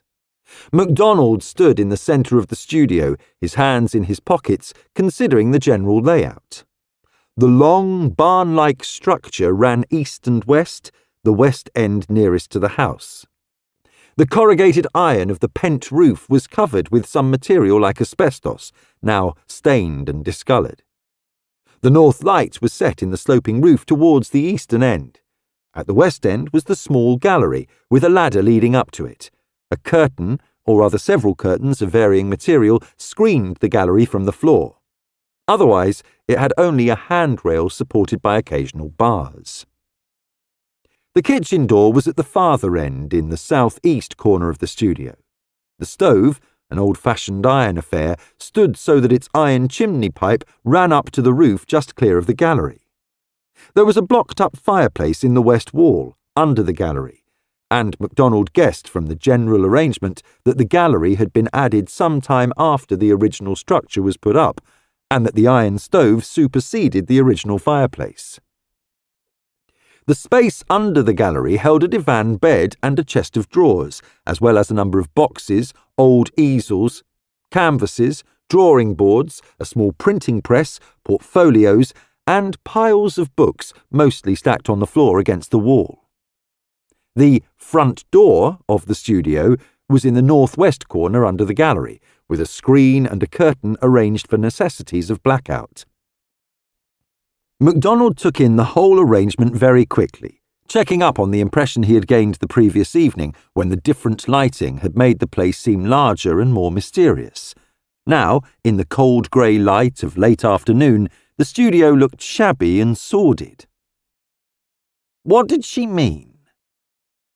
Bruce Mannerton was still standing inspecting his canvas, and Macdonald turned at the question, guessing that it referred to Roseanne's parting remark.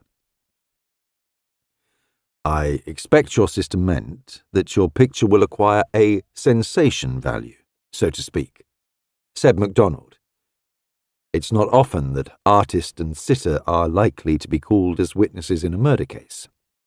If it weren't for the war, you'd have had a crowd of cameramen here, demanding facilities for photographing your canvas, yourself, and your sitter." Mannerton frowned more deeply than ever and turned away from the canvas. "That settles it," he said. "I loathed the sight of the damned thing before. Now it nauseates me." "Oh, hell, who's that?" "My department," replied Macdonald. "I need an electrician to fix an adequate light. I'll explain in a minute." He went to the door and admitted a man and a woman, while Bruce Mannerton stood and stared. The woman, a neat, sensible-looking creature in a well-cut suit and natty hat, went straight up the steps to the gallery at a word from Macdonald and the man betook himself to the kitchen end. "He wants to look at your fuse boxes and so forth," said Macdonald. "We don't want to blow all your fuses. It's like this. In a case of this kind, we don't want to waste time, or to irritate you, by a detailed search of everything. Given a proper light, it's possible to tell if things have been moved recently. Dust deposits tell us a lot. We shan't bother about the books and boxes and so forth, which obviously haven't been moved or opened for weeks. An expert searcher can tell that at a glance." Maniton nodded. "I see. You've got an idea that somebody came in here and just shoved something among the junk? Well, I suppose it's not impossible. It's extraordinary how little one notices of another person's actions if one's not concentrating on them." "It is. Ask any conjurer. He depends for his success on the fact that few people can concentrate on more than one point at one time. While I'm waiting for the electrician to get a flex fixed up, will you tell me anything you happen to know about the previous tenant in this place?" "I don't know anything about them, except that they were dirty tykes. Ask Roseanne. All the sink runaways were stopped up, and there was the filth of ages everywhere." "Did they leave anything interesting? Paintings or anything of that kind?" Bruce Maniton snorted. "If they'd left any canvases, I might have been grateful to them. Have you any idea how difficult it is to get a thing like this?" He indicated the canvas on his easel. "Why are you interested in the last tenants?" he added. "Because it occurs to me that the last tenants might have been interested in their eccentric landlord. There were some paintings on the walls of one of the downstairs rooms in number 25 which interested me. Portraits, I think. They have been obliterated, painted out with rough smudges." Maniton stood and pondered, his face frowning. "I don't know anything about them," he said. "I didn't paint them, if that's what you're getting at." "No, that hadn't occurred to me. From what's left of them, I should say they're miles below your standard. I just wondered if the previous tenant had left a self-portrait anywhere about.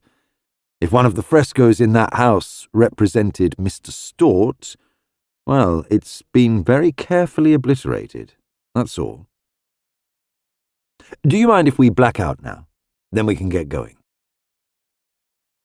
Part 4. While Macdonald searched, Bruce Maniton prowled restlessly round the studio watching. The electrician had fixed up his flex, and he carried round a portable lamp whose harsh brilliance threw a vivid white light into every corner. Its merciless beam showed up dust and cobweb, smudge and stain, and Maniton began to understand what Macdonald had said about being able to tell if things had been moved recently. If the light beam was penetrating and thorough, so was the work of the two searchers. Swift, dexterous, and amazingly quiet, the chief inspector and his helper inspected with a thoroughness which left nothing to chance. Bruce Maniton pulled out a drawing board and began to block in a composition with a carpenter's pencil. "Detectives at play," he said to Macdonald. "You get some damned queer light effects with that outfit of yours. My God, imagine that I had hidden something in this place and had to stand helpless and watch while you searched, watching you get nearer and nearer. I should go raving mad, stark staring mad. That fireplace was blocked years ago, incidentally. It was a damned idiotic place to put a fireplace anyway." The fireplace was very effectively blocked with a sheet of metal nailed up to the surround. Having inspected it, Macdonald came out into the main part of the studio and glanced at Maniton's sketches. "Lord, I wish I could draw like that. It's uncanny how you do it, a sort of major miracle." The sketches represented Macdonald and his assistant peering into a corner, their figures in black silhouette, while the white glare of the portable lamp was somehow conveyed by contrast with the black cast shadows. "Well, I have had some varying experiences in the course of my detective career," said Macdonald, "but I've never been made a picture of while on duty." "And I've done some queer things during the course of my painting career," replied Maniton, but I've never been in my own studio and watched the police ransack my belongings. Be careful with that box. There's a lot of very virulent red powder paint upset inside it, and it's tenacious. I don't believe it ever comes off. Macdonald and his man made a good job of the studio. Apart from the confusion of Bruce Maniton's materials, the place was very sparsely equipped. 2 beds to sleep on, and not overmuch bedding, a couple of tables, half a dozen chairs, a minimum of china and glass and kitchen equipment. The place was furnished with bare necessities and no more. The woman detective, who had been sent up to the gallery bedroom to search Roseanne's quarters, spent but a short time in her task. She said to Macdonald afterwards, "She's got as many belongings as would fill a good-sized weekend case. No books or letters, no pictures or pretties, no cosmetics or creature comforts." When Macdonald had finished, Bruce Maniton said to him, "Well, did you find anything interesting?" "From a detective's point of view, nothing," said Macdonald. The painter grinned, not unmaliciously, Macdonald thought. "The answer's a lemon, then. Can't say I enjoyed seeing you at it, but I'm glad it's over and done with. I'm glad my sister kept out of the way while you were on the job. I haven't much pride left. It's a luxury which the penniless are better without, but Roseanne still retains a few bourgeois complexes." He paused and then added, "I'd like to tell you something else, just because you're the sort of chap you are. Yesterday evening, after that poor devil of a Tommy had been hailed off in your Black Maria, we talked things over. Roseanne said she had been outside in the blackout. I wanted her to say she had been in here with us all the time. We'd have sworn to it, you know, even Cavendish with his nice sense of ethics. She wouldn't have it. She preferred to tell the truth." He leant forward towards Macdonald, with his dark eyes blazing in their deep sockets. "If you think that Roseanne had anything to do with murder or theft, well, God help you for the bloodiest fool who ever aped intelligence." Macdonald stood perfectly still, his grey eyes meeting the other's furious regard. "I might hazard another question, though I don't expect you to answer it," he said. "Why were you so anxious that it should be established that your sister was not out in the blackout just before 9 yesterday evening?" He did not wait for Maniton to answer, but turned towards the door, adding, "In my job, a lot of things have to be done which can be regarded as repugnant in the ordinary way of life. Only one thing justifies them: the fact that crimes of meanness and envy and malice and violence, are the most repugnant of all. Meantime, I'm grateful to you and to your sister for making it possible to do a necessary job here without protest on your parts. I realize all that implies." Maniton drew a deep breath and flung something across the floor. It was the fragments of a pencil which he had snapped between his fingers. "I hope to God you've finished," he said. Chapter 11. Part 1. Robert Cavendish had lived in the same house for years, a small house off St John's Wood High Street, which was run for him by a competent married couple, a Mr. and Mrs. Elliot, an elderly pair who regarded the house as their own home and whose pride it was to make Cavendish comfortable. On the evening after the party in the Maniton studio, Ian McKellen came in to see Cavendish about 8:30. The younger man produced a pocket chess set, saying, "I've set out the pieces as we left them last night." Cavendish made a wry face. You would. Trust a Scot to remember the details of a game. Somehow, I don't fancy continuing that particular game. It was yours, anyway. McKellen laid down the wallet which held the miniature pieces. "You know, I've the oddest feeling that yesterday evening's proceedings formed a sort of pattern. A game of chess with living players." Cavendish moved uncomfortably in his chair. "Maybe. but I can't regard human beings as pieces on a board. The more I think the thing over, the more uncomfortable I feel about it. Why? McKellen shot out his abrupt question and then studied the other with observant eyes. He continued at length. From 7:45 until 9 o'clock yesterday evening, you and I faced one another over a chessboard. During that same period, Maniton and Delaunay faced one another across a model's platform. He paused and then added, I wish that Roseanne had been in the studio all the time too, but I think you were right in insisting that the facts had to be stated and not tampered with. Yes, I don't regret insisting on that. What fills me with discomfort was the way in which Maniton wanted to tamper with the facts as though... He broke off and McKellen finished his sentence for him. As though he believed that Roseanne knew something about it. That's it. A loathsome suggestion. I wish to God I could get Roseanne right away out of that shoddiness which invests her brother in his affairs. I can't stand that man Delaunay. Here, steady on. It was through Delaunay you got to know the Manitons. Delaunay is a first-class chess player, though he's not a first-class actor. It never occurred to you to dislike him until you saw him in contact with Roseanne Maniton. Incidentally, I should be surprised if Delaunay doesn't come in here sometime this evening. I saw him at lunch. He rolled into my pub and held forth. He's fancying himself in the role of detective. Cavendish frowned. He'd fancy himself in any role, confound him. What's it got to do with him, anyway? No more than it's got to do with any of the rest of us, but inevitably one is interested. I don't pretend that I'm lofty-minded enough to banish the whole thing from my memory and pretend I'm not interested.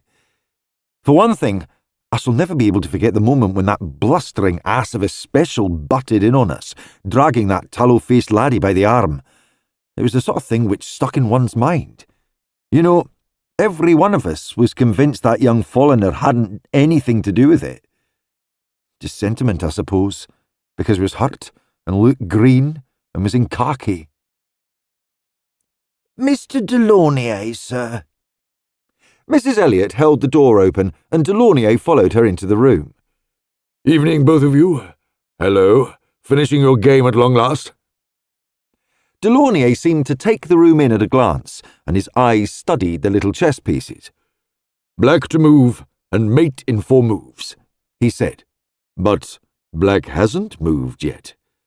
The pieces are as they were when you left the game last night. Cavendish nodded and closed the wallet. Yes, I don't feel like going on. I've given McKellen the game. Delaunay laughed. Throwing your hand in? That's a mistake. I could pull that game out of the fire for you and force a stalemate at least. McKellen smiled, his hazel eyes glinting. You've got a damned good memory, Delaunay.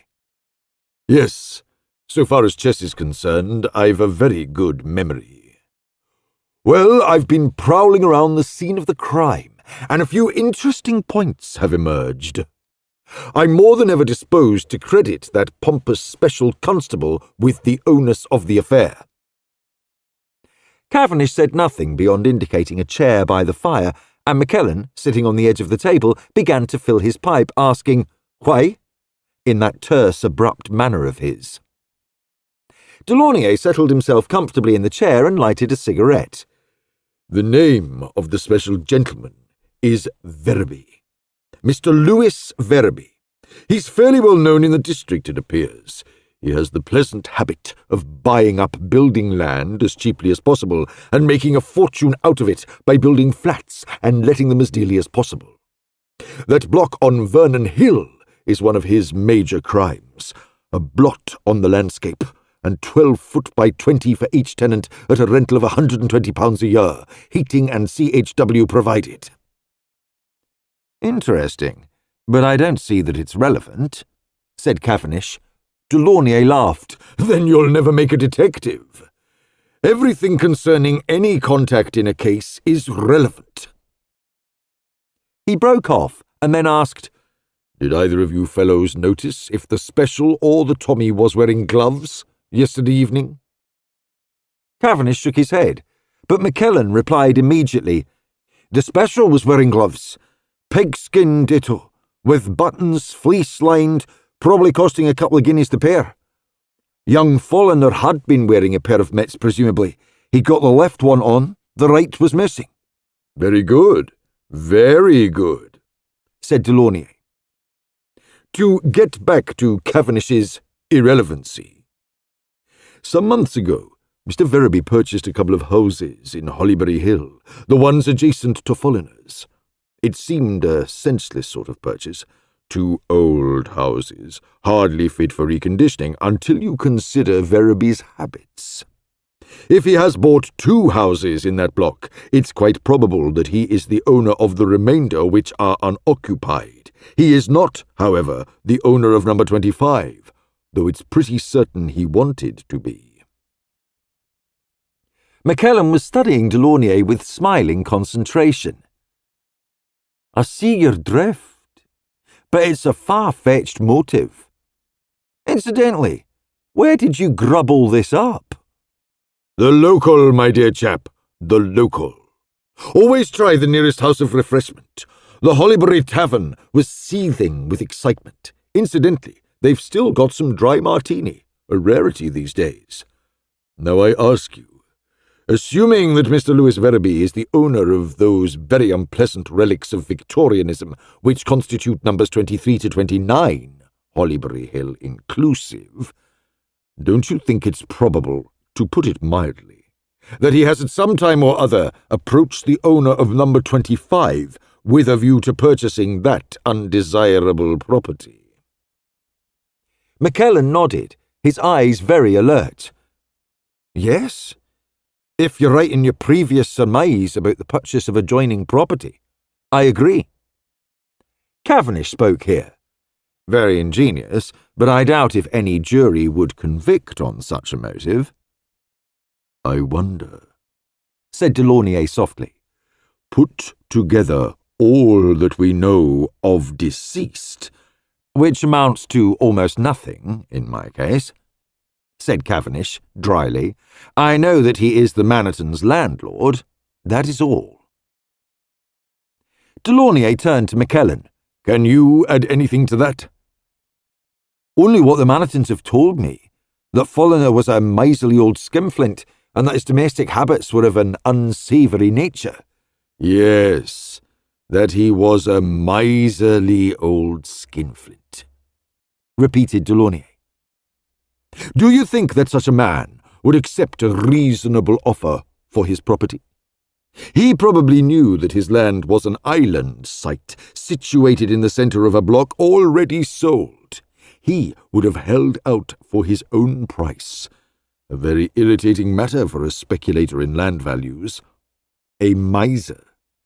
Isn't that the point? Perhaps, but I doubt very much if your theory would stand, said Cavendish. Also, it's as well to remember that there is a law of slander. Oh, that! Delaunay snorted contemptuously, and then went on. I'm interested in the contacts, so to speak. Take all those persons, apart from the police, who were in the Manitons' quarters at one time or another yesterday evening. Name them, he demanded of McKellen, and the latter complied. The 3 of us present here, plus Maniton and his sister, Mrs. Tubbs, Neil Folliner, and Mr. Verby. Unless you include the latter with the police. Oh, no, not for the purposes of this argument. Now, how many of those persons has had first-hand contact with deceased? The Manitons, in the relation of tenants to landlord, Mrs. Tubbs, who worked for old Folliner, for charity rather than profit, I gather. Neil Folliner, relative of deceased. Mr. Louis Verby, probably a business associate. Go on, said McKellen, and Delaunay looked up quickly. Haven't I covered the ground, or have you any association with the dead man? No, I haven't, nor Cavendish, I believe. But haven't you happened across him? Didn't you say that you'd been to the studio when some previous tenants had it, and that you'd seen old Folliner then? Delaunay grinned. You've a damned good memory, McKellen. As you said to me a while ago, yes, I did know the previous tenants a little. In actual fact, I told Bruce about the studio when he was worrying around hunting for a place to paint in. This one had the merit that all the glass was intact, rather a rarity these days. I probably warned him that the owner was a nasty old customer too, and that no decorations would be done. That's as far as I can go. To the best of my knowledge, I haven't set eyes on old Folliner. Rather a pity. The number of contacts all add to the complexity of the design. Robert Cavendish made an impatient movement. I've no patience with that sort of jargon, Delaunay. There's nothing amusing about murder, and being at close quarters to a case, as we happen to be in this one, doesn't excuse being flippant about it.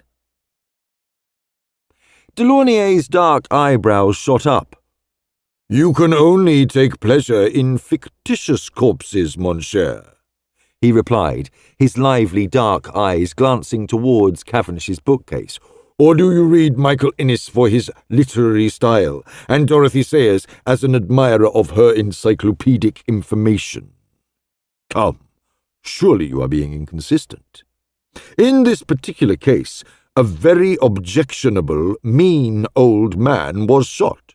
He was very old, and his life was of no value to anybody, so far as can be judged.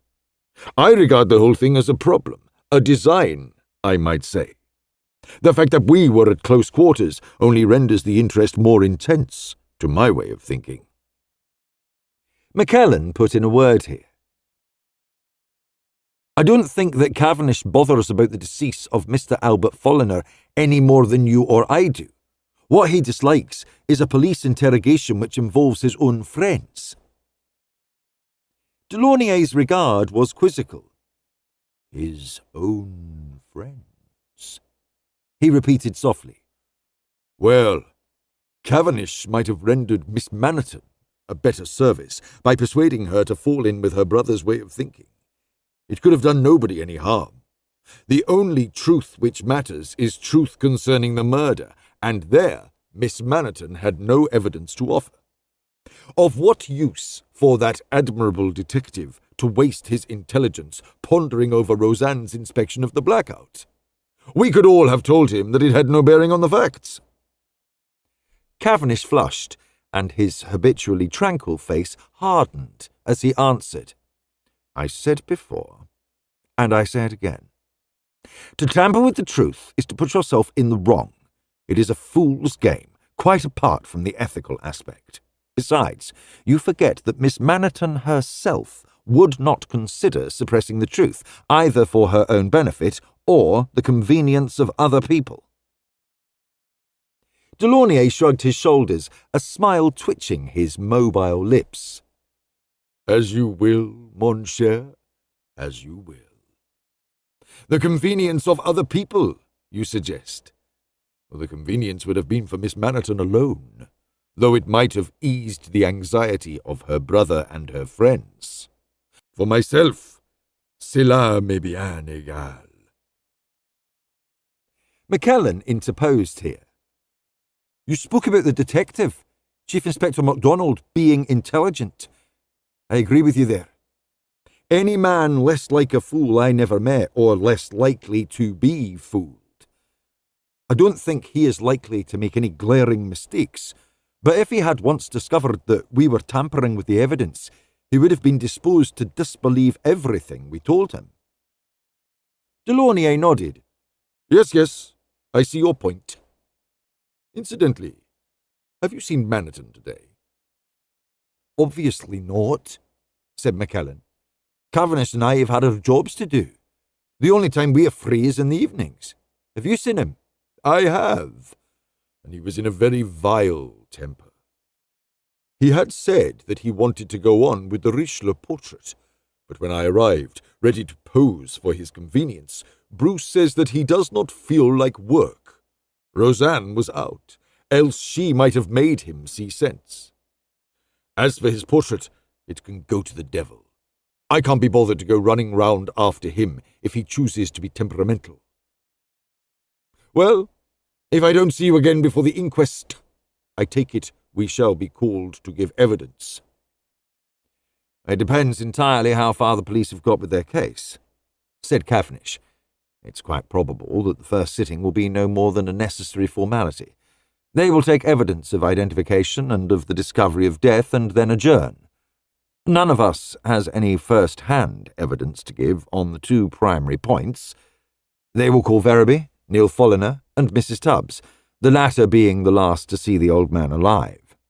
Of course, we may be summoned to attend in case the coroner decides to take all the evidence available. I gather that the inquest will be held tomorrow morning, so if we are wanted, we shall get notice tonight.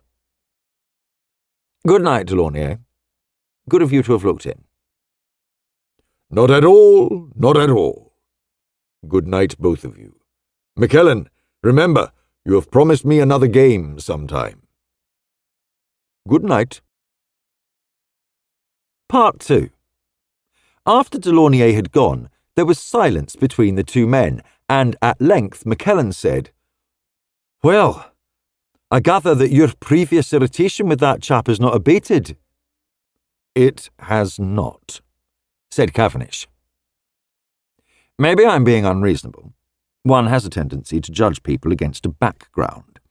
A man may be acceptable enough in a given set of circumstances and quite unacceptable in others. Delaunay, as a chess player, or as an actor, may be an interesting fellow. When he starts airing his views about the affair of last night, I admit that I don't like him. It's no use making an analogy of a detective story. The two experiences have nothing in common to my way of thinking. How do you feel about it?" "I'm interested, but in a more impersonal way than yourself," said McKellen. "What I should like to get at is the opinion and reactions of that CID fellow. Why did he come into the studio? What did he think of it all? Did he believe any of us, or did he think we were all telling a carefully concocted yarn? He gave me the impression of being unusually aware, not only listening to what was said, but studying the speaker with a cool, objective judgment. You know, we must have looked a damned funny lot to him. Had that occurred to you?" Cavendish moved uncomfortably in his chair. "Yes, it occurred to me, all right. But I thought the Chief Inspector was an unusually intelligent fellow. He seemed to grasp the situation immediately, without either surprise or incredulity. Never batted an eyelid. True to his nationality. He's a Highlander, or derived from them." Incidentally, McKellen paused here and knocked his pipe out and started refilling it as he asked, "Just how much do you know about the Manhattans?" Again there was a silence, and at length Cavendish answered, "Just about as much as you do, barring a few words Roseanne has let drop, which I shan't repeat." McKellen looked at the fire as he smoked, and then he said, "You remember Delaunay asked us to his rooms one evening for a double game of chess. I played Delaunay, you played Manhattan. One or two things have occurred to me since. We stayed and jawed round the fire after our games were finished. I thought Manhattan was an intelligent fellow in many ways, but he had curious gaps in his information about current events." "Yes," said Cavendish dryly. "He had. I didn't notice him much at the time. He's a good chess player, that's all I cared about. Not so good as Delaunay, of course. That chap's nearly in the front rank. Did it ever occur to you, as it occurred to me, that Delaunay and Manhattan together might be going to propose playing for stakes? They didn't, though. Then we went along to the studio one evening, and after I got to know Roseanne, I gave up criticising her brother." Cavendish spoke simply, and McKellen nodded. "Quite. I wish you luck. I still do. I like Roseanne Manhattan. I think she's fundamentally straight, and she must have had the hell of a life with that brother of hers. She's honestly devoted to him, and she slaves for him to keep him straight." "Then you think he's crooked?" "Not of necessity. He's unstable. and he gets drunk very easily. Not drunk in a noisy, tipsy way, but in a way which makes him reckless and absolutely irresponsible. Hasn't he ever borrowed money from you? I thought so. That money would have gone to the nearest pub. He puts down neat whiskey as long as his money lasts. I lent him money once, and Roseanne asked me not to do it again. McKellen got up and stretched his long limbs. When Macdonald was talking to us in the studio, I had a feeling that he had grasped something of all that without being told a word of it. Well, that's an exaggeration, of course, said Cavendish. The Chief Inspector is a trained observer, and as such he would gather a lot that the average man would miss. As a matter of fact, I thought that Bruce Maniton showed up unusually well when he was talking to Macdonald. He was reasonable and explicit and courteous, a quality not always noticeable in him. McKellen laughed, meaning that he is habitually infernally rude. Well, if you don't feel like a game, I'll get off home. I've got some figures I want to check. Right. Cavendish got up and stood fiddling with some spills on the mantelpiece. As McKellen turned to the door, the older man said, "You haven't said what you came to say, have you?" McKellen stood still by the door. No, I suppose I haven't, actually, but perhaps it's as well to leave some things unsaid. I admit that I wish we had never got to know Delaunay or the Manitons, but I don't suppose you feel like that about it. No, said Cavendish quietly. I don't. Part 3. After McKellen had gone, Cavendish took up his book again and tried to read, but found that he could not settle down to it. Having read the same page 3 times without taking in a word of the meaning, he put the book down and decided to go for a walk and try to get rid of the unaccustomed restlessness which possessed him. He put on his overcoat and went quietly out of the house. It was a black, moonless night, and he stood at the front door until his eyes grew a little accustomed to the dark. As he stood, Cavendish felt a sudden sense of unease. He had only the vaguest notions about police procedure, and he wondered if he and McKellen and Delaunay were all being shadowed. Were the police watching their movements, noting that the 3 of them had foregathered this evening for a consultation? Some motive of caution in Cavendish's careful, sensible mind told him that he would be better advised to go indoors again rather than roam the streets in the blackout. The thought irritated him, and he stepped out, determined to walk off the malaise which possessed him. When he reached the main road, he turned northwards, towards Hampstead. The air was clear tonight, and a sharp north wind met him. He could see the traffic lights at the road junctions ahead, Circus Road and Marlborough Place, the green lights shining beneath their hoods with startling vividness. There was very little traffic on the wide road, and still fewer pedestrians. Now that his eyes were accustomed to the gloom, Cavendish set out at a good pace, finding that the exercise lulled his sense of discomfort. When he reached Swiss Cottage, he hesitated at the junction of the roads, and then took the right-hand fork, leading to Fitzjohn's Avenue and the Heath. As he began to mount the long hill, he admitted to himself that he knew where he was going. Common sense might bid him keep away, but something stronger than common sense was urging him in the direction of Hollybury Hill. Cavendish, as Roseanne Maniton knew, was a poet at heart. Beneath the facade of organising ability and conscientious industry was a mind which played with the music of words, and as he walked, his mind repeated the rhythm and melody of one of the most melodious of poets. Asked for his opinion of Swinburne, Cavendish would have said, "It's all sound, just skillful sound, without any significant thought behind it." But as he strode up the hill, his mind took pleasure in the rhythm of Atalanta. "Where shall we find her? How shall we sing to her?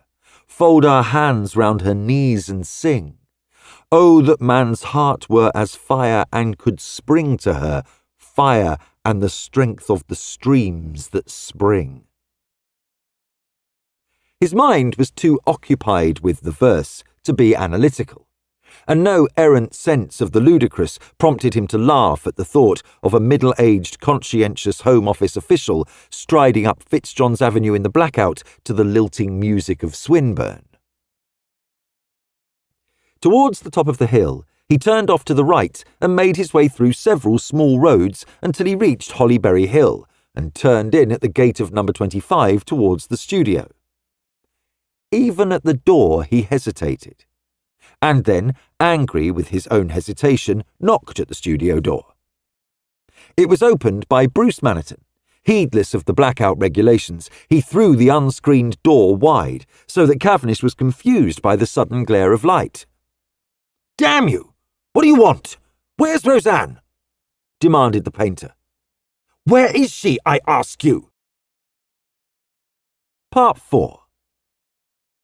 Cavendish pushed inside and closed the studio door. Facing him at the far end was the great white canvas with the drawing of the Cardinal. The canvas was streaked now with daubs of violent red, vermilion, cadmium scarlet, alizarin crimson, and cobalt violet shadows. To Cavendish it looked quite mad. Experiment or lunacy? He knew not which. "Where is she?" demanded Maniton again. He had donned his blue painter's coat, and his palette was still in his left hand, bedaubed with thick shining splodges of red. "I don't know where she is, Maniton. How should I know? I haven't seen Roseanne since I left here last night. You'd better tell me what you mean." "She went out just after tea to do the shopping. She said. That man was here, Macdonald. He searched the place, ransacked everything. Roseanne went out just before he started. She knew he was going to search, and she's not come back. God, I shall go mad if I don't know where she is." "Didn't she say where she was going? Or when she'd be in?" "No, I tell you, she just went." "If you're really worried about her, why not tell the police? They'll know if there's been an accident." Maniton flung his palette down and laughed, a furious sound with no mirth in it. "Police!" he stormed. "Are you being funny? For all I know, the police have taken her. It's just the sort of fool thing they would do. I tell you, I can't tell the police. I don't know where she is, or what she's doing, or why." He stamped his feet furiously and shouted, "As for you, damn and blast you! If it hadn't been for you, this needn't have happened. You and your puritanical conscience. You poor codfish. You knew you were safe enough. If you told Roseanne to say she was in here with us, this would never have happened. It's your fault." Cavendish stood aghast, not knowing what to reply. "You're wrong," he protested. "I know you're wrong. You wanted to shield Roseanne with lies." "Yes, damn you! I wanted to shield her, with lies or with anything else. Don't I know what she's done for me? Is there anything I wouldn't do for her? You make me sick, you and your prating ways. Get out, I say! Get out!" "I tell you I won't get out. I want to know where Roseanne is." His words were interrupted by Maniton's storm of laughter. "Where she is? She's not here, I tell you that. Didn't Macdonald go over the place inch by inch? Ask him! She's not here. Go and ask Delaunay, perhaps he knows." Robert Cavendish felt helpless and sick at heart. To stay here was useless. He went outside and began to tramp up and down the dark roadway, thinking, arguing with himself, helpless and irresolute. Chapter 12. Part 1. Reeves, having been given the job of finding the ex-tenant of the Maniton studio, decided to call on Miss Stanton of Sedgemoor Avenue as a start. Reeves wanted to find out what Mr. Randall Stort looked like, and he guessed that Miss Stanton was an observant person. He rang the bell at the very superior front door of Ithaca, belabouring his brains in the endeavour to remember where he had heard the name Ithaca before. One of those yarns. Argonauts or something? Was as far as he had progressed when the front door was opened to him by the Holy Terror in person. She was dressed in a severe tailor-made suit, her white hair brushed back hard against her head, and she now wore horn-rimmed glasses which made her look still more awe-inspiring. Reeves spoke with becoming humility. "Good afternoon, madam. Could you spare me a few minutes to answer some questions? I hope it is not inconvenient." "Not at all. I am never too busy to do my duty," boomed Miss Stanton. "Come in. I was just about to have tea. The tea is already made, so I can offer you a cup during your interrogation." "Very kind of you, ma'am," said Reeves. He rubbed his shoes vigorously on the doormat before risking a step on the mirror-like surface of the hall floor. He hoped he would not slip on it. For some reason, Miss Stanton had succeeded in making a very competent young detective inspector feel like a small boy again. "Come in. Sit down." Miss Stanton knew her own mind clearly. She led the way into an old-fashioned dining room whose solid mahogany shone with polish. A lace-edged cloth covered one end of the long table, and tea was laid upon it for one person. Miss Stanton fetched another cup and saucer and plate from the sideboard, sat down at the head of the table, and seized the silver teapot, saying, "Well, young man, what do you want to know? Help yourself to toast." "Thank you," said Reeves, continuing immediately in a subdued version of the voice in which he gave evidence in court. "I want to know what Mr. Randall Stort looked like, the previous tenant of the studio abutting on your garden." Miss Stanton said, "Ha!" in a deep, victorious tone of voice, as she passed Reeves a cup of very hot, very strong tea, to which she had added sugar. The tea was exactly as Reeves liked it, and the toast was excellent. "I'm delighted to know that someone is expending a little intelligence over this deplorable crime," said Miss Stanton. "Mr. Randall Stort is a tall man, inclined to obesity, with an unhealthy, pale face, lank black hair which falls in a lock over his forehead like the arch-fiend's own, and dark eyes. I should say he is about 50 years of age. He has a birthmark on his neck below his right ear, and he is left-handed. I can tell you all these details because I called upon him in his studio to tell him what I thought of his behaviour in trespassing on my property. Believe me, I did not mince my words. I have the satisfaction of knowing that one woman at least has told him exactly what she thought of him." There was a triumphant gleam in Miss Stanton's eye, and Reeves chuckled inwardly. "Very courageous of you, madam, and your accurate description will be very valuable. Do you know anything more about Mr. Stort or Mr. Listel who lived with him?" "I know what was current gossip throughout the neighbourhood," she replied. "Unfortunately, with so many people having been frightened out of London by the air raids, there are not many left to confirm what I say. I can only assure you that I have an accurate memory and that I do not approve of malicious gossip. During the latter part of Mr. Stort's tenancy of the studio, before the raids started, however, a woman lived on the ground floor of number 25 Hollybury Hill. I think it probable, as did other people, that she was Stort's mistress. I know that he used to climb into her room direct from the studio. I have seen him do it. He was constantly in the house. They made no attempt to conceal their intimacy. Can you wonder that I wish to have a trellis to raise my wall?" She concluded indignantly. "Indeed no, madam," said Reeves. He went on. "Did you know anything about Mr. Folliner himself?" "No, nothing of any interest. He had lived in that house for many years, during which period his house and those on either side of it deteriorated steadily. I am told that he was very poor, but if that was so, I fail to understand why he did not sell his house. It was a freehold property, and before the war he could have sold it for a good sum. Will you have another cup of tea?" she ended. "Thank you very much, Mum," said Reeves sedately, and then continued, "We are anxious to trace Mr. Stort and to find out where he is living now. If he is still living, that is." "Oh, dear me, yes. He is still living," replied Miss Stanton with animation. "I'm sure of that." She got up and went to a paper rack in the corner of the room and returned with a copy of the Morning Mail.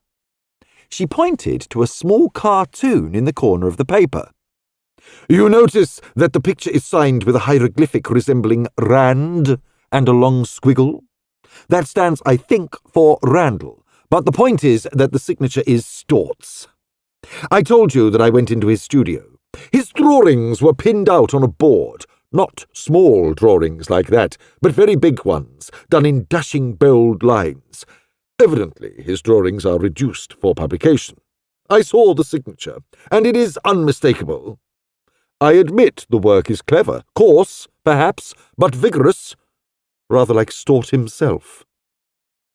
"Miss Stanton, madam," said Reeves, "you're a perfect marvel. I can't begin to tell you how grateful I am to you." "Good gracious! And why, might I ask?" she demanded. "Because you have saved me a week of weary, boring, irritating work," said Reeves. "If it hadn't been for you and your very remarkable powers of accurate observation, I should probably have gone trailing round from Bickford's offices to some derelict country cottage and on until the trail petered out. You see," he went on, "we've nothing at all against Stort, nothing.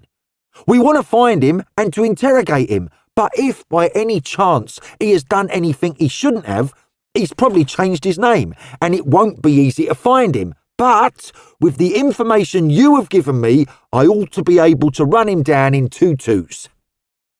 "Good gracious," replied Miss Stanton, "you surprise me. I am very gratified to think that I can be of assistance. I hope also that you will not let Mr. Stort outwit you as he outwitted your colleagues in this neighbourhood," she added severely. "He made a habit of using my garden as a short cut to his studio. I have seen him doing it, always very late at night. I complained to the police about this, and Mr. Stort, of course, denied it. The police made some efforts, I believe, to catch him trespassing, but of course they never succeeded. He was much too clever for them." "I'll promise you that he doesn't outwit me, madam," said Reeves, adding, "though if I do get on his trail fast enough for him to be of any use, it will be thanks to you entirely. And thank you very much for the delicious tea," he went on. "I have never enjoyed a cup more. I hope that one day you will show me your Christmas roses." "Ah, my hellebore," she said proudly. "Come this way." Reeves was led into the drawing room at the back of the house and shown a small glass bowl where 6 flat white flowers rested among their handsome green leaves. Miss Stanton regarded them with an air of almost maternal delight. "I'm so glad you like them," she said. "So few people know anything about flowers." Part 2. Less than half an hour later, Reeves was at the offices of the Morning Mail in Fleet Street. He saw the business editor and was then passed on to the art editor, a man named Brenly.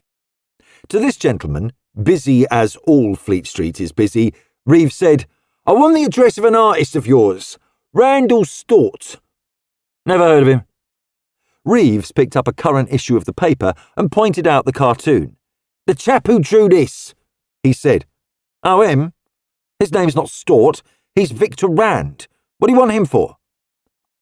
"I want his address," said Reeves patiently. "I don't know his address. I'm busy anyway. Hi, Miss Blake, find the Officer Rand's address." "I haven't got his address," replied Miss Blake. "He just sends his stuff in or brings it in and collects his money at intervals. I don't know about that. You better try the accountant's office. He ought to have an address of some kind. The Inland Revenue people are always wanting addresses." Reeves went to the accountant's office. Victor Rand? Oh, he's always changing his address. I just can't keep pace with him. Funny thing, another fellow was asking for his address today. Try this, Westways, Wealdon Road, Harrow. That was the last address he gave me. Do you know him? By sight? Yes, dark fellow with a face like a potato and a black lock of hair, rather a mess. The girl clerk looked up at Reeves. Tech, aren't you? What do you want him for? Just for a chat. Who was the other chap who wanted Rand's address? Search me, I don't know. I've got a spot of work to do sometimes. The other chap didn't get his address, if that's what you want to know. Part 3. It was 6 o'clock when Reeves came out of the Morning Mail offices.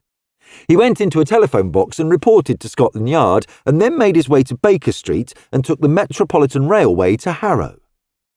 Harrow covers a large area, and Reeves knew better than to go wandering round in the blackout hunting for an obscure house in an unknown road.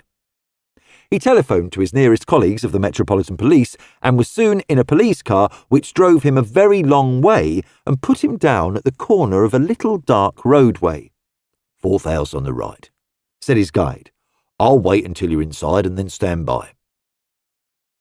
Reeves could just make out the shapes of the small suburban houses on either side. A very unpretentious road of mass-produced modern houses, semi-detached, all replicas of one another. The 4th house on the right, Westways, showed a thin facade of white rough cast and windows of unadulterated blackness. No least tiny glow of curtained light encouraged a visitor to believe that there was any life within to respond to a summons at the small front door. Reeves knocked, not too peremptorily, a carefully calculated, unofficial knock. There was no response so far as the front door was concerned, but the thinly built house enabled the detective's quick ears to learn that someone was at home. He knocked again. After a further wait, the door was opened, and a woman's voice emerging from an almost dark passage asked, "Well, who do you want?" The voice was apprehensive and bad-tempered, and Reeves planned his campaign accordingly. "I want Mr. Victor Rand. I've just come from the Morning Mail offices." "Oh, damn. Didn't he send that stuff in? I reminded him. Said he'd take it today." "He must have forgotten," said Reeves. "Is he at home?" "At home? At 7 o'clock in the evening? What a hope. Oh, come in. It's too cold to stand talking at the door." Reeves took a couple of steps forward and stood and waited while the door was shut behind him and a light switch put down. He could then see the woman who had admitted him. She was quite young, but thin and weary-looking, clad in a tight-fitting scarlet jumper and navy blue slacks. Her fair hair, once elaborately set in modish curls, was tousled now, as though she had just got up, and the scarlet of her lipstick made her face look the whiter. "Isn't he the limit?" she grumbled. "That's the only job he's got, and he can't take the trouble to see that his stuff goes in at the right time. Come along in." Reeves followed her down the passage to a room at the back of the house, and she put down a switch which brought on a strong white light whose glare made Reeves blink after the previous dimness. The room was much larger than he would have expected from the size of the house. It must have occupied nearly the whole ground floor. The walls were distempered in white, and there were drawings on them, some in charcoal, some in colour, bold, vigorous portraits. The faces all had something of the same quality, staring, avid faces, harsh and mocking. "Oh, don't look at them. They give me the pip," said the girl. "His mail drawings were in one of those rolls, cardboard rolls. We ought to be able to find them somewhere. God, what a muck he gets the place in. Got a fag on you?" Reeves produced a packet of players and gave them to her. "Oh, decent of you. I'm broke, and the old hag won't give me any more tick." "He is the limit," she went on complainingly. He's clever enough. Look at all this stuff. Other chaps make money. Chaps without half his brains. My hat. If I could do it, draw like that, I'd make money out of it somehow. She sat down on a divan against one of the walls, lolling back and kicking off piles of loose sheets onto the bare floorboards. There was very little furniture in the room.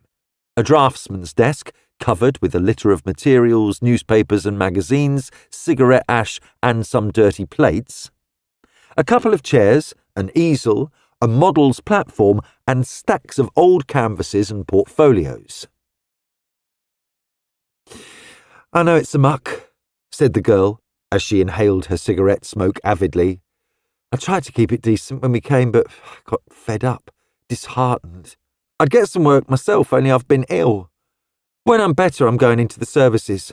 Anything's better than this." Reeves nodded. "Yes, I'd say it was. I can't see that role you were talking about. Do you know what time he'll be in?" "Oh, any old time. Depends if he can get people to stand him drinks. He won't come back here while he can get a bit of fun somewhere else. I say, if you find those drawings, can you leave the money for them?" "Nah, I'm afraid I can't. It has to go through the office." Reeves was aware that his own position at the moment was irregular. According to regulations, he should have had another officer with him, but Reeves did not always conform to regulations. He went on. "Do you mind if I look at some of those canvases? I'm interested in pictures. Some of them might be worth something." "Lord, yes. Look at them all. Boy, if you'd only buy one, I might get some supper." Reeves looked at her. "Bad as that, is it? Well, it ought to run to the price of supper." He began tilting back the canvases one by one. They were mostly portraits, generally unfinished. At the back, against the wall, was a larger canvas. After a glance down at it, Reeves pulled it out and stood it up against the table. "Lord, that's clever," he said. Clever it certainly was. The canvas depicted a very old man whose pallid skin was stretched taut over his bald, bony cranium and hawk-like nose. His eyes were set far back in the heavy shadows of deep orbital ridges, and his thin lips were sucked into a hard line which yet achieved a grin. The head was painted in such a manner that the structure of the skull beneath the parchment-like skin showed clear and hard. The eyes glittered in their deep sockets, and the claw-like hands were holding some crisp white papers, £5 notes. Reeves stared fascinated at the canvas. The old man was sitting up in bed, and behind his head was the corner of a brass and iron bedstead. There was a cash box on his knees, and the patchwork quilt on the bed was that which Reeves had seen on Mr. Folliner's bed. The brass knobs and elaborations of the bedpost were the same too. Beside the cash box lay a pistol. The title given to the rather ghastly tour de force was Peep Show. The girl, lolling on the divan, looked at Reeves with calculating eyes. "Yes, it's clever, isn't it?" she echoed. "It must be worth a lot. Only people won't pay for pictures these days. I believe if it was shown at a decent exhibition, it might bring in a lot of money. It'd be worth anybody's while to buy it." Reeves was doing some quick thinking. Beneath his detective instinct and clear, hard-thinking capacity was the essential humanity which had made him sweat and toil in an inferno of blazing ruins to rescue his fellow creatures in the Blitz. He turned to the girl. "Look here, kid. Are you married to him?" She did not resent the question. Reeves guessed that she was too hungry to resent anything which might lead to a meal. "No, thanks be," she replied. "I was potty on him for a bit, but I'm through with that." "Who are you, anyway?" "CID. I'm on duty." "God, what's he done?" "I don't know that he's done anything. I want to ask him some questions. If you'll answer one question yourself, perhaps you can save a lot of trouble. Look here. I've got my mate outside, another officer. I'll get him in if you like, so that you can have a witness and know I'm playing fair. I don't want to get you mixed up in a mess if I haven't got to. The stark fear which had shone in her eyes for a minute died down, and she answered, Oh, get on with your questions. I don't mind you, you're a decent sort. I don't believe he's done anything awful. He's too lazy and he's a funk anyway. He'd never risk doing anything tough. He'd rather live on a girl like me. What do you want to know? How long have you lived with him? About a year now.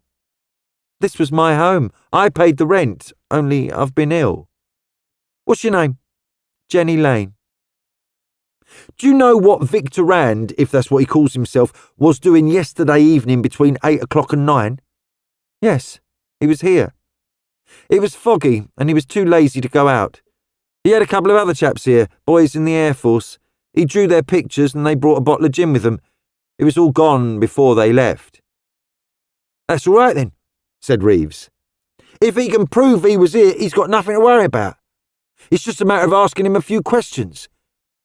Where was he living when you first took up with him? In the country somewhere. I picked him up in Brighton. He'd done a bunk out of London because of the raids. He funked it. After a bit, the country got him down and he wanted to get back to London again. So did I. I'd got a bit of money and we came here. It was my aunt's house once. We've just mucked along, and then I got ill, and it was a proper old mess-up. I'm about through with it, I tell you straight. Funny the way I'm talking to you. I haven't talked like this for years, but I'm fed up. He went out and he pinched my last 10-bob note before he went. Makes a girl see red, that does. Reeves nodded. Yes, a dirty trick. If I give you another 10-bob note, can you get a meal anywhere hereabouts? Lord, yes. There's a pub round the corner where they'll always give you a snack. Will you come too? Nah. I've got to stay here and see Rand when he comes in. Does he always call himself Rand? Signs his drawings like that. It isn't his name. His name's Stort. He's got that name on his identity card. It's his real name. The other's only a professional name.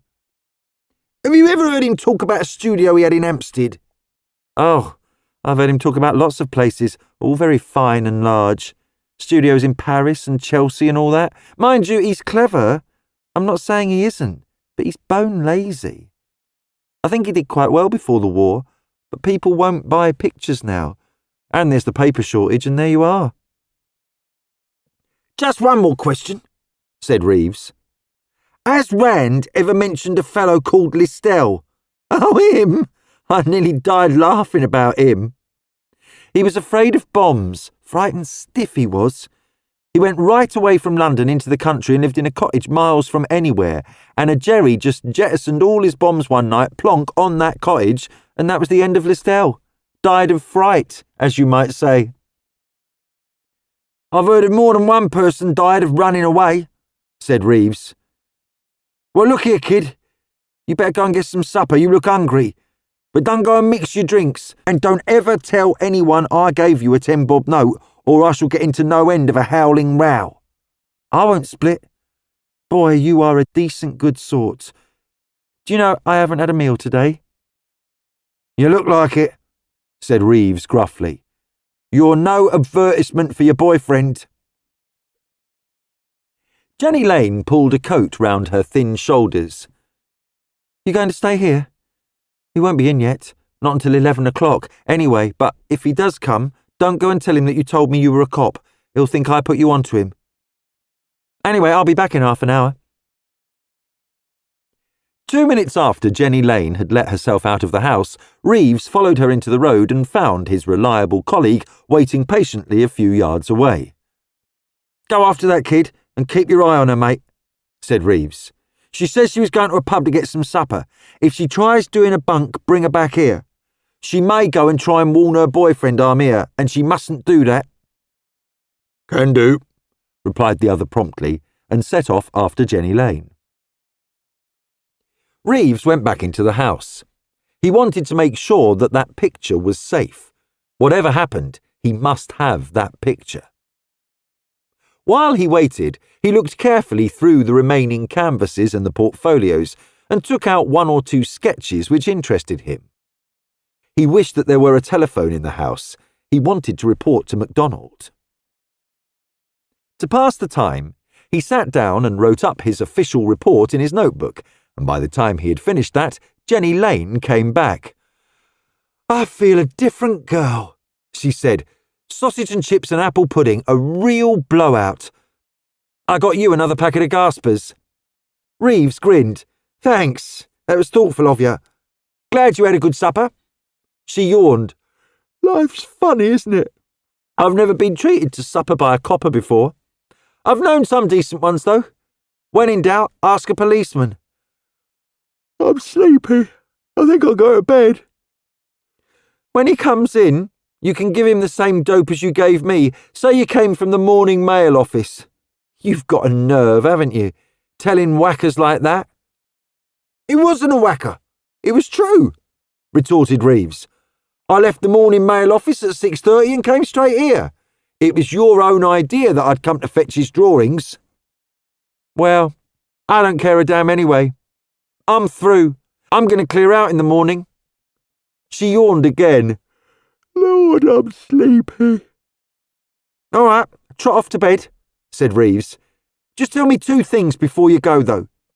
Is this drawing a portrait of Stort?" "Yes, that's him. Just like him too. He loves making self-portraits, as he calls them. Lord knows why. He's no beauty chorus." "There's no illusions on that score anyway," said Reeves, grinning at the uncompromising portrait. "Next, when he spends his evenings in town, does he go to any particular joint or just roll round promiscuous like?" "He's an expert on pubs, I tell you straight. He says there isn't a pub in the 4-mile radius he doesn't know. One place he's always going to, though, is that cafe close to the Colosseum. A snack bar it is, really, the Flamingo. A rum lot go there. Actors and artists and pressmen and all the rest." "I know it," said Reeves. "Well, you toddle off and take a word of advice. Clear out of this and get a decent job. You ought to have more sense than to live with a fella like this. A girl's got to live, hasn't she? Call it living? I don't. Oh, I don't know. Thanks for my supper. Saved my life, that did." Jenny Lane went upstairs and Reeves shrugged his shoulders. In his policeman's career, he had seen many like her, and with the practical common sense which was his chief essential, Reeves thought it a pity that any girl should be such a fool. He hated untidiness and squalor and what he called muckery. He went outside again and found the sergeant. "OK?" demanded the latter. "That girl was hungry. No mistake about that." "She's not hungry now," said Reeves. "Can you phone this message through to CO for me and come back and tell me if there's any further orders? I reckon I'd better stand by until Stalk comes back here. Don't want to miss him." "OK. I'll go along to our box. It's only a few minutes' run along the main road. Then I'll come back here and report." Reeves went inside again and sat down to wait. His mind turned to supper. He could have done with sausages and chips himself. And beer. It was just after 9:30. He sat and smoked, thinking over the case, musing over the drawings on the wall in front of him, and recalling the smudged-out frescoes on the walls of old Folliner's drawing room. He put together the odd pieces of evidence he had collected, together with all the details given in Macdonald's report, a jigsaw pattern in which the pieces could be dovetailed. At 10 o'clock, a cautious knock sounded at the front door. Reeves went and opened it. "Better let me come in," said the sergeant. Reeves led him into the brightly lighted room, and the sergeant's eyes goggled as he saw the wall paintings. "Blimey," he said, and then turned to Reeves very soberly. "Sorry, mate. I'm afraid it's no go.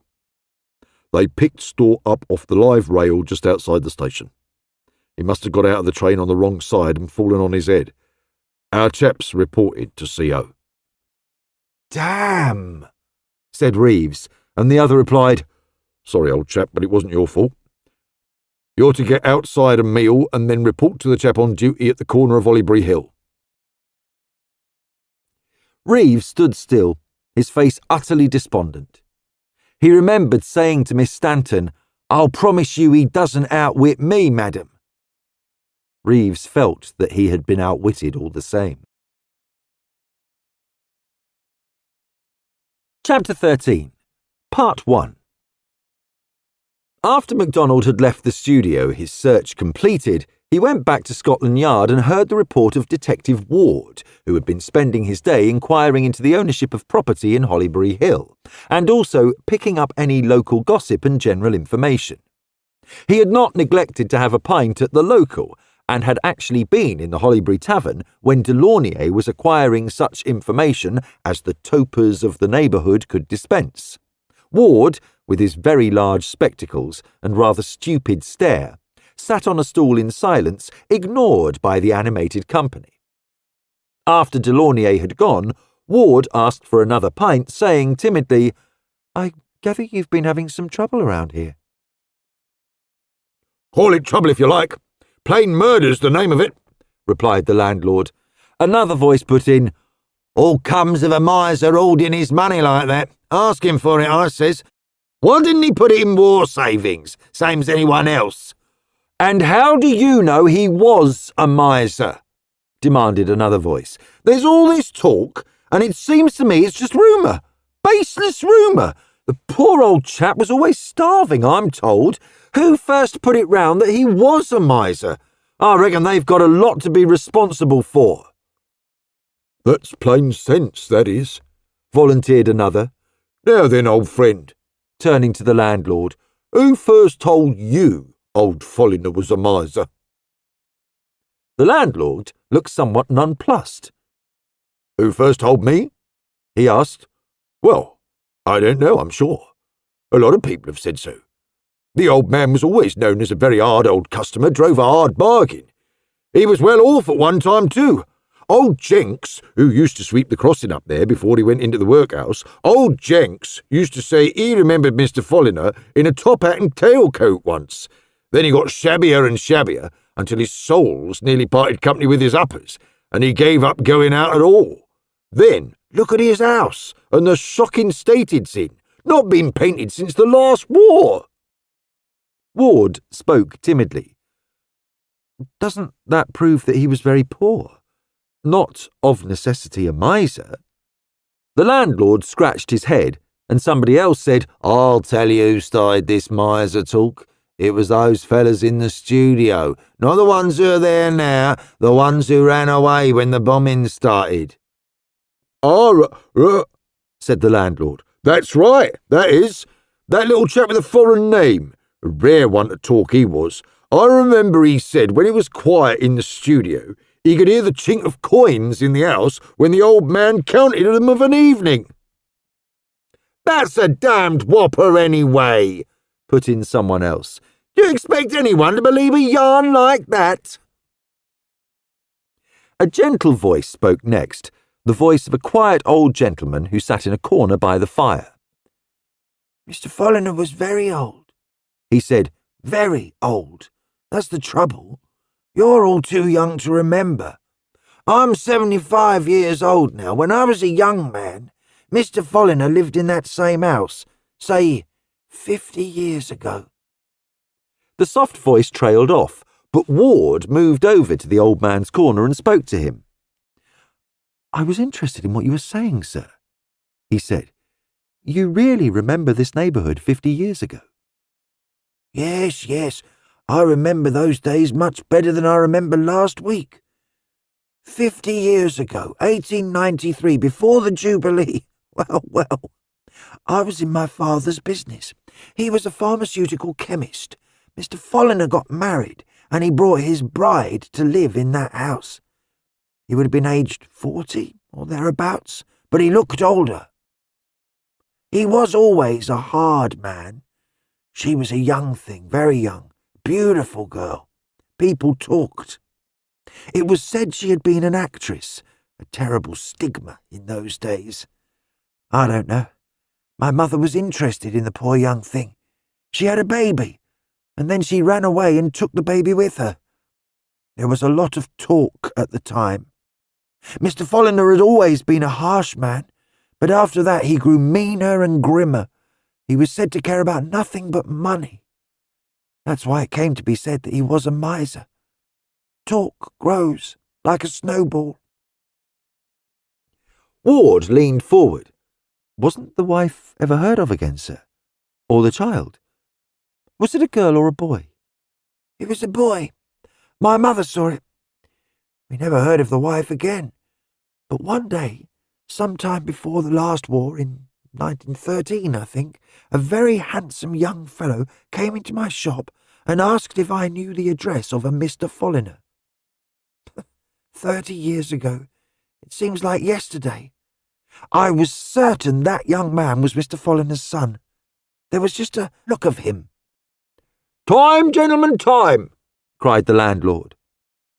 Ward managed to step outside just behind the old man. "I have enjoyed hearing you talk, sir," he said. "I hope to see you again." Any day. Any day I come in for my modest half-pint," replied the old gentleman. He walked away, tapping the railings with his stick. Somebody nudged Ward's arm. "Poor old chap, he's almost blind. Comes in here every day and toddles back round the corner all by himself." "Blind?" said Ward. "What a pity."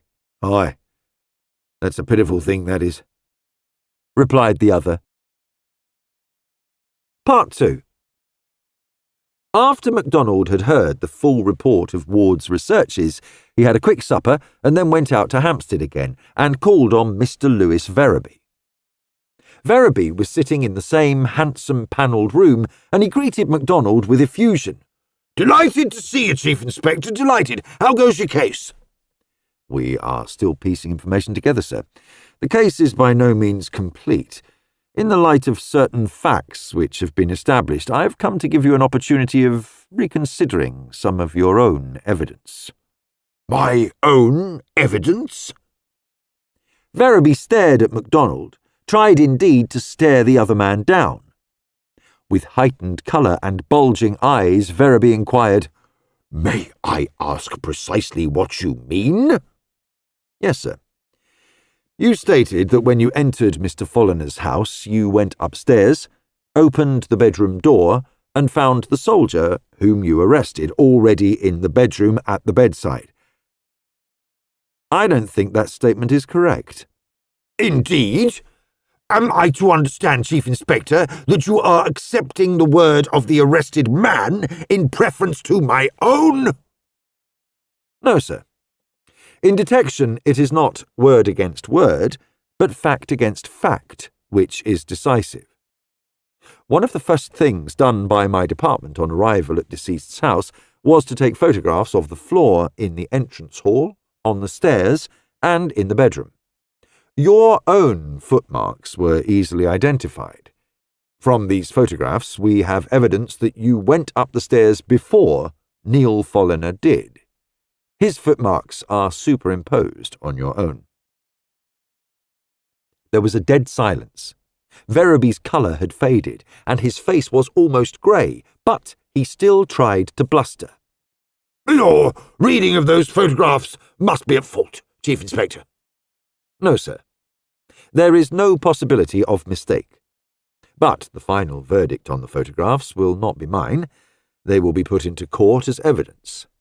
In view of this, and other facts, I give you the opportunity of reconsidering your statement.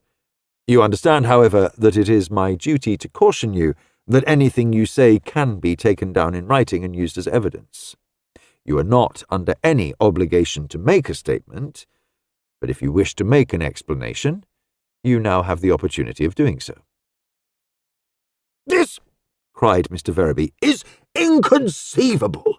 Do you mean to say that you are accusing me of murder?" "No, sir. I am a detective, and I am seeking evidence. I am perfectly willing to tell you some of the evidence collected by my department during the course of the day. It is known to us that you are the chief member of a syndicate which has been buying property in this neighbourhood. You, or your syndicate, own the houses comprising that block in Hollybury Hill in which number 25 is situated. But you do not own number 25, though you have been trying to purchase it for some time. MacDonald paused here, but Verraby said nothing. He simply stared. MacDonald continued. You admitted very frankly yesterday evening that a financier whose capital is tied up in land which he cannot develop is in a very embarrassing position. Further, I know that another syndicate would relieve you of your present difficulties if you could offer the entire block in Hollybury Hill for sale, including number 25. My God! Burst out the other. And on grounds such as that, you accuse me of murder? No, sir. I have accused you of nothing. I have asked you for an explanation of a discrepancy in your evidence. MacDonald paused again, and then continued in exactly the same even voice. You, who know a little of police procedure, will understand very well that it is known how often your duty as a special constable took you past Mr. Folliner's house, that you have inspected that house with something more than the attention required by your duty as a constable. Come, sir, pull yourself together. I have asked you for an explanation. Mr. Verraby was deflated by this time, so completely deflated that he sat with his head in his hands, his shoulders shaking. MacDonald's incisive voice in his last words was a measure of the disgust he felt with the man before him. All you say is true in substance, but it is utterly misleading, groaned Mr. Verraby. I am guiltless. You must believe that. I am the victim of circumstances. This appalling thing overwhelms me. I have no time to waste, sir, said MacDonald sharply. Once again, I offer you a chance of restating your evidence, and I caution you that it will be inadvisable to make any statement which is not precisely in accordance with facts. Mr. Verraby sat up. He reminded MacDonald of a deflated frog. The facts are almost entirely as I stated, he said. You can understand the difficulties of my position. It is quite true that I have been facing considerable financial embarrassment caused largely by the obstinacy and greed of Mr. Folliner. At this juncture, he caught MacDonald's eye and changed his tone to one of pathos. I was on duty, as you know.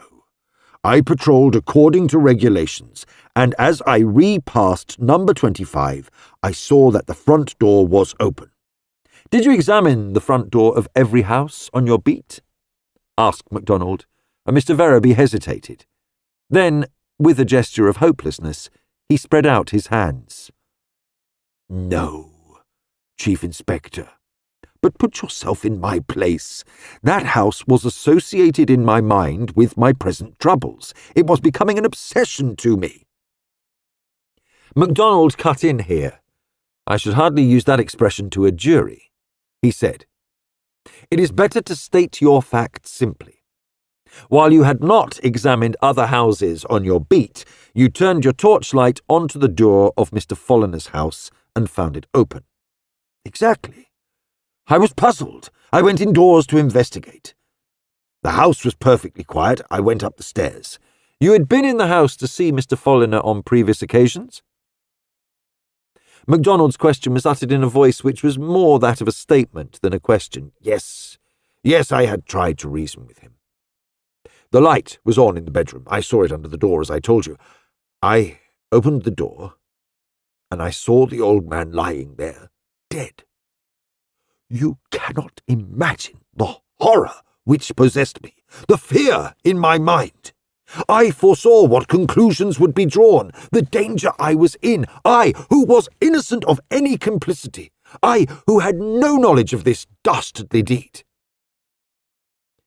If you confine yourself to facts, we shall get on more quickly, said MacDonald. Verity drew a long, trembling sigh. His eye dwelt longingly on the whisky decanter, but he made no move towards it. I can only tell you that I was bowled over, completely bowled over, he said. I felt that I must get away from this horror. I went out of the bedroom and closed the door, and just at that moment I heard sounds downstairs. I realized in a flash that the murderer was still in the house.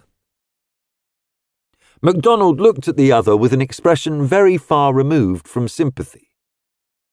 "You heard someone else entering the house," he said. "It is not necessary for either of us to analyse your feelings at this juncture.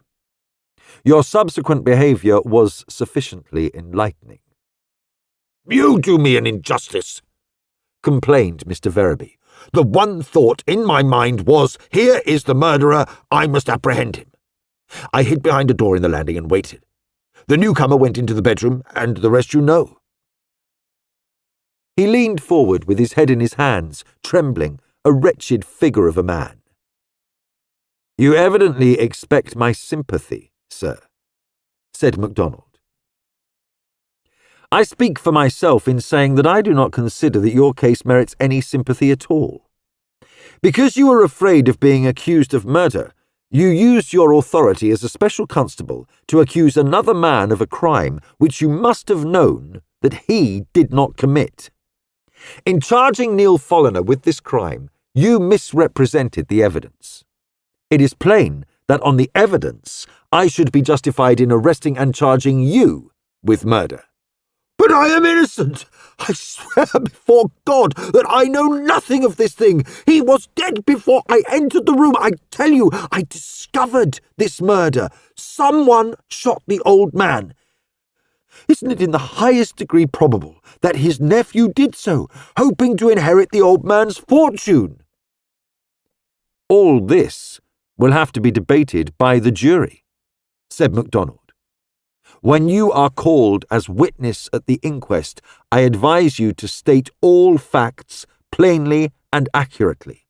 Meantime, though I am not putting you under arrest, I warn you that you must not leave this house." Mr. Verity stared at the CID man with a glance in which horror and incredulity were combined. "I tell you, I did not do it," he wailed. But Macdonald made no answer. Chapter 14, Part 1. When Macdonald left Mr. Verity's house, he made his way back on foot to Hollybury Hill, and he arrived there just as Robert Cavendish turned into number 25 and knocked at the door of the studio. Macdonald heard Bruce Maniton's outburst when he opened the door, and the Chief Inspector walked silently down the side of the studio and stood by the small window below the north light, whence Maniton had watched Reeves passing by that afternoon. The whole of Maniton's furious speech was audible outside the window, for Macdonald himself had seen to it that that window was open a crack. He heard Cavendish go outside again, and the door being banged furiously behind him. Cavendish walked slowly back to the road, with the steps of a man who hesitates as to what he should do, and after a while he began to tramp up and down outside, 100 yards this way and 100 yards that. Macdonald stood where he was, thinking. During the search of the studio that afternoon, he had instructed his woman detective to make certain of a fact which he had observed earlier in the day. It was because he wanted to ascertain that one point that he had waited until it was just on blackout time before he had searched. Detective Caroline Latham had told Macdonald that it was quite easy to get outside the small window in the gallery of the studio and to stand upon the ledge, thus standing a person of average height had their eyes on a level with the window of Mr. Folliner's room. When the shutters were closed in this room, the air raid warden had had cause to complain that light shone out of a hole in the shutters. Mrs. Tubbs had put this matter right by pasting paper over the hole, but Macdonald had had the paper removed. It then became evident that when the light was burning in Mr. Folliner's bedroom and the old man had a harsh, unshaded bulb, it was possible to see into the room from the window of the gallery in the studio. If anybody had been sufficiently inquisitive to want to get a close-up of the occupant of the bedroom, it would have been very easy to put a plank from one windowsill to the other and step up close to Mr. Folliner's window. Remembering Mrs. Tubbs' account of Stort's painting of Mr. Folliner, also Miss Stanton's complaints about that gentleman's habit of trespassing, Macdonald thought it more than probable that Stort had thus played Peeping Tom, and that it was on visual evidence of Mr. Folliner's evening occupation that Listell had entertained the bar with his account of the clinking coins. Macdonald doubted if coins had been much in evidence. It was nearly 30 years now since sovereigns had been in common circulation. He also realised that the peep show could not have been observed since the blackout restrictions were imposed, and thus neither Bruce Mannerton nor his sister would have had any chance of prying on Mr. Folliner. Moving quietly along by the studio wall, Macdonald reached the end nearest to the house. Here, the cord which had belonged to the flagpole flapped dismally above his head.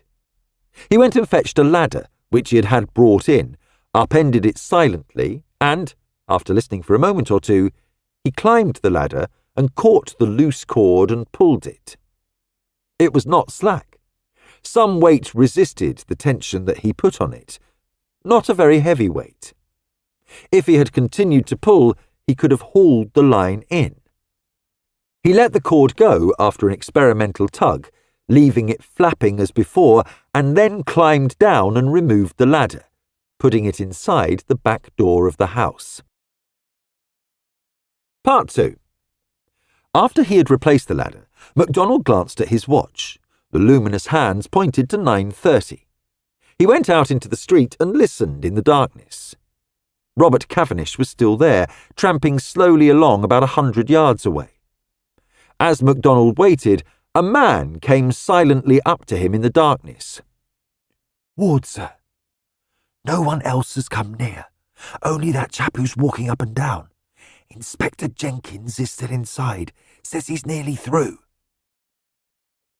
The whispered words were spoken close to Macdonald's ear. He replied, equally softly, "Very good. Keep on the alert. It won't be easy. We may be here all night for nothing. Look out for Reeves. He may report later. Drew's on duty at the call box. I'm going to tell this other fellow to go home." Ward melted away into the darkness, and Macdonald waited until Cavendish drew level with the gate. Then he went out and caught him up. "Mr. Cavendish, I think it would be wiser for you to go home. You can't do any good tramping up and down here, and it's a cold night." Cavendish came to a halt. "The Chief Inspector, isn't it? Sorry if I'm in the way. I'm worried." "What are you worrying about?" "Roseanne Mannerton. Her brother doesn't know where she is." Perhaps she doesn't want him to know where she is. In any case, you can't do anything about it. Better go home. This is my beat tonight, and I can't have people loitering." "I see. Meaning that if I don't go, you'll take steps to remove me?" That's it. Be advised, go home and stay there and do your thinking by your own fireside. You'll have to give evidence tomorrow." There was a pause. Macdonald could hear the other man breathing quickly beside him. At last Cavendish said, "Do you know where she is?" "Roseanne. Yes, I know. Now once again, go while the going's good. Good night." "You won't tell me?" "I have told you everything I'm going to tell you." "I see. Then good night." Cavendish turned away and walked off steadily southwards. Macdonald returned to number 25 and went in at the back door. Its hinges moved silently now, and in the darkness no one could see that it was slightly ajar. He waited inside, waited as he had done 100 times to see if a hunch worked true. A quarter of an hour later, Macdonald became aware that someone was approaching the door. It wasn't so much hearing, and certainly not sight, which warned his detective faculty of someone at hand. He stepped close to the slightly open door. A voice spoke, very softly. "True, sir. Report from CO. Randall Stort's body has been picked up on the Metropolitan line near Harrow." Macdonald was silent a second, then he said, "Go back to the box and wait. Reeves may call through. Tell him about Stort and say he's to report here as soon as he can." "Very good, sir." Another shadow departed silently, and Macdonald was left with his thoughts. Grim thoughts. In his mind's eye, he saw a series of pictures, and chief among them were some wall paintings, smeared, obliterated, a mess of paint on a dingy wall. It was half an hour later that he heard another sound, not in the street this time. The slight scraping came from the wall at the far end of the studio, where Reeves had climbed only that afternoon. Someone was climbing the wall, but not Reeves. The latter would have contrived this activity with much less sound. A cat had nothing on Reeves, so they said, who had been on the trail with him. Macdonald stayed where he was, listening. The intruder slithered down the wall on the studio side, not very skillfully. Macdonald heard the thump of feet landing on the earth, and a few seconds later footsteps, very quiet footsteps, sounded along by the studio, and then some further sounds at the end nearest the house. Then came a slight dragging sound. The cord from the flagpole rattled a little on the corrugated roof as it was disturbed. Silently, Macdonald emerged from the back door, but as swiftly drew back. A beam of light shone whitely down the dingy path as the studio door was flung open, and Bruce Maniton's voice shouted, "Who's there? Roseanne, is that you? Is that you, I say?" A man's voice answered, low and urgent, "No, it's not Roseanne. Shut that door. The light's glaring right out into the road." "Damn the light! What the hell do you think you're doing? Where is Roseanne?" 20,000 devils. Must you be such a fool? Go inside and shut that door." "I won't go inside." "Oh, won't you? Then I'd better come in and talk to you." The other voice, very low and deep, had an ominous note in it. "Come inside and talk there, my friend. It will be better for both of us. Roseanne is not on in this act." Macdonald, peeping between the cracks of his own door, saw two figures in silhouette against the light of the studio. Then the door was closed as they both went inside. Macdonald made a spring for the stairs and whistled, a short, clear note. Jenkins was upstairs, and Jenkins was a useful fellow in an emergency. He heard Jenkins' answering whistle and called softly, "There's another party in the studio. Come and stand by." Macdonald himself went outside and moved swiftly to the studio window, the one which he had unlatched when he had helped to black out that afternoon. He stood there and listened. He could hear the deep voice of the newcomer, a low, soft murmur, but not a word that was spoken was audible. The voice was pitched much too low. Occasionally, Bruce Maniton's irritable staccato broke in, but nearly always in question, a querulous demand for information, which told Macdonald nothing. He stood there, waiting, until he was aware that Jenkins was beside him. Macdonald whispered, "Stand by here. I'm going to see if I can get inside the gallery window."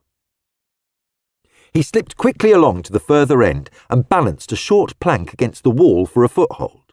From here, he could reach the projecting sill of the window, and he hauled himself up absolutely silently. Macdonald had often reflected that he himself would make a very useful cat burglar. His experience as a rock climber enabled him to utilize any handhold or foothold available, and he had the balance of a cat. Standing there in the darkness on a very precarious ledge, he set about the business of opening the casement window which Detective Latham had left unlatched. It was a ticklish business, which meant balancing on one foot with a minimum of space for bending, and one false move or sound would have ruined his project.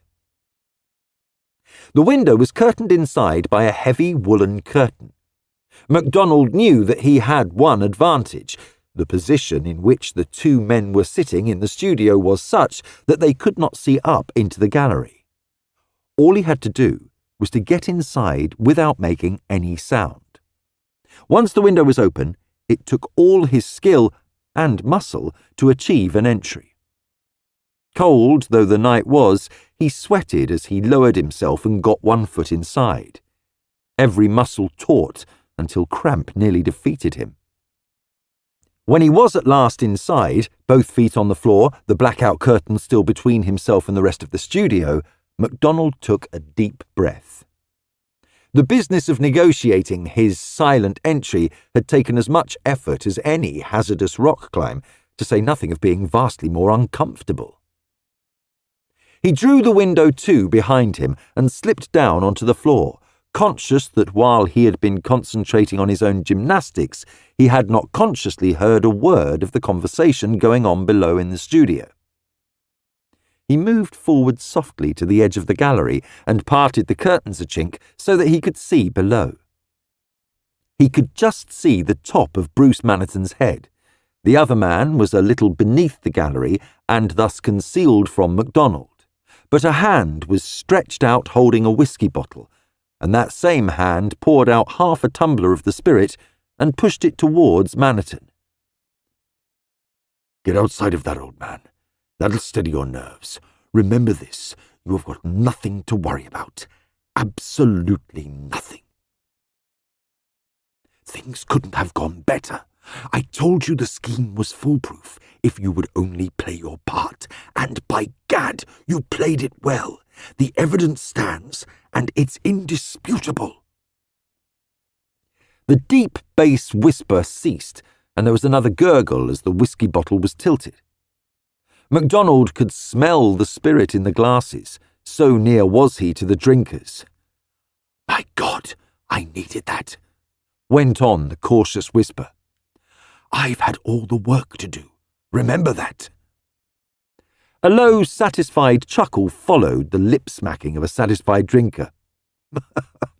"It was almost incredible, the way things worked out," he went on.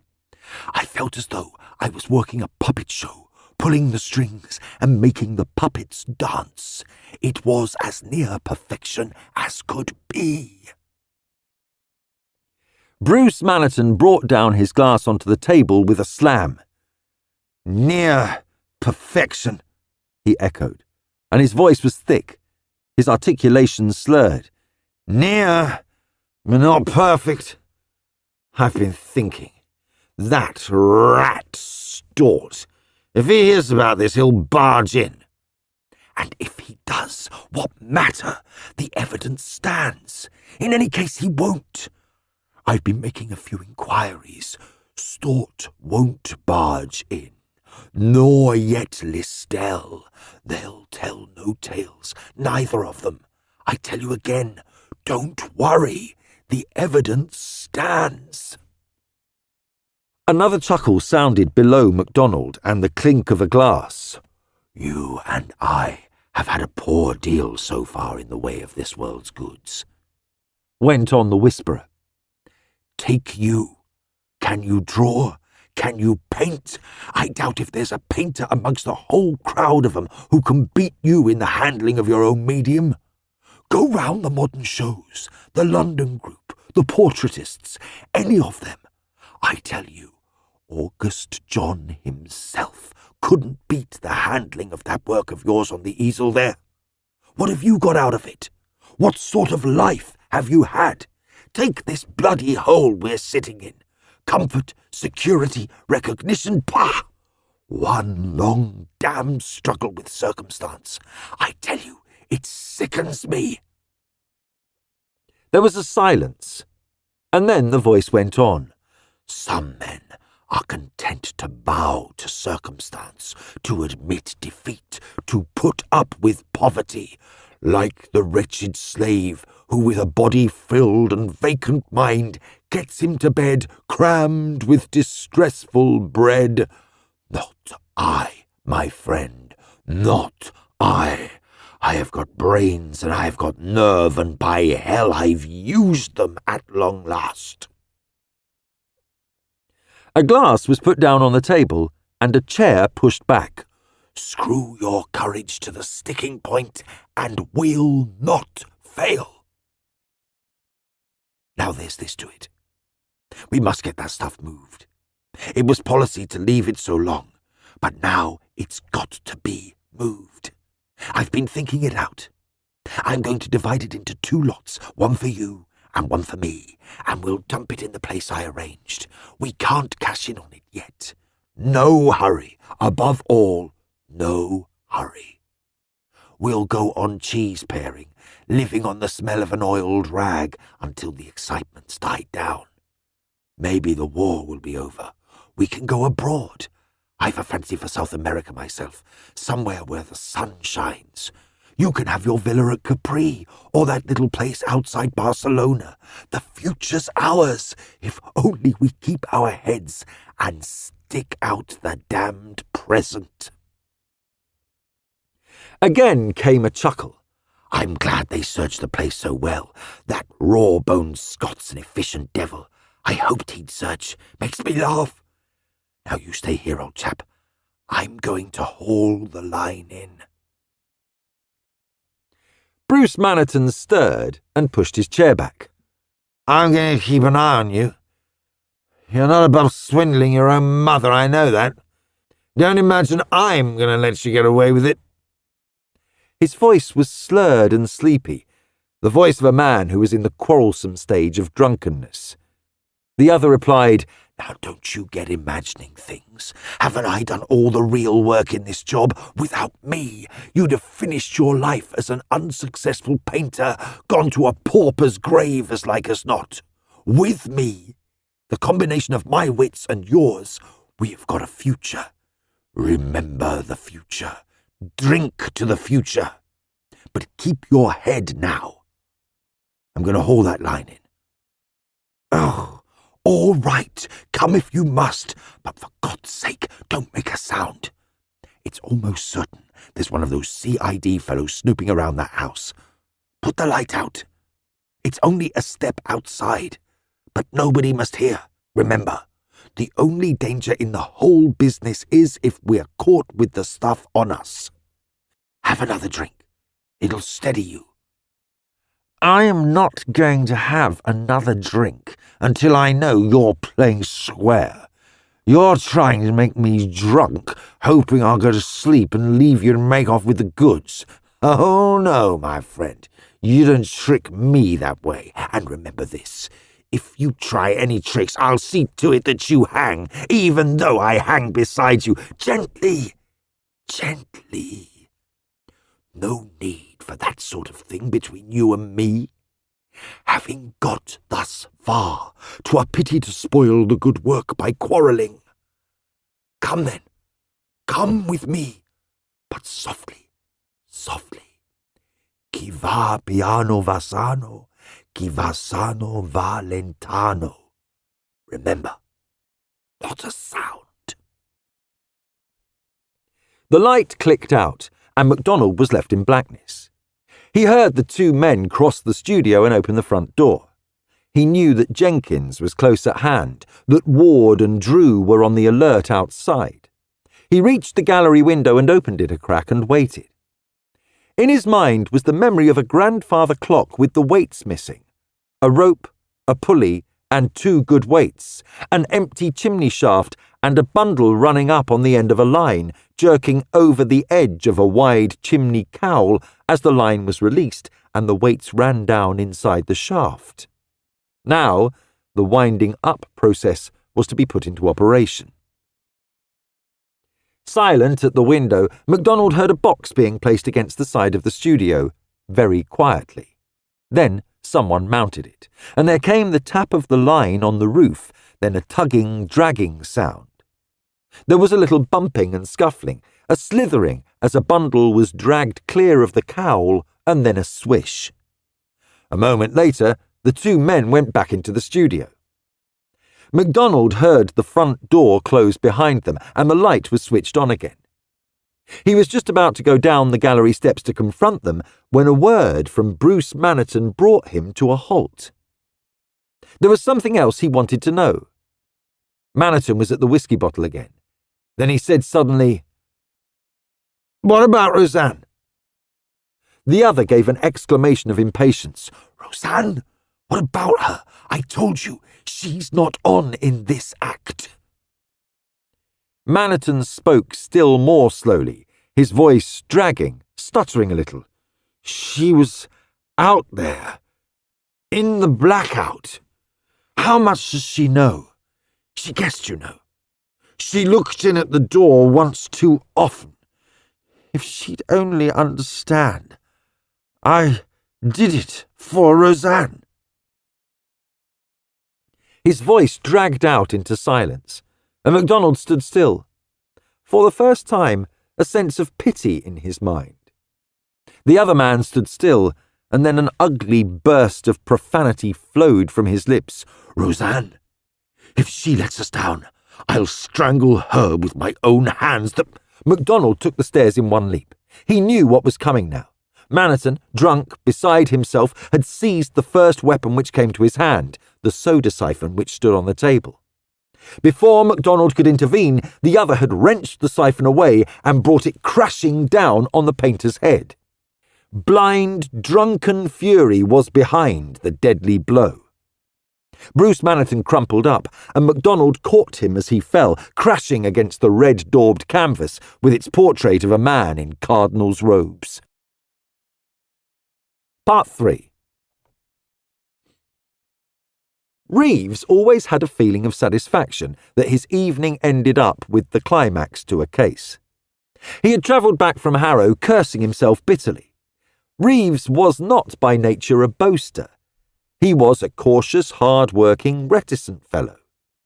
He could not forget his own voice saying, "He shan't outwit me." He felt that he had been outwitted properly, but there was also in his mind a conviction that Macdonald would not have been similarly defeated. "Our Jock will make sense of it," was a firmly rooted belief in Reeves' mind. He made his way from Finchley Road Station to Hollybury Hill at a great pace, and was just going to report at his point, the police call box, when he heard a sound which made him tingle, the shrilling of a police whistle. "Things happening, by gum," was his immediate reaction. On tiptoes, mentally as well as physically, Reeves advanced towards number 25. He heard the sounds of a scuffle in the garden and stamping of feet. A thud told him that someone had gone down in a melee, and he crouched a little, his elbows squared, fists at the ready, almost dancing in the shadows of the wall. He just saw the blackness of a heavy figure pounding along towards him, a man running for his life, grunting as he pounded along. Reeves closed in with a joyous sense of achievement. Frustration fled.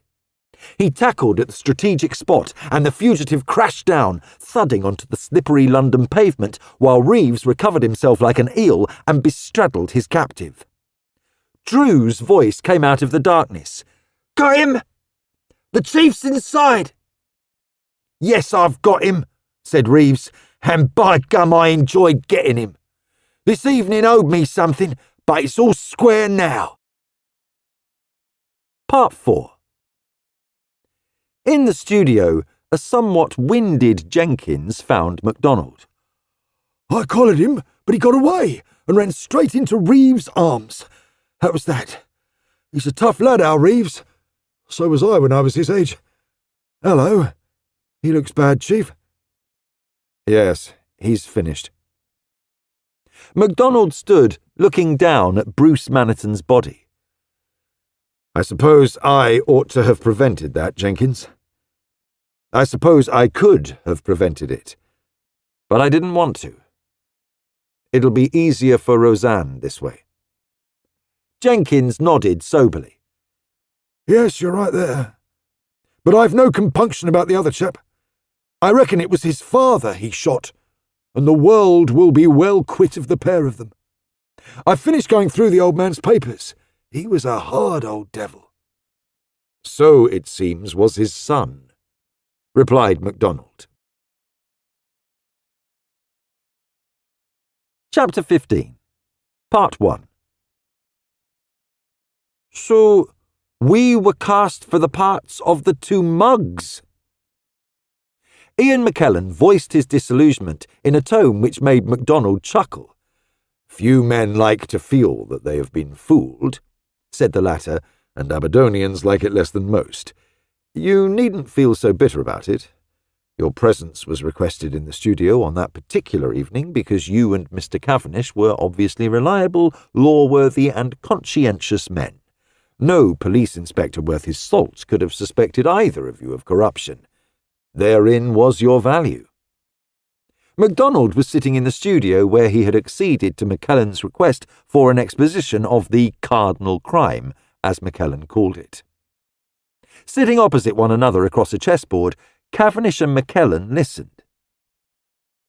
I think I'll tell you the story from the detective's point of view, said Macdonald, and Cavendish put in gravely, We shall be indebted to you, Chief Inspector. It is good of you to spare us the time. Macdonald caught a glint of humour in McKellen's hazel eyes and responded to that. Don't be too grateful, he said.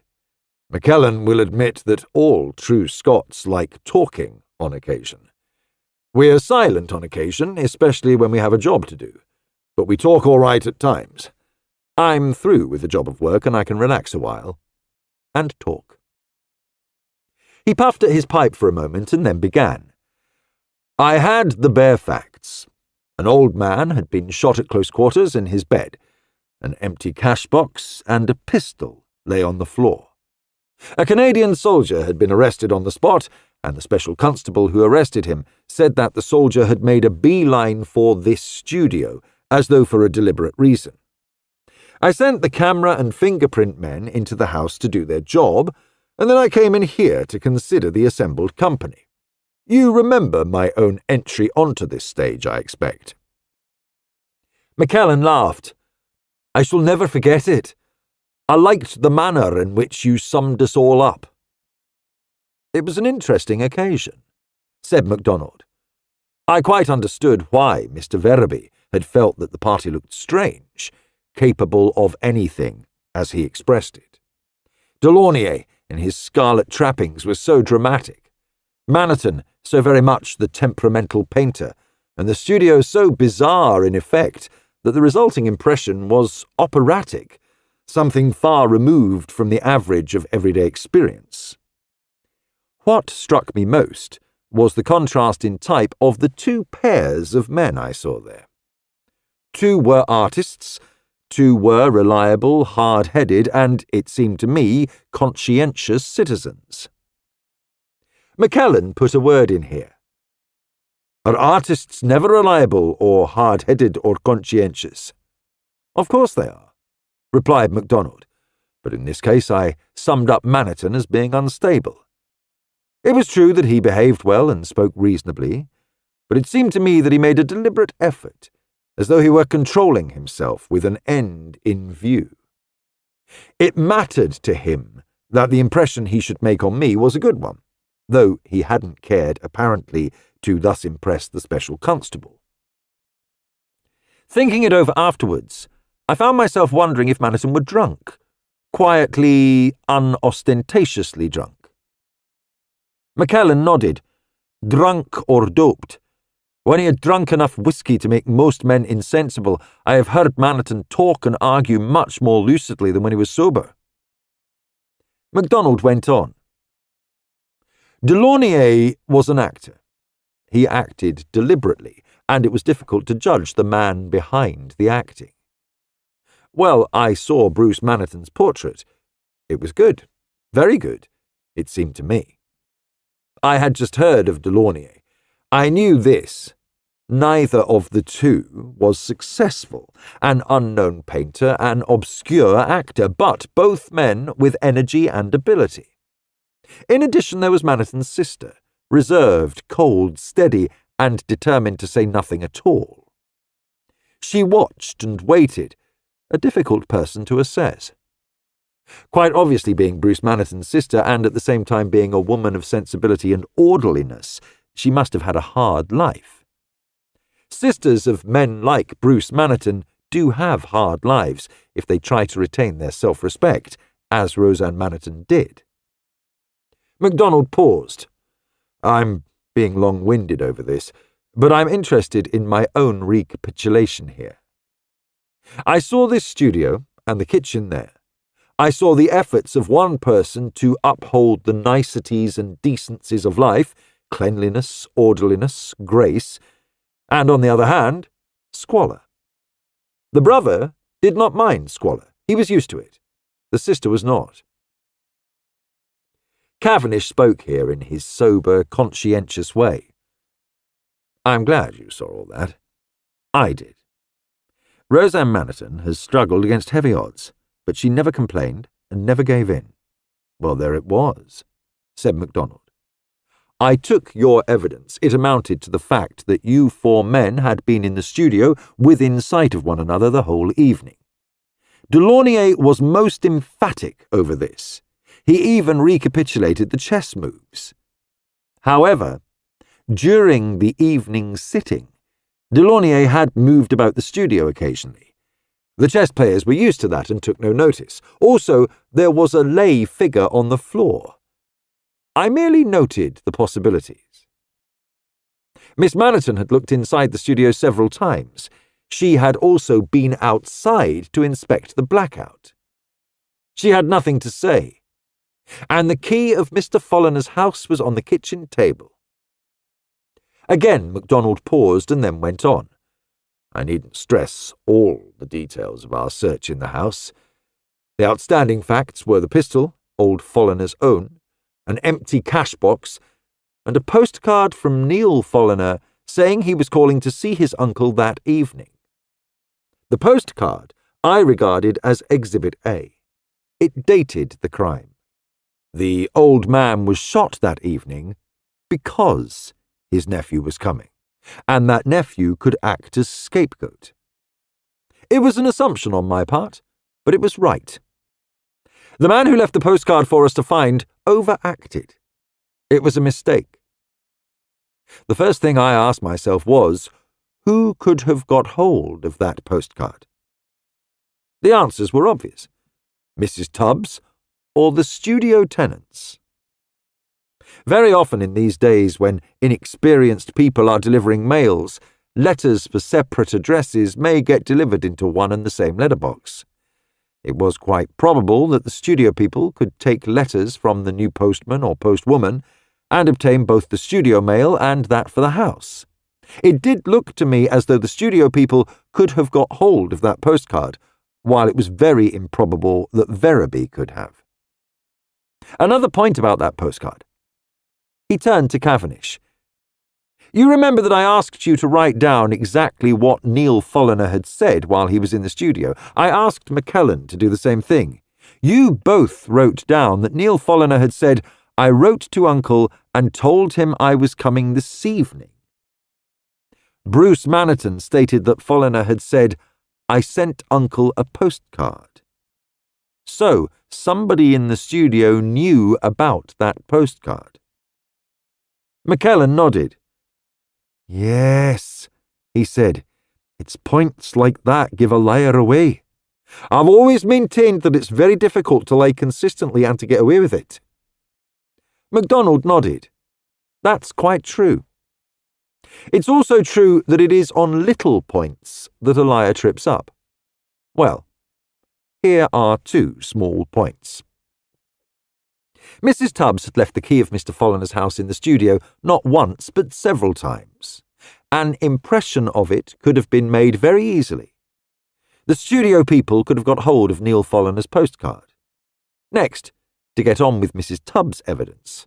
I liked Mrs. Tubbs, liked her at once and wholeheartedly. She will always embody for me the spirit which makes the wizened little Cockney one of the grandest characters in the world." McKellen nodded. "You're right," he said. "I've often thought it's Mrs. Tubbs who's really beating Hitler. He doesn't understand Mrs. Tubbs. You can call that sentiment if you like, but it's true." "It's true enough," said Macdonald soberly. Now, Mrs. Tubbs had been keeping that old man alive because she couldn't bear to think of him starving. I've Neil Follen as evidence that that is true. It wasn't made up by Mrs. Tubbs. She would not have done that if she had suspected that the old man was wealthy. She knew he was a skinflint, and she said that she made him pay her something when he had got tenants in the studio. That was just. Mrs. Tubbs struck me as having her own clear ideas of justice, and not bad ideas either. I did not think it probable that she had kept an old man from starving in order to rob him and kill him. Neither did I believe that she knew he was wealthy and had spread the news abroad among her own friends. She called him the poor old misery, and that was her attitude to him, an attitude of compassion, and it rang true.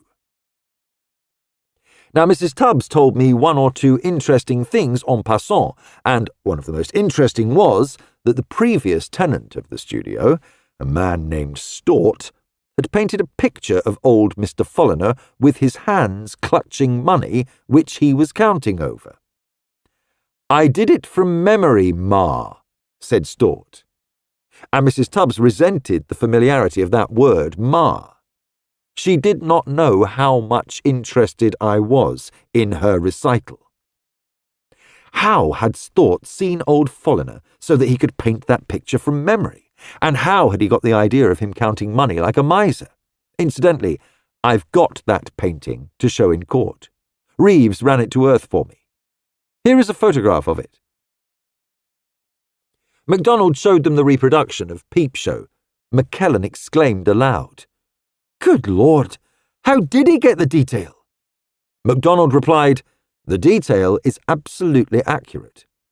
That is a picture of old Follener sitting up in his own bed, and it was painted by a man with an accurate memory.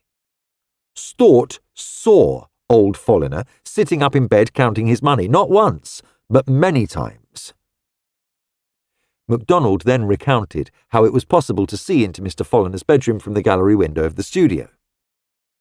Of course, I'm putting the fact of finding the picture and of discovering the means of peeping out of order in the time sequence of my own investigation, but Mrs. Tubbs told me about the picture on the evening of the murder.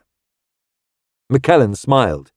"In fact, your thoughts were directed more and more towards the studio." Macdonald nodded. "Yes." I saw ever more clearly the value of the two incorruptible witnesses. As I heard Delaunay say later, the evidence stands. I won't weary you with an account of my interview with Mr. Verraby.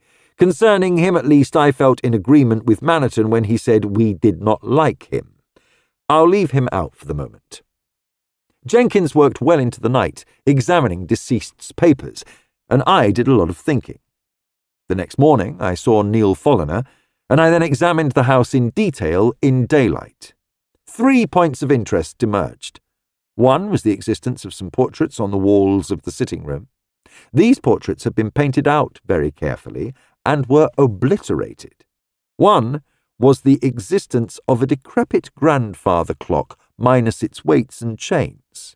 One was the view of the studio roof from the first floor of the house, showing a collapsed flagpole and some yards of cord flapping around the studio walls and roof close by the disused chimney pot. Cavendish put out a protesting hand. "This is where I get lost," he said.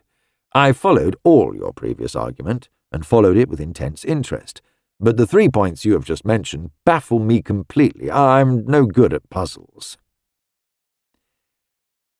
"If you had been doing my job, you would have asked yourself just the same questions as I did," said Macdonald. "Obviously, the first question was, who was the murderer? Next, what had happened to the contents of his cash box? As Inspector Jenkins worked through Mr. Folliner's papers, it became increasingly evident that a large amount of money had disappeared. Ian McKellen put in a word here. "Obviously one wondered about that," he said. "Assuming that the suspects were Neil Folliner and Mr. Verby, as we did assume at first, it seemed plain that they would not have risked keeping the loot on them. They would have had to hide it somewhere." Macdonald nodded. That was it. Now, I did not limit my suspicions to young Folliner and Verby, for reasons I have told you in part. I suspected that the secret lay somewhere in the studio party, improbable though that may have seemed. The point was, where was the loot? I guessed that it would not be in any obvious place. It also seemed certain that only a very short time could have been spent on concealing it. How could a man secrete a large bundle of banknotes so that they could escape an expert search? I have known valuables concealed in a container like a thermos flask and sunk in a cistern, but that method was not used. Certainly not burying, nor the dugout. Well, there was a disused chimney, as you can see for yourselves. It is blocked this end, but the wide cowl of the chimney was open. There was cord from the flagpost, and the weights of the grandfather clock were missing. It seemed to me that with time to fix a pulley in the chimney pot, if the weights from the clock were attached to one end of the line and put inside the chimney pot, those weights would be capable of hoisting up a packet attached to the other end of the line and pulling that packet into hiding inside the chimney pot. It's the grandfather clock idea. The weights do the work. Mechanically, it's a simple contrivance. The pulley is fixed in the chimney, and the weights will run down and hoist up a lesser weight than themselves. A sufficient overplus of cord is necessary to have a length of line to secure outside the chimney pot so that it is possible to recover the package inside by hauling on the line. McKellen nodded. "Yes, I follow that idea all right, though I should never have tumbled to it because the weights of the grandfather clock were missing." "Neither did I, not in that way," replied MacDonald. Detection isn't based on brilliant flashes of intuition, at least mine isn't. It's based on a reconstruction of possibilities. If you assume that somebody has hidden something, the only thing to do is to consider every conceivable hiding place at their disposal, as though one had to hide the object oneself. Well, that clears the ground a little. Now I'm going back to the beginning, to the studio party. Bearing in mind that the latchkey could have been obtained by any member of that party on previous occasions, and that a postcard had been mentioned, the next problem was which member or members of that party could have done the dirty work. Of course, there was Miss Maniton, but if she had been guilty, I don't think she would have stated that she had been outside. It wasn't necessary for her to say so. There was no other evidence to show that she had been outside. She could have said I was in the kitchen all the time, except when I was in the studio, and there would have been no means of disproving that statement. No. If the studio party were involved, I thought it much more probable that something much more subtle had been evolved. The situation appealed to me.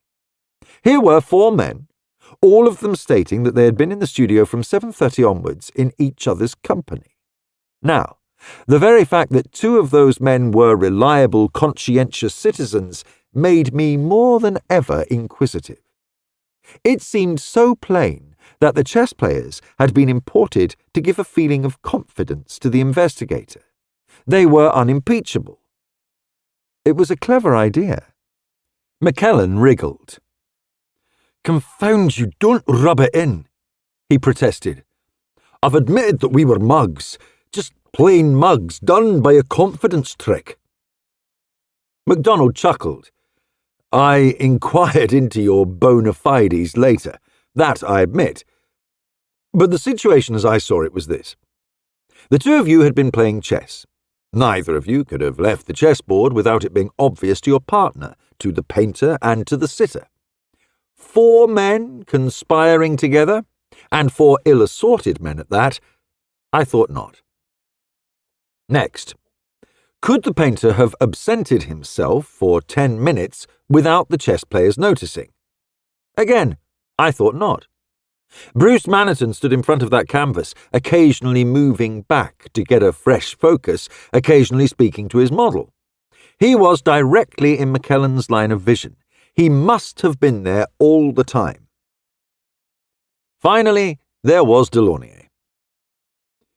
And we assured you that Delaunay was in here the whole time, said Cavendish. No.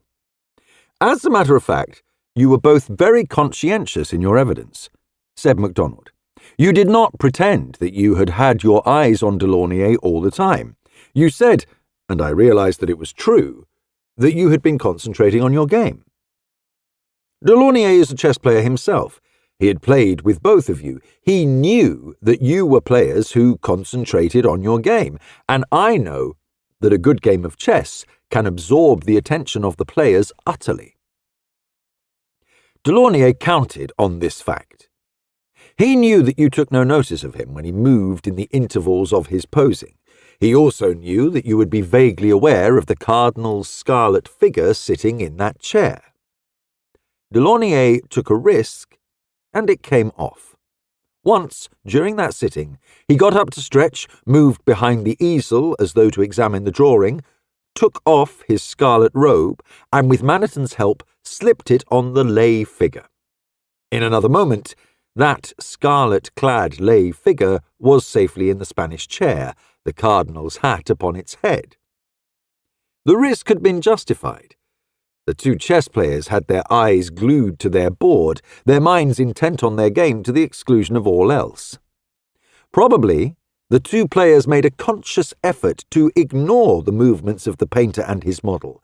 They were aware of the scarlet-clad figure, of the painter's occasional comment. The sitting went on. The chess game went on.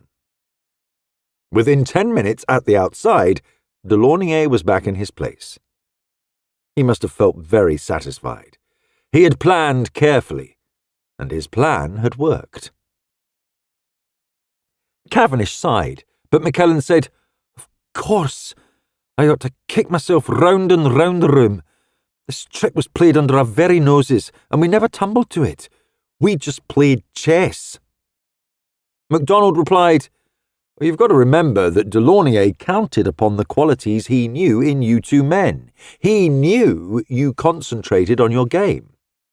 It was as though he knew that whatever you did, you would do it thoroughly. He chose for his witnesses two men of acknowledged integrity, thoughtful, hard-working fellows, whose habit was to concentrate on one thing at a time. You must admit that it was clever of him." "Oh, clever, yes," said McKellen. "It's the sort of cleverness I shall never forget." "Don't let it embitter you," said Macdonald. "And while we are here, let us reenact the game. Reeves is here to pose in the Cardinal's scarlet. I will be the painter. Will you and Cavendish try to continue your game? Black to move and mate in 4 moves. I know that it's impossible for you to lose yourselves in the game as you did that night, but you can keep your eyes on the board, and Cavendish can do his best to avoid being beaten in 4 moves. Will you try it?" "We will," said McKellen. "Check to your king, Cavendish." Part 2. A scarlet-clad figure sat again in the high-backed chair. Macdonald stood at the easel. "Chin up to the right a little," he said. The Cardinal got up. "Arrest, my friend," he proclaimed. He moved behind the easel. McKellen, his eyes on the board, murmured, "Check." Cavendish moved his hand to interpose his knight between his king and the attacking bishop, and then hesitated. A scarlet blur moved across the platform and became part of the pattern. Easel, tall chair, posing figure. The painter said, "Further round. Head up. Right." "Check," murmured McKellen again, sweeping away the knight. There was a dead silence. The painter stood at his easel. McKellen bent forward over the board with a gleam in his hazel eyes, and Cavendish pondered with upraised hand as though he were in the presence of a miraculous apparition. Then, abruptly, he seized his one remaining piece, a bishop, moved it diagonally right up the board, and took McKellen's attacking queen. "Damn!" said the latter abruptly. "I'm not thinking of what I'm doing, it's—" "Gentlemen," said Macdonald, "will you kindly give me your attention now?" Cavendish chuckled. "You've saved my game, Chief Inspector. For the one and only time in our acquaintance, I've caught McKellen napping." "And what about my demonstration?" asked Macdonald. Ian McKellen laughed as he looked round. Reeves was sitting in the Cardinal's chair again, and the lay figure was on the floor behind the easel. "Yes," said McKellen. "You win, Chief Inspector. Even under those conditions, I did not realise the imposture. I was aware of the movement, but it didn't convey anything to me. So easily can one be fooled." Part 3. Macdonald sat again beside the chessboard. "So you see, it was quite possible, given those particular conditions. I pondered over it for a long time, and I tried to fit other pieces into the jigsaw, assuming that Delaunay was the real culprit, with Bruce Maniton as accessory. There were the smeared-out portraits on the walls of number 25. These had undoubtedly been painted by Stort, the previous tenant of this studio. It seemed to me that one of those pictures might well have been a portrait of Delaunay or of Maniton, and that they had been obliterated to avoid the police seeing them and drawing conclusions from them." McKellen gave an exclamation. "But Delaunay knew Stort. I heard him say so long ago when I first knew him. I reminded him, Delaunay, of that fact when he came to see Cavendish the other evening." "Did you?" said Macdonald. "You couldn't have guessed what would be the results of that reminder." Delaunay knew in his own heart that Stort was a danger to him. It was through Stort that Delaunay knew of old Folliner's habit of counting his treasure when he was safe in bed. Your mention of Stort brought that danger closer. As soon as he had left you that evening, Delaunay went and found Stort at his favourite pub, stood him enough drinks to make him half drunk, and then went back with him to Harrow on the Metropolitan Railway. They were in an empty compartment, and when the train stopped outside the station, Delaunay opened the carriage door on the wrong side of the train, and Stort stepped out, or was pushed out, onto the live rail. "Oh, Lord," said McKellen softly. "One should never say anything." "It's not human nature not to say anything," said Macdonald. "Don't worry over that. It would have happened in all probability without your prompting. Incidentally, I wasted valuable time over tracing Listel, only to learn later he had been killed in an air raid. I was having Delaunay watched, though he didn't know it. He came straight back here. He probably realised that things were going awry, and the rest followed." Cavendish sat looking down at the chessmen. "I suppose Delaunay and Maniton planned it just for the money, the miser's hoard," he said. "Yes, in the main, though there's more to it than that," said Macdonald. When Jenkins had finished going through old Folliner's papers, he found records of Albert Folliner's marriage in 1893. His wife left him not much more than a year later, taking her infant son with her. We have evidence from an old retired chemist nearby that Folliner's son came to see his father when the son was about 20 years of age, and there are letters to the father from the son, asking for financial assistance at the same period. The son was on the stage, and the name he had taken was André Delaunay. "Full circle," said Cavendish. "It's a ghastly story, but one finds it difficult to be sorry for either of them, the father or the son. The actual relationship has nothing to do with the actual detection," said Macdonald. "It was discovered after things had come to a head."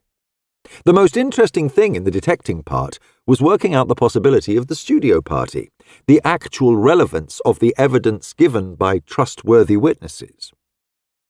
Bruce Maniton had been a drug addict at one time, the associate of other degenerates. His sister saved him from going under completely and tried to pull him up and keep him going, but he was an embittered and disappointed man. Delaunay was also unsuccessful in his profession, and he made one last desperate throw to try to obtain his father's wealth. He worked out the scheme, and Maniton was accessory. Delaunay had a key of the house. He went in, shot the old man, seized the contents of the cash box, put them in a waterproof case, fastened it to the cord, and let the previously arranged waits do the job of hauling the bundle into safekeeping in the chimney. Then he came in here, resumed his scarlet trappings and his pose, and you continued to play chess. "What about the sound of the shot?" asked McKellen. MacDonald laughed. "I don't know. I never believed that anyone in here noticed it. I know that there were fog signals being let off that night at the entrance to the tunnels. Considering that old Folliner's room was both shuttered and curtained, I think it probable that the shot was no more noticeable than the fog signals. Delaunay's insistence on having heard it was prearranged and overacted. It drew attention to himself by insisting that he was on the stage, so to speak, in here, when the shot was heard." MacDonald paused and then added, "I'm not giving evidence here, and my opinion is worth no more than any other witnesses. I think it probable that Roseanne Maniton heard the shot when she was outside. She may even have heard Delaunay pass her in the dark. That was why she ran away, to avoid giving evidence. She knew that if Delaunay was involved, her brother was involved too. When she left here that evening, she went into hiding with a friend out at Great Missenden. Fortunately, her evidence isn't necessary. Delaunay has provided enough evidence and to spare. He killed Bruce Maniton before my eyes." "Thank God he did," said Cavendish slowly. "One day Roseanne will be able to put all this horror behind her." There was silence, and then McKellen asked suddenly, "Did you suspect us, Cavendish and myself, of being in the plot?" "No, never," replied MacDonald. "I was quite sure all the time that Delaunay had chosen you for a part, and he made no mistake in choosing his players. You were two incorruptible witnesses. With you giving evidence, he felt absolutely safe." "Two honest mugs," said McKellen sadly, and MacDonald rose to his feet and laughed a little. "Have it your own way. If I'm not dreaming, your king is in check to your opponent's bishop." He turned to Cavendish. "Good luck, and happy days in future."